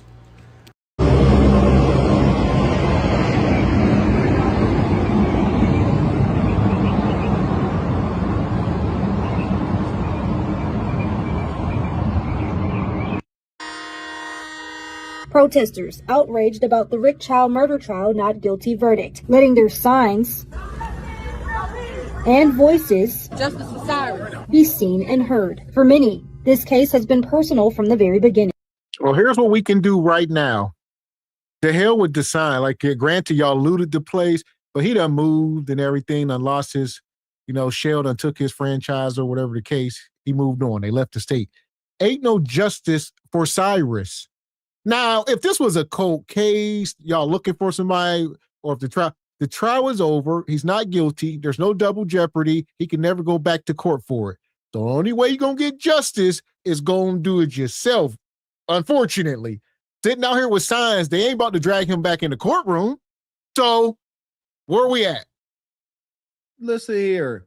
I think that self-hating Asian black woman with the bullnose ring, I think she challenged our sisters. She said, y'all ain't about to boycott nothing. Man, I would take such offense to that. She said, y'all all y'all doing is talking. Y'all still gonna come to Ming Lean and get them nails done. Y'all still gonna go to Ming Lean for y'all sewer hair. She said, y'all ain't about to do nothing. Hush up. I beg of you, accept the challenge. Tell her, hold your Casamigos and go elsewhere. That's where our power is. It's in our spending power. Shout out to Mr. X. I don't know how it is. It's a conundrum. We don't have a lot of earning power. We don't have the most, but we got the most spending power. It's odd. That is where our power is. It is in boycotting. See, she tried to say, oh, y'all don't boycott the Asians. Yes, do just that. We got to start taking back our power, man. Right. In actuality, we really don't need them. Like, let's just take the hair thing, for example. I know it's not the popular opinion on the channel or whatever, but there are sisters out here who have salons and they do wholesale their own hair. You can go buy it from sisters in your community or whatever. Personally, I don't go into these Asian shops to, get a track or two or whatever, because it's cheap hair. It's raggedy and it's ratchet. So I don't even go to that. You go to a sister, preferably an FBA sister who knows how to blend things well and knows how to do it right and is going to make sure that it's going to match and do what it needs to do if that's the route that you're going to go. We can order our hair products from Amazon. We can order things online.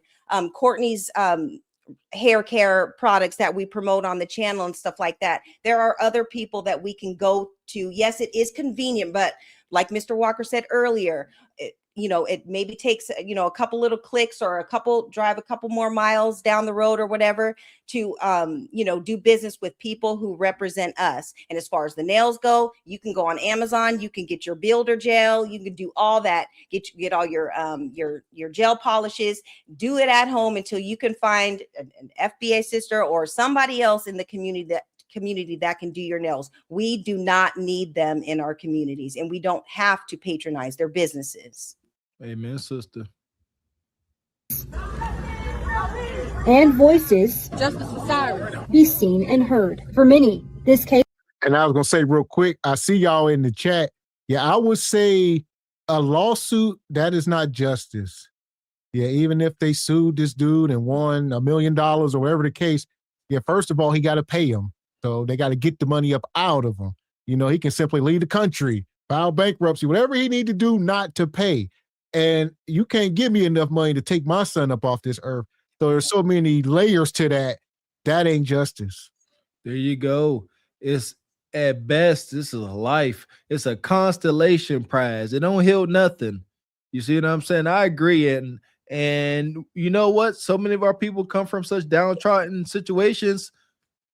We tend to think that, not saying this y'all, but some of us think that money can fix and heal anything. And that ain't true.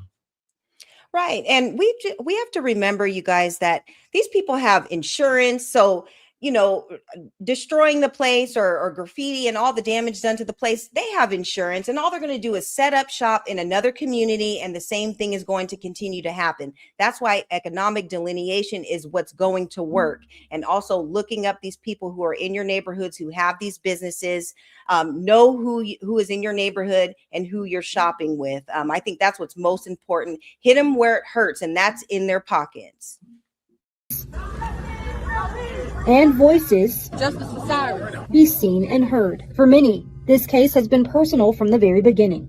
We've been involved in the situation from the very beginning, from the day that Cyrus was murdered. Jerome Bauer is a part of the many protesters who say they believe the verdict represents a failure of the justice system. We're going to stand in the gap for children who are losing their lives unjustly. The shock and emotions flooding in after the verdict Monday as the cries of Carmack Belton's family filled the courtroom. Rick Chow's wife also getting emotional as they took the handcuffs off her husband. Meanwhile, a call for change now feels. And that's another thing. So that was his dad. Like I say, you can't be in the courtroom down bad.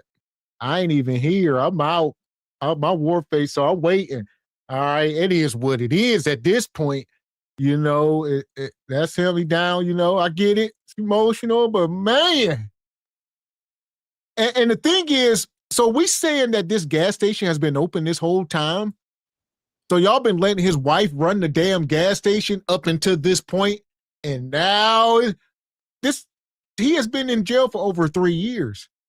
So the gas station has been open all this time until the verdict came out, and now folks, all right. So what's been going on now? Who was running the store? His wife and his son? Most likely somebody, or they was paying somebody. But nevertheless, like you said, whether they was in there or paying somebody, they were still receiving profits. And I see somebody that said, you know, even black-owned stores maybe have, you know, Asian suppliers, maybe. But our sisters, they get it for cheap and they still be able to make a profit. We got to look past that.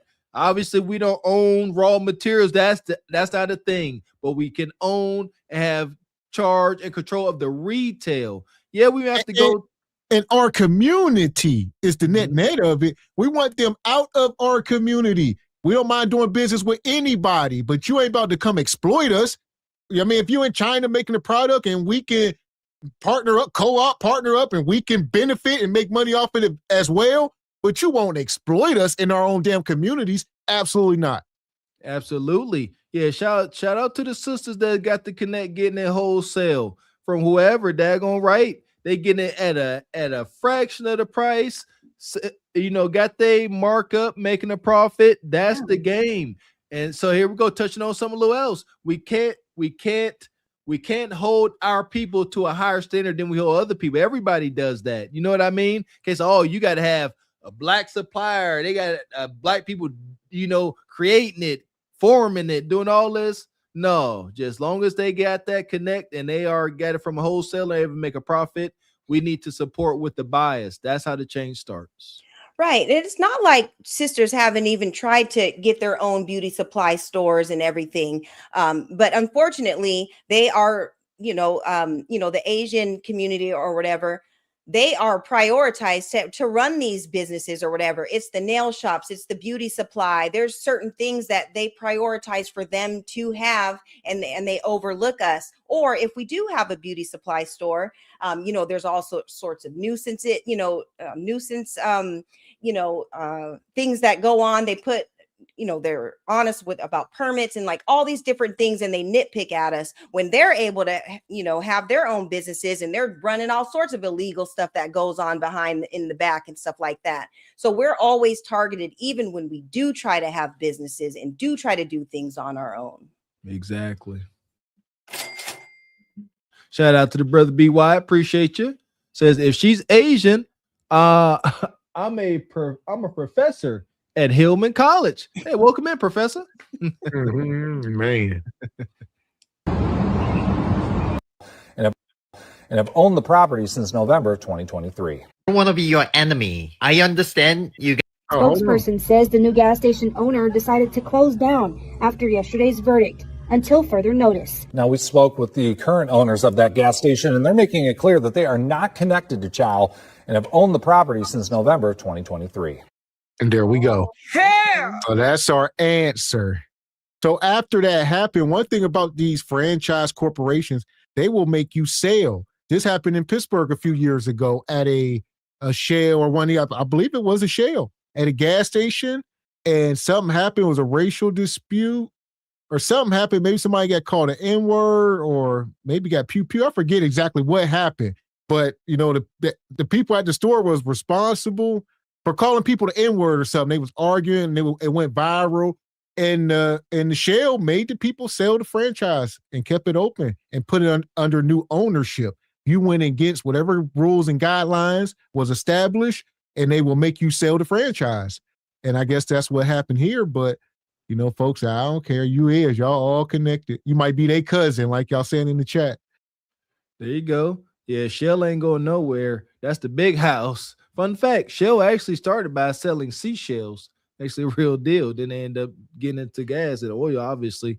But yeah, I wonder if folks are going to keep tabs on this child dude. How the one sister Ebony Dean down south is going around checking folks, you know, for being nasty. Where they at? Memphis or somewhere. Mm-hmm. But I wonder if, you know, the same energy is going to follow the child family. Yeah, the internet is forever. The internet is infinite. Somebody gonna find them, spot them if they want to open up another shop. And we need to keep the same energy, boycott, raise righteous heck.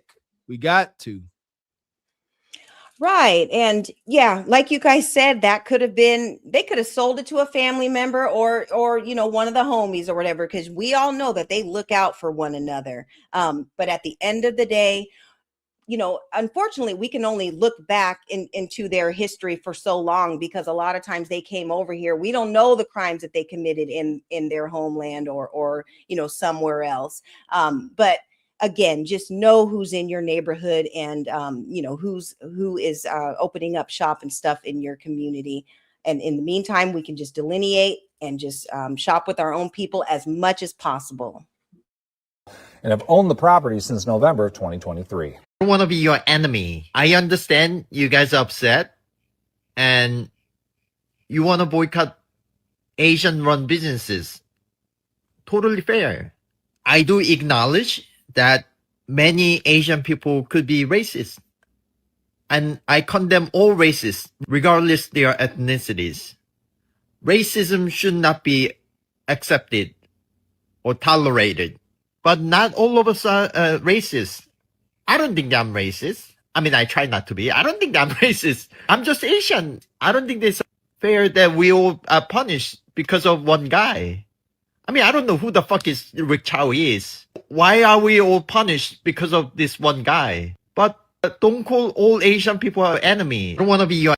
Black people, I know y'all looking for accountability from the Asian community regarding Rick Chow and the murder that he committed. So on behalf of the Asian community, I take accountability for this man's actions. He was absolutely wrong for chasing Cyrus once Cyrus left the store. They wasn't even sure if the kid did anything wrong, which it turned out he didn't do anything wrong. So they chased him for nothing. But even if he did steal a bottle of water, 2 bottles of water, or 10 bottles of water, once he leaves the store, you don't chase. You're not only putting other people's lives at risk, you're putting you and your son's lives at risk. All for what? A bottle of water? So yeah, fuck that. He's wrong. And I don't care what anybody thinks. I'm standing on that. But now, black folks, you see what I just did? And I did that from the bottom of my heart because I genuinely believe that he was wrong. But when things happen to Asians from the black folks, we gonna need y'all to take some accountability as well. It's only right. Accountability for what? We don't even do nothing to y'all, y'all might say. Okay, y'all might just not know. Well, let me put y'all on. Right here, an 84-year-old man was in front of his house minding his own business, and a young black man ran up on him and violently pushed him so hard that he died. This woman right here was in the train station waiting to go home and was pushed in front of a train to her death for no reason. And right here, this man right here followed this woman right here to her home and stabbed her repeatedly until she died. And then you got famous black rappers like YG who made a song exclusively talking about robbing Asian homes called Meet the Flockers. Find a Chinese neighborhood because they don't believe in bank accounts. I mean, just imagine if a Chinese rapper made a song about shooting black kids that stole from the store. Man, y'all wouldn't like that one bit and y'all would demand accountability. Because why? Because that ain't right. Some of y'all might say, well, it's just a song. It's not like they're really doing that. Wrong. That song and others like it created an epidemic, and it prompted people like him and a whole bunch of other people to target and rob Asian people. Well, y'all understand the Cyrus murder was uncalled for. And I get it. Y'all upset. Y'all want to do a boycott. Y'all want to ban Asian businesses. I'm not against it. If that's how y'all feel, that's how y'all feel. Shouldn't nobody tell y'all what to do with y'all money. But let's be fair. Just like when y'all see all them examples I just showed, y'all probably was like, well, that's just dumb. That's not all black people. And you're absolutely right. But on the same token, Rick Chow doesn't represent all Asian people. That's him. Man. You are a false prophet, and security, take him out of here.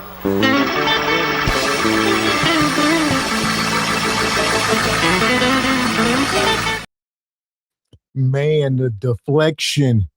My God, brother. Like, no, we ain't about to do that. Like, granted, some old man got pushed over, whoop-de-doo. We just got done talking about Emmett Till. All right, that young brother in Mississippi back in 1944, and so many more people. You can get the hell out my face with these meager things that happen to everybody every day. It is what it is. Y'all ain't victims, brother. You can't conflate that over into what happened to this young man. And it is what it is. He even brought up music. He said some hippity hop artist named a YG talking about going and burglarize Asians. My goodness. Welcome to the club. When we just up here complaining about one of the city girls talking about making songs talking about still that ish. Where all my scamming ninjas. I hate that song. That's gonna be a summer banger. It's about to be so many boosting charges. It's about to be wild. Bonquisha about to be getting locked up at alarming rates because of these songs. We all going through it, Chow Ming. Don't blame the music. We all going through the effects of the music. And the audacity of him, you guys making this video dressed like us. Granted, we don't wear cheap flea market Supreme jerseys or whatever. Let's be clear. But the whole New York hat, you got the voice inflection or whatever. That is all us 100%. So he needs to stop with all that. But with all those cases that he was mentioning about all the crimes that we supposedly committed on their people, first of all, we don't even know if they're all FBA. That's one thing. And another thing is y'all got anti-hate crime bills for your people. We don't have that. So that is the difference. So, with all the stuff that he's talking about, he needs to completely stop. And there's no comparison. We're talking about hundreds and hundreds of years of this. Y'all just came over in the 80s from your war-torn countries. You guys are still new to this.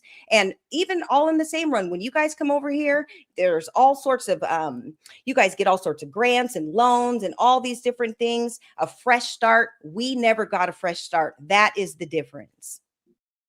Not all of us. Johnny Dang and now another Chinese motherfucker ain't never done nothing for us, homie.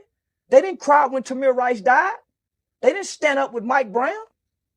Nigga, even from the time they was building the railroad through the Pacific, and one of them had Burlington Northern on the side. The niggas was building the Burlington Northern, the Asians was building Pacific, trying to race to meet in the middle. Nigga, they didn't fuck with us. Even in our stores, nigga. Our kids can't go in their stores and just shop freely. Leave your backpacks at the door. Come in here. Nigga, they do our kids bad. And they sell stale candy, outdated food to our people, and they will kill our children behind that stale candy. Nigga, expired Snickers. They shot Latasha Harden in the head. Nigga, we still ain't done nothing about that. How the fuck they get a pass, nigga? And somebody do something to them bitches, and within 1 year of a president, these bitches got all kind of laws enacted. 1-800, nigga, baddest niggas been done in this country, homie. And they ain't never spoke one time for us. They Chinese rappers can come over here and go nigga, nigga, nigga, nigga, nigga. And then when they get mad at us, they can also say fuck you, nigga. We can't say fuck you, gook. We don't even know how to speak their language to disrespect them. So they come take on our culture. China Mac, Johnny Dang, they get to be niggas, huh? And when a nigga say, nah, fuck you, Chinese boy, go rap in your language. Until y'all get something back y'all been taking, nigga. Y'all don't even hire us. Go look at any Chinese restaurant, any Chinese store. See if a nigga working anywhere, my nigga. See if a half-breed motherfucker working. Nigga, they'll go learn Spanish before they learn how to talk to a nigga. So, man, no. How you get that, nigga? Nigga, we supposed to be boycotting Johnny Dang. We supposed to shame every goddamn black rapper, take they black dollar to that nigga. I'm sorry, to that Chinese motherfucker, whatever the fuck he is. He ain't. Hell! I mean, he hitting on something. Stop patronizing them. I mean, they don't, like you said, they don't hire us. They don't do anything for the communities that they exploit. They don't go up to the Little League football team and donate jerseys. They don't, open up some kind of center for kids and put some computers, build a playground, a basketball court. They just sit there and exploit for decades. To hell with that. Don't spend no money with them. You ain't never walked in no Chinese place and seen black people working. Like you said, going to their restaurants, they working here in the back, wherever they at, they are about themselves. Don't even want to speak to you. Ain't even speaking English around you half the time. Facts. Matter of fact, the last Chinese buffet I ate at many moons ago, I got food poisoning. That's why I stopped eating at those places. And this is bigger than boycotting Asians. It's much bigger than that.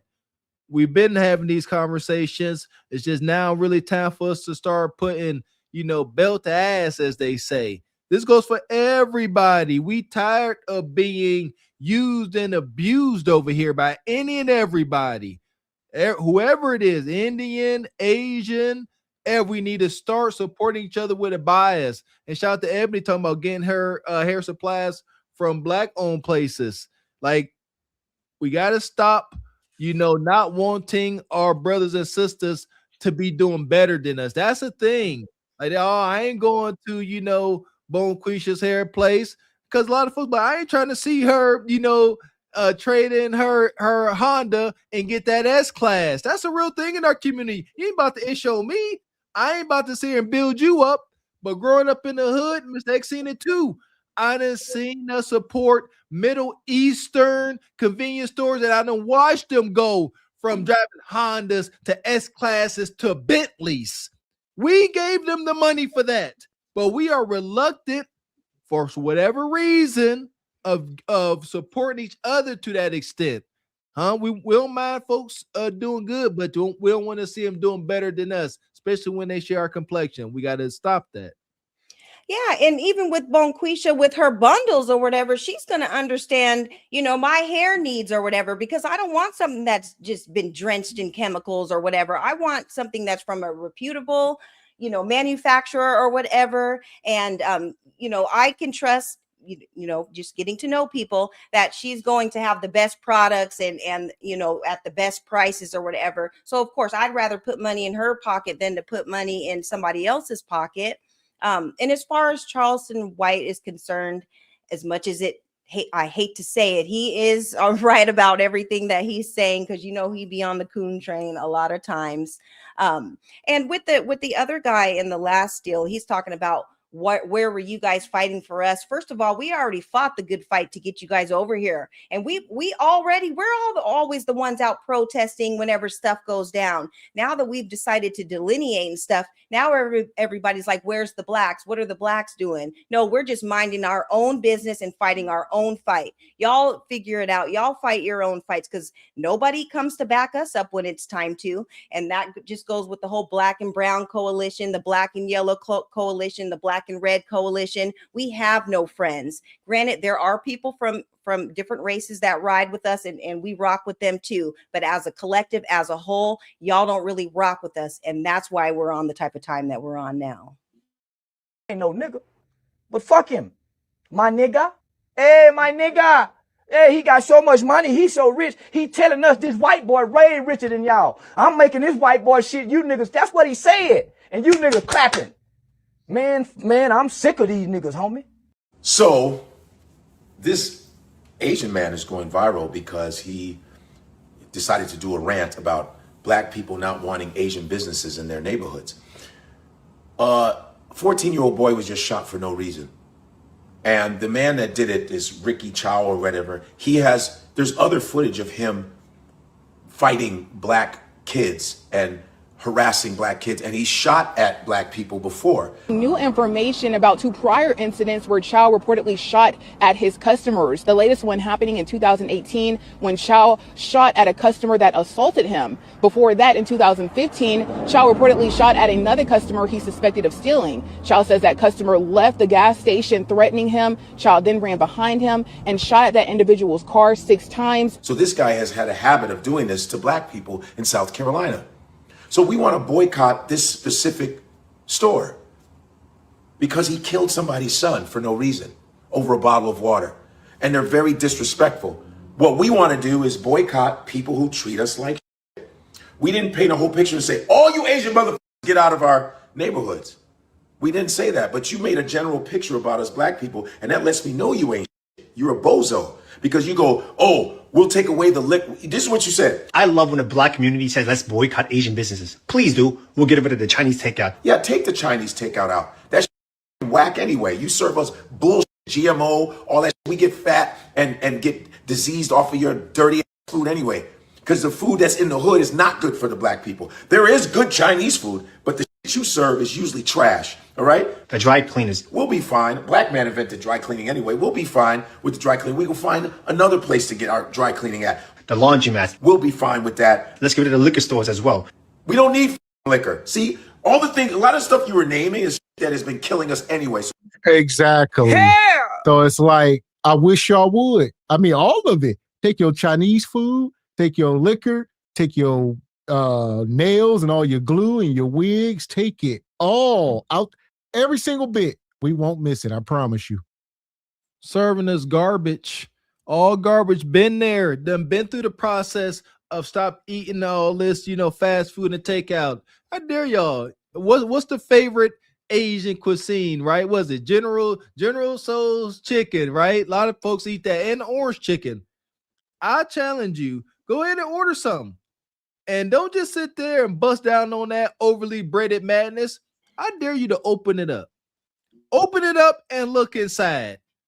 And take out whatever remnants of chicken product that's in there and see that they are serving you just fried batter and sauce. Like just start, like Godfrey saying, take it. We don't need it anyway. We addicted to it because it tastes good. The MSG, go ahead, take it. Make it easier for us. Thank you. Yeah, and you can even learn how to make these things at home. I always tell my son when he wants Panda Express, no, we got Panda Express at home, and I make my own fried rice and my own orange chicken or whatever for him. So just learn how to make the food if that's what you so desire. But the thing is that we never even needed them really in our communities in the first place, because we were the ones who had the laundromats. We were the ones who had the corner stores and the grocery stores and all the beauty supply places. We had all that, so we never really needed you. Y'all needed us, and you guys still continue to need us because you're in our neighborhoods and we are the primary customers that you have. So y'all need to put a little more respect on our name. That part. There you go. And I'll say this, the only thing I'm going to have to reconcile with is the massage joints. So I'm going to have to break the news to my wife after the show. I'm going to say we're going to have to start going to Massage Envy and let Becky rub on us on our dates. That's some of our funnest dates, going to get a cheap Chinese massage, and might be over. See, listen, man, me and my wife need to get on that something. Shoot, because I'm giving the massages, but I don't get that. Yeah, I feel a little slighted, but I ain't complaining because shout out to Sister Ebony. Make the food yourself. I can't complain. That's my wife. I'm like, oh, we ain't eating no more, General Tso's. She's like, I'm going to make it. And she do, and it'd be absolutely delicious. But if I do get a massage, I tell you what, I don't want no little delicate finger Ming Ling. No, come on, Bonquisha. You missing your calling, sister. Get your big old hefty, sturdy self in there and rub out them knots in them backs. Listen, I'll tell you this, Ming Ling, them women ain't weak. Ming Ling could do a mean massage. I don't care how big she is. Ming Ling will come in there every bit of 98 pounds and give you a whole deep tissue massage. You won't even be able to get up. So they got techniques. They be using their elbows and kneecaps and hell, everything. Bonquisha, take note, sister. Take over all these markets. Take them over, oh, sister. We supporting y'all, huh? Come on now.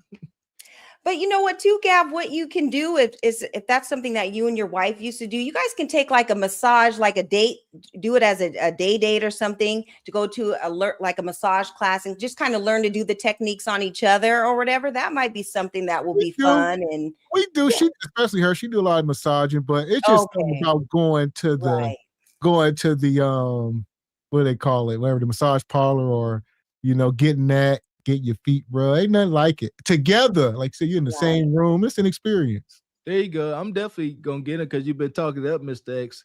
But yeah, I don't get very good massages. Yeah, I be getting neglected over here. I'm tense. You know what I'm saying? So yeah. But nonetheless, like you said, two things is true, but we got to find the black massage. There are some women that do it. They normally do like house calls and they don't have the brick and mortar. But there are some sisters, you know, they do it and they say, hey, we'll come to your house and do this and do that. So we might have to look into that. There you go. House calls. That's awesome. That's perfection. All you need is a car, massage table, and pull up. And in that instance, typically, sisters, y'all gonna get a more higher paying clientele. You see what I'm saying? Yeah, house calls? Yeah, that's more expensive. Big time. We try to help y'all out. I would say actually it ain't. It's actually, it'd be halfway cheaper than going to the, from what I've seen, since I've seen the prices, you know, it's around the same or cheaper than the Chinese people charge, actually. And Bonquisha, some of these women will show up. Like I said, they got their own massage beds and whatnot. Just not sure how good the services is. But there are some women I've seen, you know, offering services. But you got to be careful. You can't be bringing Bonquisha up in your house. So that's a whole nother thing. She might be casing the joint. You don't know.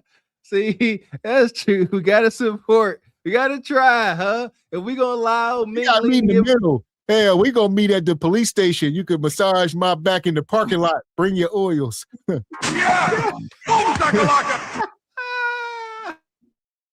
Just kidding, Bonquisha. You can come. Yeah, I just want to point out too that there might be some Asian businesses in your neighborhood. Maybe they are good people and maybe they are good to you or treat you with respect or whatever. And we're not saying the all thing, but collectively, all of y'all need to get together and figure stuff out, because we're at a point where we are no longer patronizing your businesses, just because of the way that we're treated. And if you want to have business in our neighborhoods, then y'all need to get on code and realize who your core, your core customers are and start treating them with more respect. And that's just where we're at with it. We don't have to go to your businesses at the end of the day. We never even needed you guys in our neighborhoods in the first place. We need to change up our anyway. Liquor. I don't even drink anyway. And a lot of people should stop drinking liquor anyway. So shame on you for that. Get rid of the Jordans you guys wear, the Nikes you wear. Michael Jordan, he's not Asian. He's a black dude. Okay. And I think that he can go somewhere else to get his shoes made. All right. The shower caps. Please. Out of here with that. The Hyundais, all your car electricians. That's Japanese. There's no Japanese in the black neighborhoods anyway. And you said car electronics. Listen, there's certain things, of course, a lot of stuff made in Asia. That's fine. But guess what else? Asians do. Copy black culture. That's what you do. So you should stay the fuck out of black culture too, sir. And then you say, a lot of us do go to college. You're being outworked by immigrants who barely speak English. And you're not embarrassed? Black women have the highest degrees in America. Black people go to college too. And you had the nerve to say, go to the bank, start your own businesses, and deal with your own people. You know how many black people try to get loans, try to get money for businesses, and banks are so racist they don't give it to black people? You jack. And by the way, the reason why you guys have the right to come into black neighborhoods to open stores is because white folks didn't want you in their neighborhoods, so they sent you to the black community. And you said, we have our own Chinatown. We have our own Koreatown. You think we really need you guys to benefit off and make money? Chinatown was a ghetto where they put Chinese people in a certain area. Of course, you guys worked hard and built it up. That's facts. But it was a ghetto because they didn't like you. They had anti-Chinese laws against you. They did. White folks shit on Chinese people, Asian people in general, Japanese in internment camps, they shit on Koreans. So all of this shit you talking, you better know your history, buddy. So the reason why your is even in here to open your mouth on that phone is because of the Civil Rights Bill in 1964. Did you know that? Off of black American sweat is the reason why Asians can come in here and do what they do. Arabs can come in here and do what they do. Even Africans can come here and do what they do because of black American hard work and sweat that they are disrespected for, sir. So your little rant was bullshit. It was a circus of word salad and because you don't know your goddamn history because you're a racist piece of shit. While we're talking about specifically boycotting one particular man because he has had a record of shit on black people. He doesn't give a fuck about black people and has the nerve to want black people's money. So yeah, we will boycott a lot of shit and we will affect your ass. So you challenge it. And by the way, I actually give you credit because you were factual on black people still coming to your stores. Because we have been dependent on you. You were actually factual. That's why you had the bravery to open your mouth like that, because we have emboldened you to talk like that to us, because we have so much self-hate in ourselves that we will actually be disrespected and still come in to buy your poisonous weaves that are killing black women and giving them brain tumors. We will come in and get your liquor and all your cigarettes and all that bullshit while you still disrespect us. And this is not saying that every Asian business is like that. It's not that. You painted us in a broad picture. But the funny thing is we don't even think like that. We take people one by one, each business by each business. You painted us as a whole, and you said racist about us because that's how you really feel about us, buddy. But I'm glad you challenged us, because you went for a big motherfucking surprise, bro. We're different. You with the wrong black folks, for real. Now take that to the bank. And if you woke your funk ass up and went and got your nails done by some Chinese people, or went and got some goddamn Chinese food, or went into that house store and bought anything from some Chinese people today, you need your ass whooped. Do you hear me? Cause we not fucking with them. No. Target ain't do nothing to nobody but say they ain't hiring DEI no more. Y'all blackballed them. Yeah. That man, did y'all, you see what the fuck happened? Y'all know what the fuck going on. And this time Here we go. So 2 things is true. I don't know if folks really blackball Target like that. And it's a different situation. Target ain't dead smack in our communities like that. Like, these people have a direct effect. Target has a much broader audience and all that. We ain't worried about them. These folks is dead smack in the hood, taking our money every day, and doing nothing. So yeah, we gonna focus on them for sure. There you go. And like I said, it's not all Asians. We are no longer going or spending our money where we are not respected. And salute to our folks for that Target boycott. That was a real thing. Did my little AI Googles. And it states that Target suffered severe financial and brand losses related to its DEI initiatives. The fallout included billions in erased market value. There we go. Look, we can do it. Shout out. Yeah, whenever they took the Sister Tabitha Brown stuff off the shelves, folks started snapping, rightfully so. We have shown we can do it. We done put a hurting on Target. I guarantee you folks got fired off of that. Now let's take it further, man. Let's just take it further. We could do it. Yeah, and back to what he was saying when he was listing all the stuff that supposedly Asian people do or whatever, because if it wasn't for us fighting for you guys to have freedom to even come over here, you would still be in those sweatshops working, for 20 cents a day or whatever. And we were, before they were actually outsourcing those jobs and overseas and all that, we were actually the ones doing the jobs. But you know what happened? You guys are so down bad in your homelands or whatever, and will work for pennies on a dollar, when we actually built this whole entire country and know our worth and know that we need to be paid a livable wage, because we already paid the cost to already, do the job or whatever. But so that's the thing right there with that. And then he's talking about Jordans. First of all, the consumers of Jordans are us. We're the ones who make the dress code and make things hot or whatever. Just because you guys have a little sewing machine, which Black Americans invented in the first place, because you guys can sew the shoes and get some leather or whatever and put it together over in your homeland, for pennies at a time.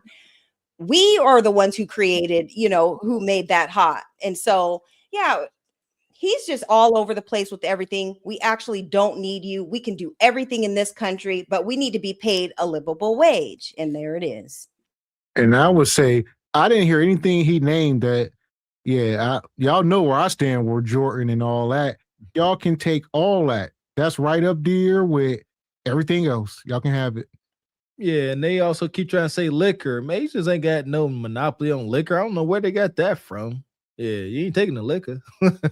Yeah, and we can actually make our own liquor like we did back in the day. Back in the woods, we made our own liquor, our own whiskey and all that. So we really don't need you. And there are actually big manufacturers like Total Wine and Bevmo. We don't have to go to your corner stores to get liquor, because all you guys are doing is jacking up the price anyways, and it's not good for us to intake in the first place. Amen. Shout out to that backwoods hooch. You see what the fuck happened? Y'all know what the fuck going on. And this time and they all in our community. That's the only place they ain't in nobody else's community but ours. They getting all our dollars. Yeah. Fuck them people, man. It's time to start spending money with them. They need to feel this shit. And they already got protected. They gave a hate crime in 2021. Y'all partner Biden. So, man, them people, man. On my mama, and if you with them people, you too. And R.I.P. to Cyrus, man. And I send my condolences to the family, man. Because that shit flawed. Yeah, he probably went to jail. Yeah, he probably be in prison right now. The jury. Okay, so my goal for boycotting all these Asian stores and nail tech shops and all that is to basically redirect our money back into our community, right? You know what I'm saying? But as of right now, you know, especially here where I'm at, man, we don't have, you know, a lot of black nail technicians like that, man. You know, we have a lot of Hispanics. So, you know, I believe that this will be a good time for, you know, the blacks and the Hispanics, you know, to coexist, to try to come together. You know what I'm saying? This is a perfect time. So, yeah, we're gonna go fuck with the Hispanics until we get our shit situated, or whites if they do the nails as well. You know, we're gonna go fuck with them until we get our shit situated. So the plan is right now, what we should be doing, especially in a lot of cities, is, you know, I know other cities probably have it, is the cities that don't is basically figure out ways to, the community, put our money together to open up our own shops, you know, our own beauty supply stores, you know, because little do y'all know. Hold on. Is this camera on me? Yes, it's on. That's stupid. Use your common sense. Come on, brother. It's that dude from the other video that was crashing out. No, we are not about to go in any other community and lift somebody else up, boost them up, get them over the finish line in hopes that they reach over and pull us up as well. Hell to the no. They better come offer something. I get it. Back to the psychological mental warfare. We don't know the power is right in our hands. We want to keep giving it away. I get it. I do, but no, absolutely not. The trickle down effect don't work. That's what he's talking about. You know, help them, and all of that goodness and profits gonna trickle down to us. They're gonna reach. No, they not. They're gonna sit there. You're gonna be down. They're gonna pat your head, say thank you for the boost. See you never, loser. It's the American way. We can bypass that heartache and defeat by standing on our own. Again, I'm gonna keep saying, I'm gonna speak life into we can do it. I sound like the dude off of Waterboy. You can do it, but we can. We can do it, man. Yeah, and this week, you know, the Asian community, y'all are in the hot seat right now, but we ain't forgot what the Hispanic communities have done, you know, with all the stuff that's been going on, all the crazy stuff that they say to us. We're not hopping from one community to another in order to do business. No, we need to figure out who's doing what in our own community. Stop putting money in these people's pockets. When you hear how they talk bad about you, they don't respect us. You know, all they do is extract. They take our resources, they take things from us or whatever, jobs, you know, whatever it is. And then at the end of the day, they end up slapping us in the face and telling us to just pull ourselves up by the bootstrap when they had, you know, a whole handout. Everything has been given to them, you know, and with a country that we fought and made a way for them to come over here. So no, we're not putting it in another community. We have to keep it in-house. This is a fact. We are the number one consumers. We are the number one consumers. They need us. Think about that. They need us. It's time for the sheep to turn into the wolf, people. Not guilty. I'm going to tell you, 27-year law enforcement experience here. Walked in the store with nothing in his backpack. He had a gun on him. Nothing in his backpack, a gun on him, and zero money. Zero money, nothing to buy anything. So he walked into the store with nothing in his backpack, a gun, and zero money. What do you think he was going to do in that store? So after he's accused of shoplifting, he leaves the store to chase him, okay? They mistaken the pew-pew, the gun, that he stole the items, but he didn't, okay? They chase him down. When they chase him down, he pulls a gun on Chow's son, and Chow pew-pews him. Chow then does CPR on him, trying to save him, and calls 911. That's why he was found not guilty. It was self-defense of his son. Do you understand? Now, people are going to make lies up about this case, but the facts are the facts. The second reason he's found not guilty, They only gave the jury one shot, and that was murder. You couldn't go to manslaughter. You couldn't go to anything. There was only one charge they can find him guilty of. One charge. So they didn't give the jury any smaller charges to look at. So that is the prosecution's fault. That's why he's found not guilty, not the other reasons that's going all out there. These are the facts, and I said what I said. You a lie, and the truth ain't in you. And like Mr. Walker said earlier, they are out here trying to play Minority Report. Like, oh, what do y'all think he was going to do? I think he was going to do this, but he didn't. In fact, he was on his way out the store. Like, they harassed him when he walked in, and then on his way out, they stopped him on his way out, and he had nothing. So it's just ridiculous. I'm over it. Our power is with our spending. I did my Google AI. Consumer impact. Black consumers hold over $1 trillion in spending power. That's crazy. That's the numbers. That's where our power is. Forget all of this talk. Forget that bull-nosed, self-hating little fake Asian woman that's telling us not to boycott. That's what we need to do. And again, it's not just the Asians, it's everybody and anybody. This is bigger. This is bigger than Chow. Much bigger than him. These later happenings just need to be the straw that broke the camel's back, but it's much bigger than this. Yeah, I don't want folks because they'll say, it's just one guy. It's just one guy. We've been dealing with this kind of mistreatment forever. And I'm not exaggerating, forever. Yeah, and I just wanted to point out the foreign flag in the back. I don't know if that's a Mexican flag. I don't know if that's a Irish flag or whatever. But this is when we start looking at people's paperwork and why they're saying the things that they're saying. Because we already spoke on it, is that a lot of people, they side with the dominant society when it comes to stuff like this. So just always be up on it and beware. Oh, he Italian. He should know better. Shout out to the lovely sister Darkstar. Been a member for 7 months. Says 7 months and no regrets. Keep it up, y'all. Yes, man, we'll do. Shout out to the brother Stu Pease. Says you take away liquor, J's, and Chinese food in Hartford, Connecticut, it will be chaos in the streets. We too addicted to all that. Well, time to get unaddicted, brother. Man. Shout out to you, Count Dracula. Good to see you. Says, don't forget, Dominican hair salons were putting relaxers in shampoo, then putting it in melanated women's hair and burning it out. Hell no, they don't like melanated people either. My goodness. Man. God, that's unfortunate. Okay, so the store is broken into, as y'all see. Water bottles. That's what the little boy died. Because of water bottle. Yeah, so they start throwing water bottles all over the parking lot. And unfortunate. That was their justice here. So people vandalize it, even though we know Child don't even own it no more.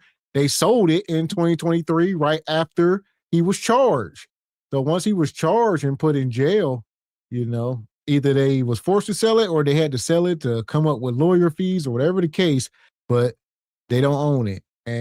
But nonetheless, folks, say it don't matter. It's something, we just can't keep taking this stuff laying down. We are peaceful people by nature, but there's a time to abandon peace. You must. Even Jesus flipped over tables. Come on now. It's time to flip over tables. It is what it is. Yeah, it's also important to point out, too, that in Asian countries, they have a color caste system also. So the lighter you are, the more respected you are. That's why, the Koreans and the Chinese people, they look down on the Laotians and Cambodians and Vietnamese because they have a darker complexion or whatever. So there's color caste systems that go on here. So when they come over here, they think no different from us. We're darker complexion. So there it is there. Yes. So as y'all see, this has definitely been madness and, justice for the young man. Like, this is extremely unfortunate. We talked earlier about them maybe getting a civil case. That's not victory. That's not justice. It's the consolation prize.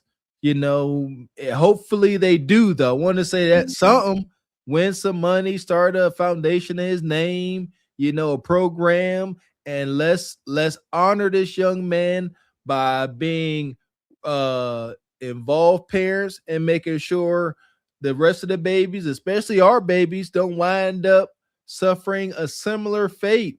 There ain't nothing new under the sun. Things like this can continue to happen. I'm pretty sure every day. Let's love and educate our kids and stop this madness. That part. So, nonetheless, I wanted to pull this video. Go ahead, Ebony. I'm gonna pull this video up real quick. Oh yeah, no, I just was gonna say you're right about what you're saying about just teaching our babies or whatever, but it's important for them throughout their whole life to teach them to go where they're celebrated. And that's not just including stores or whatever. It's with people, it's in relationships. If they're not really rocking with you like that, you don't have to spend your time or your money or your energy or effort. It's not our job to make people like us. Either you're going to rock with us or not. Either you're going to see the sacrifices that our people have made in order for your people to come over here, or you're not. I'm not in the business to, make you like me or whatever. It is what it is. Amen. There you go. So I wanted to pull this out. This was just the moments. They read the verdict back. State of South Carolina, County of Richland versus Chike Rick Chow. We, the jury, unanimously find the defendant, Chike Rick Chow, as to the charge of murder, not guilty. A jury found a store owner to be not guilty of murder after he shot and killed a 14-year-old boy. Oh, yeah. Look how shocked his lawyer was. She was. Rick Chow. We, the jury, unanimously find the defendant, Chike Rick Chow, as to the charge of murder, not guilty. We really unbelievable, she says. And that don't do nothing but, that's a walking advertisement for a lawyer. I mean, yeah, we the people that got Rick Chow off. So as soon as somebody catch a body or do anything, the first people they're looking for is the ninjas that got him off. So business is booming, apparently. I hate this justice system. It's not justice. Whoever got the most money, whoever's the most important in society, you win. Maybe I'm being naive for caring, because that's the way it's always been. But I hate it. I hate this justice system, the injustice system. So nonetheless, we're gonna definitely we got a special place for Rick Chow. Man. Where we at here? If we can find it. They trying not to send you red. Here we go. Hell is hot.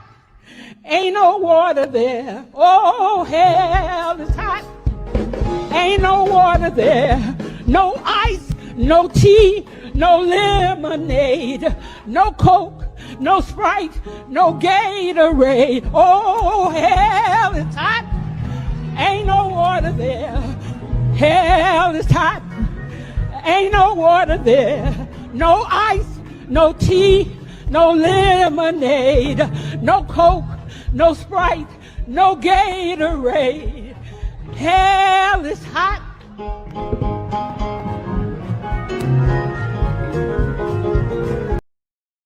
Yes, it is. Hades is hot.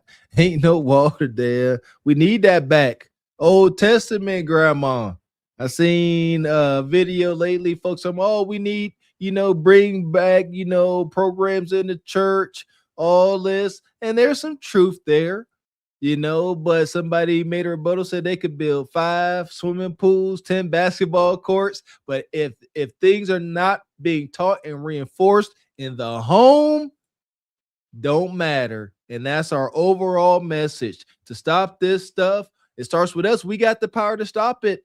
Us parental figures, us fathers, mothers, uncles, aunties, we can stop it. We gotta make a conscious effort, getting up in front of the TV, putting down these daggone idiot devices. We all falling victim to them, and be in our kids' business. Please and thank you.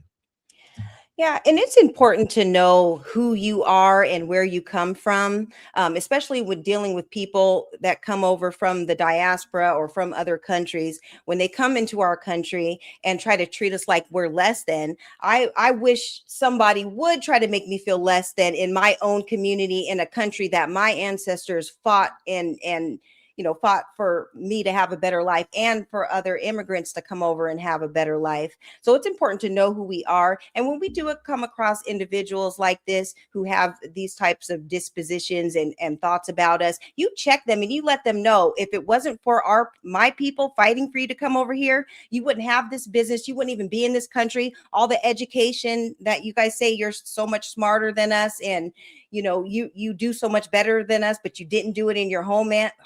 You check these people, especially with the when they disrespect you. The disrespect stops now. We don't have to shop with them or whatever, but if anybody makes you feel a certain kind of way, you let them know exactly why they're able to be here. So I encourage everybody to do that. Mm-hmm. Shout out to Milton. Appreciate you coming through into the show. Says it wasn't deletion. The prosecutor should have added manslaughter. That was the prosecutor's fault. We talked about that. The injustice system. If you don't know the right charge, innocent. That makes no sense to me. But they're like, yep, should have charged manslaughter. Did you would have won, but you didn't. Well, this goes back to stuff being systematic. Mm-hmm. So none of this stuff is done by, it wasn't a mistake. This stuff was done intentionally. This was all prophesized. They knew exactly what was going to happen. I mean, yeah, white folks ain't surprised. It's exactly how they drew the play up, and it was executed. All facts, sir. But nonetheless, we made it through this wonky show talking about the same BS, different day. Where do black folks go from here? What's your final thoughts, Sister Ebony? Well, my final thoughts has always been my thoughts. It's delineation and, always looking out for our people. It's always going to be black first with me. And I know you guys are on that type of time as well. And we have to call out situations like this because we are amongst many different groups of people. And we need to make each other aware of, what they think about us and their sentiments towards us, especially encouraging our kids to learn about the kids that they're going to school with. Maybe they go to school with kids whose parents have, taught them those type of things. So it's important for us to just stay on code, know who we're dealing with at the end of the day. And like I said, always remind people how they're able to be over here. That's something that I always encourage my son to do. You check these people at the door. Don't let anybody disrespect you. And if there is any disrespect, you stop spending your money with them. There are so many other places where we can get items, our everyday items. Just it's going to take a little bit of research and maybe you have to go a few extra miles down the road, like Mr. Walker said. But collectively, we can all do this. And a lot of us are on code, and a lot of us are for boycotting these businesses and not shopping with them or whatever. And if anybody wants to apologize, if Mr. Chow wants to apologize, or any other Asian businesses who are suffering because of our boycotting or whatever, it's going to come with tangibles need to be attached to the policy or the apology. There's no money, no apology. You're going to start having to donate to our, organizations in our community, start to give back to us because we've always given back to you guys. So come with some money. We don't need the apologies, and we're not on the forgiveness tour. I already talked about that. Stop forgiving these people. You can work that out with God at a later date, but unless they, ask for forgiveness or whatever, you don't do that with people who harm you. So those are my thoughts, you guys. I love that, that point that a lot of these foreigners are only here or can be here because of the sacrifice our ancestors made with civil rights and overcoming all of these injustices. I wanted to get some cars made. You start dealing with some wild Karen or some ungrateful foreigner, just whip out a car, hand it to them, and it's going to read, "You are only here because of the sacrifice of my people." And on the back, it can have all those sacrifices. I ain't arguing with you. You ignorant? Here's a card. Read. Be unignorant yourself. Yeah. Appreciate you, Milton. Says sometimes the prosecutors do that on purpose. That's what Mr. X was saying. It's all planned. It's unfortunate. So nonetheless, we appreciate you coming up tonight, Sister Ebony.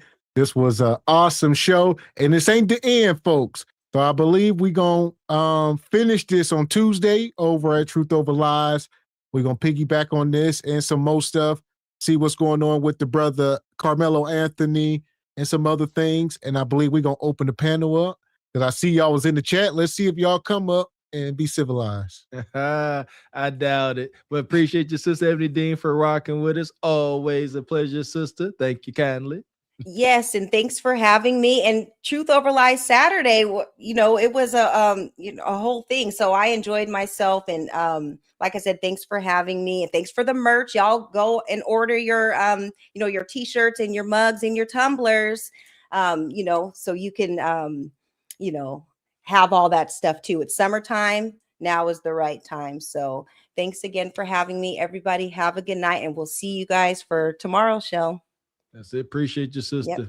Anytime. Thank you.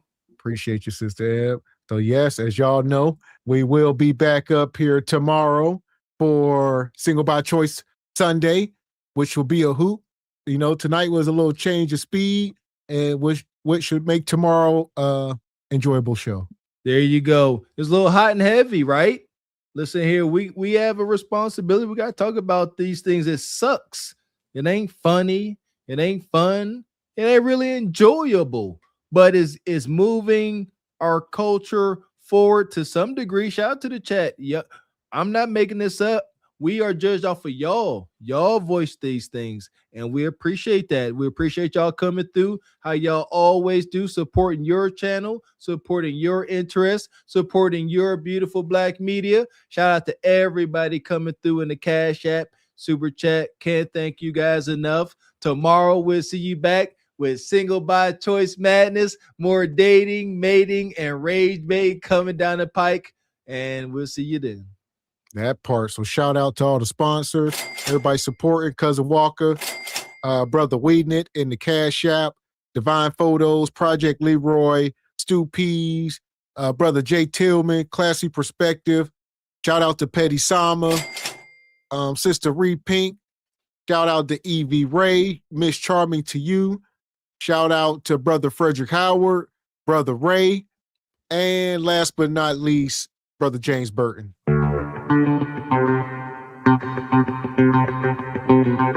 Big shout out to the show sponsors, and shout out to everybody gifting those memberships.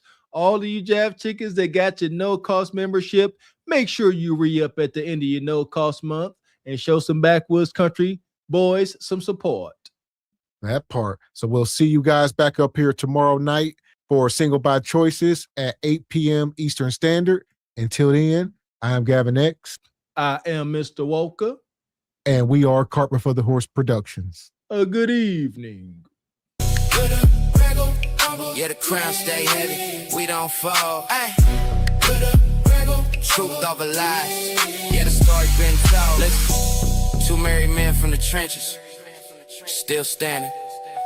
Still building.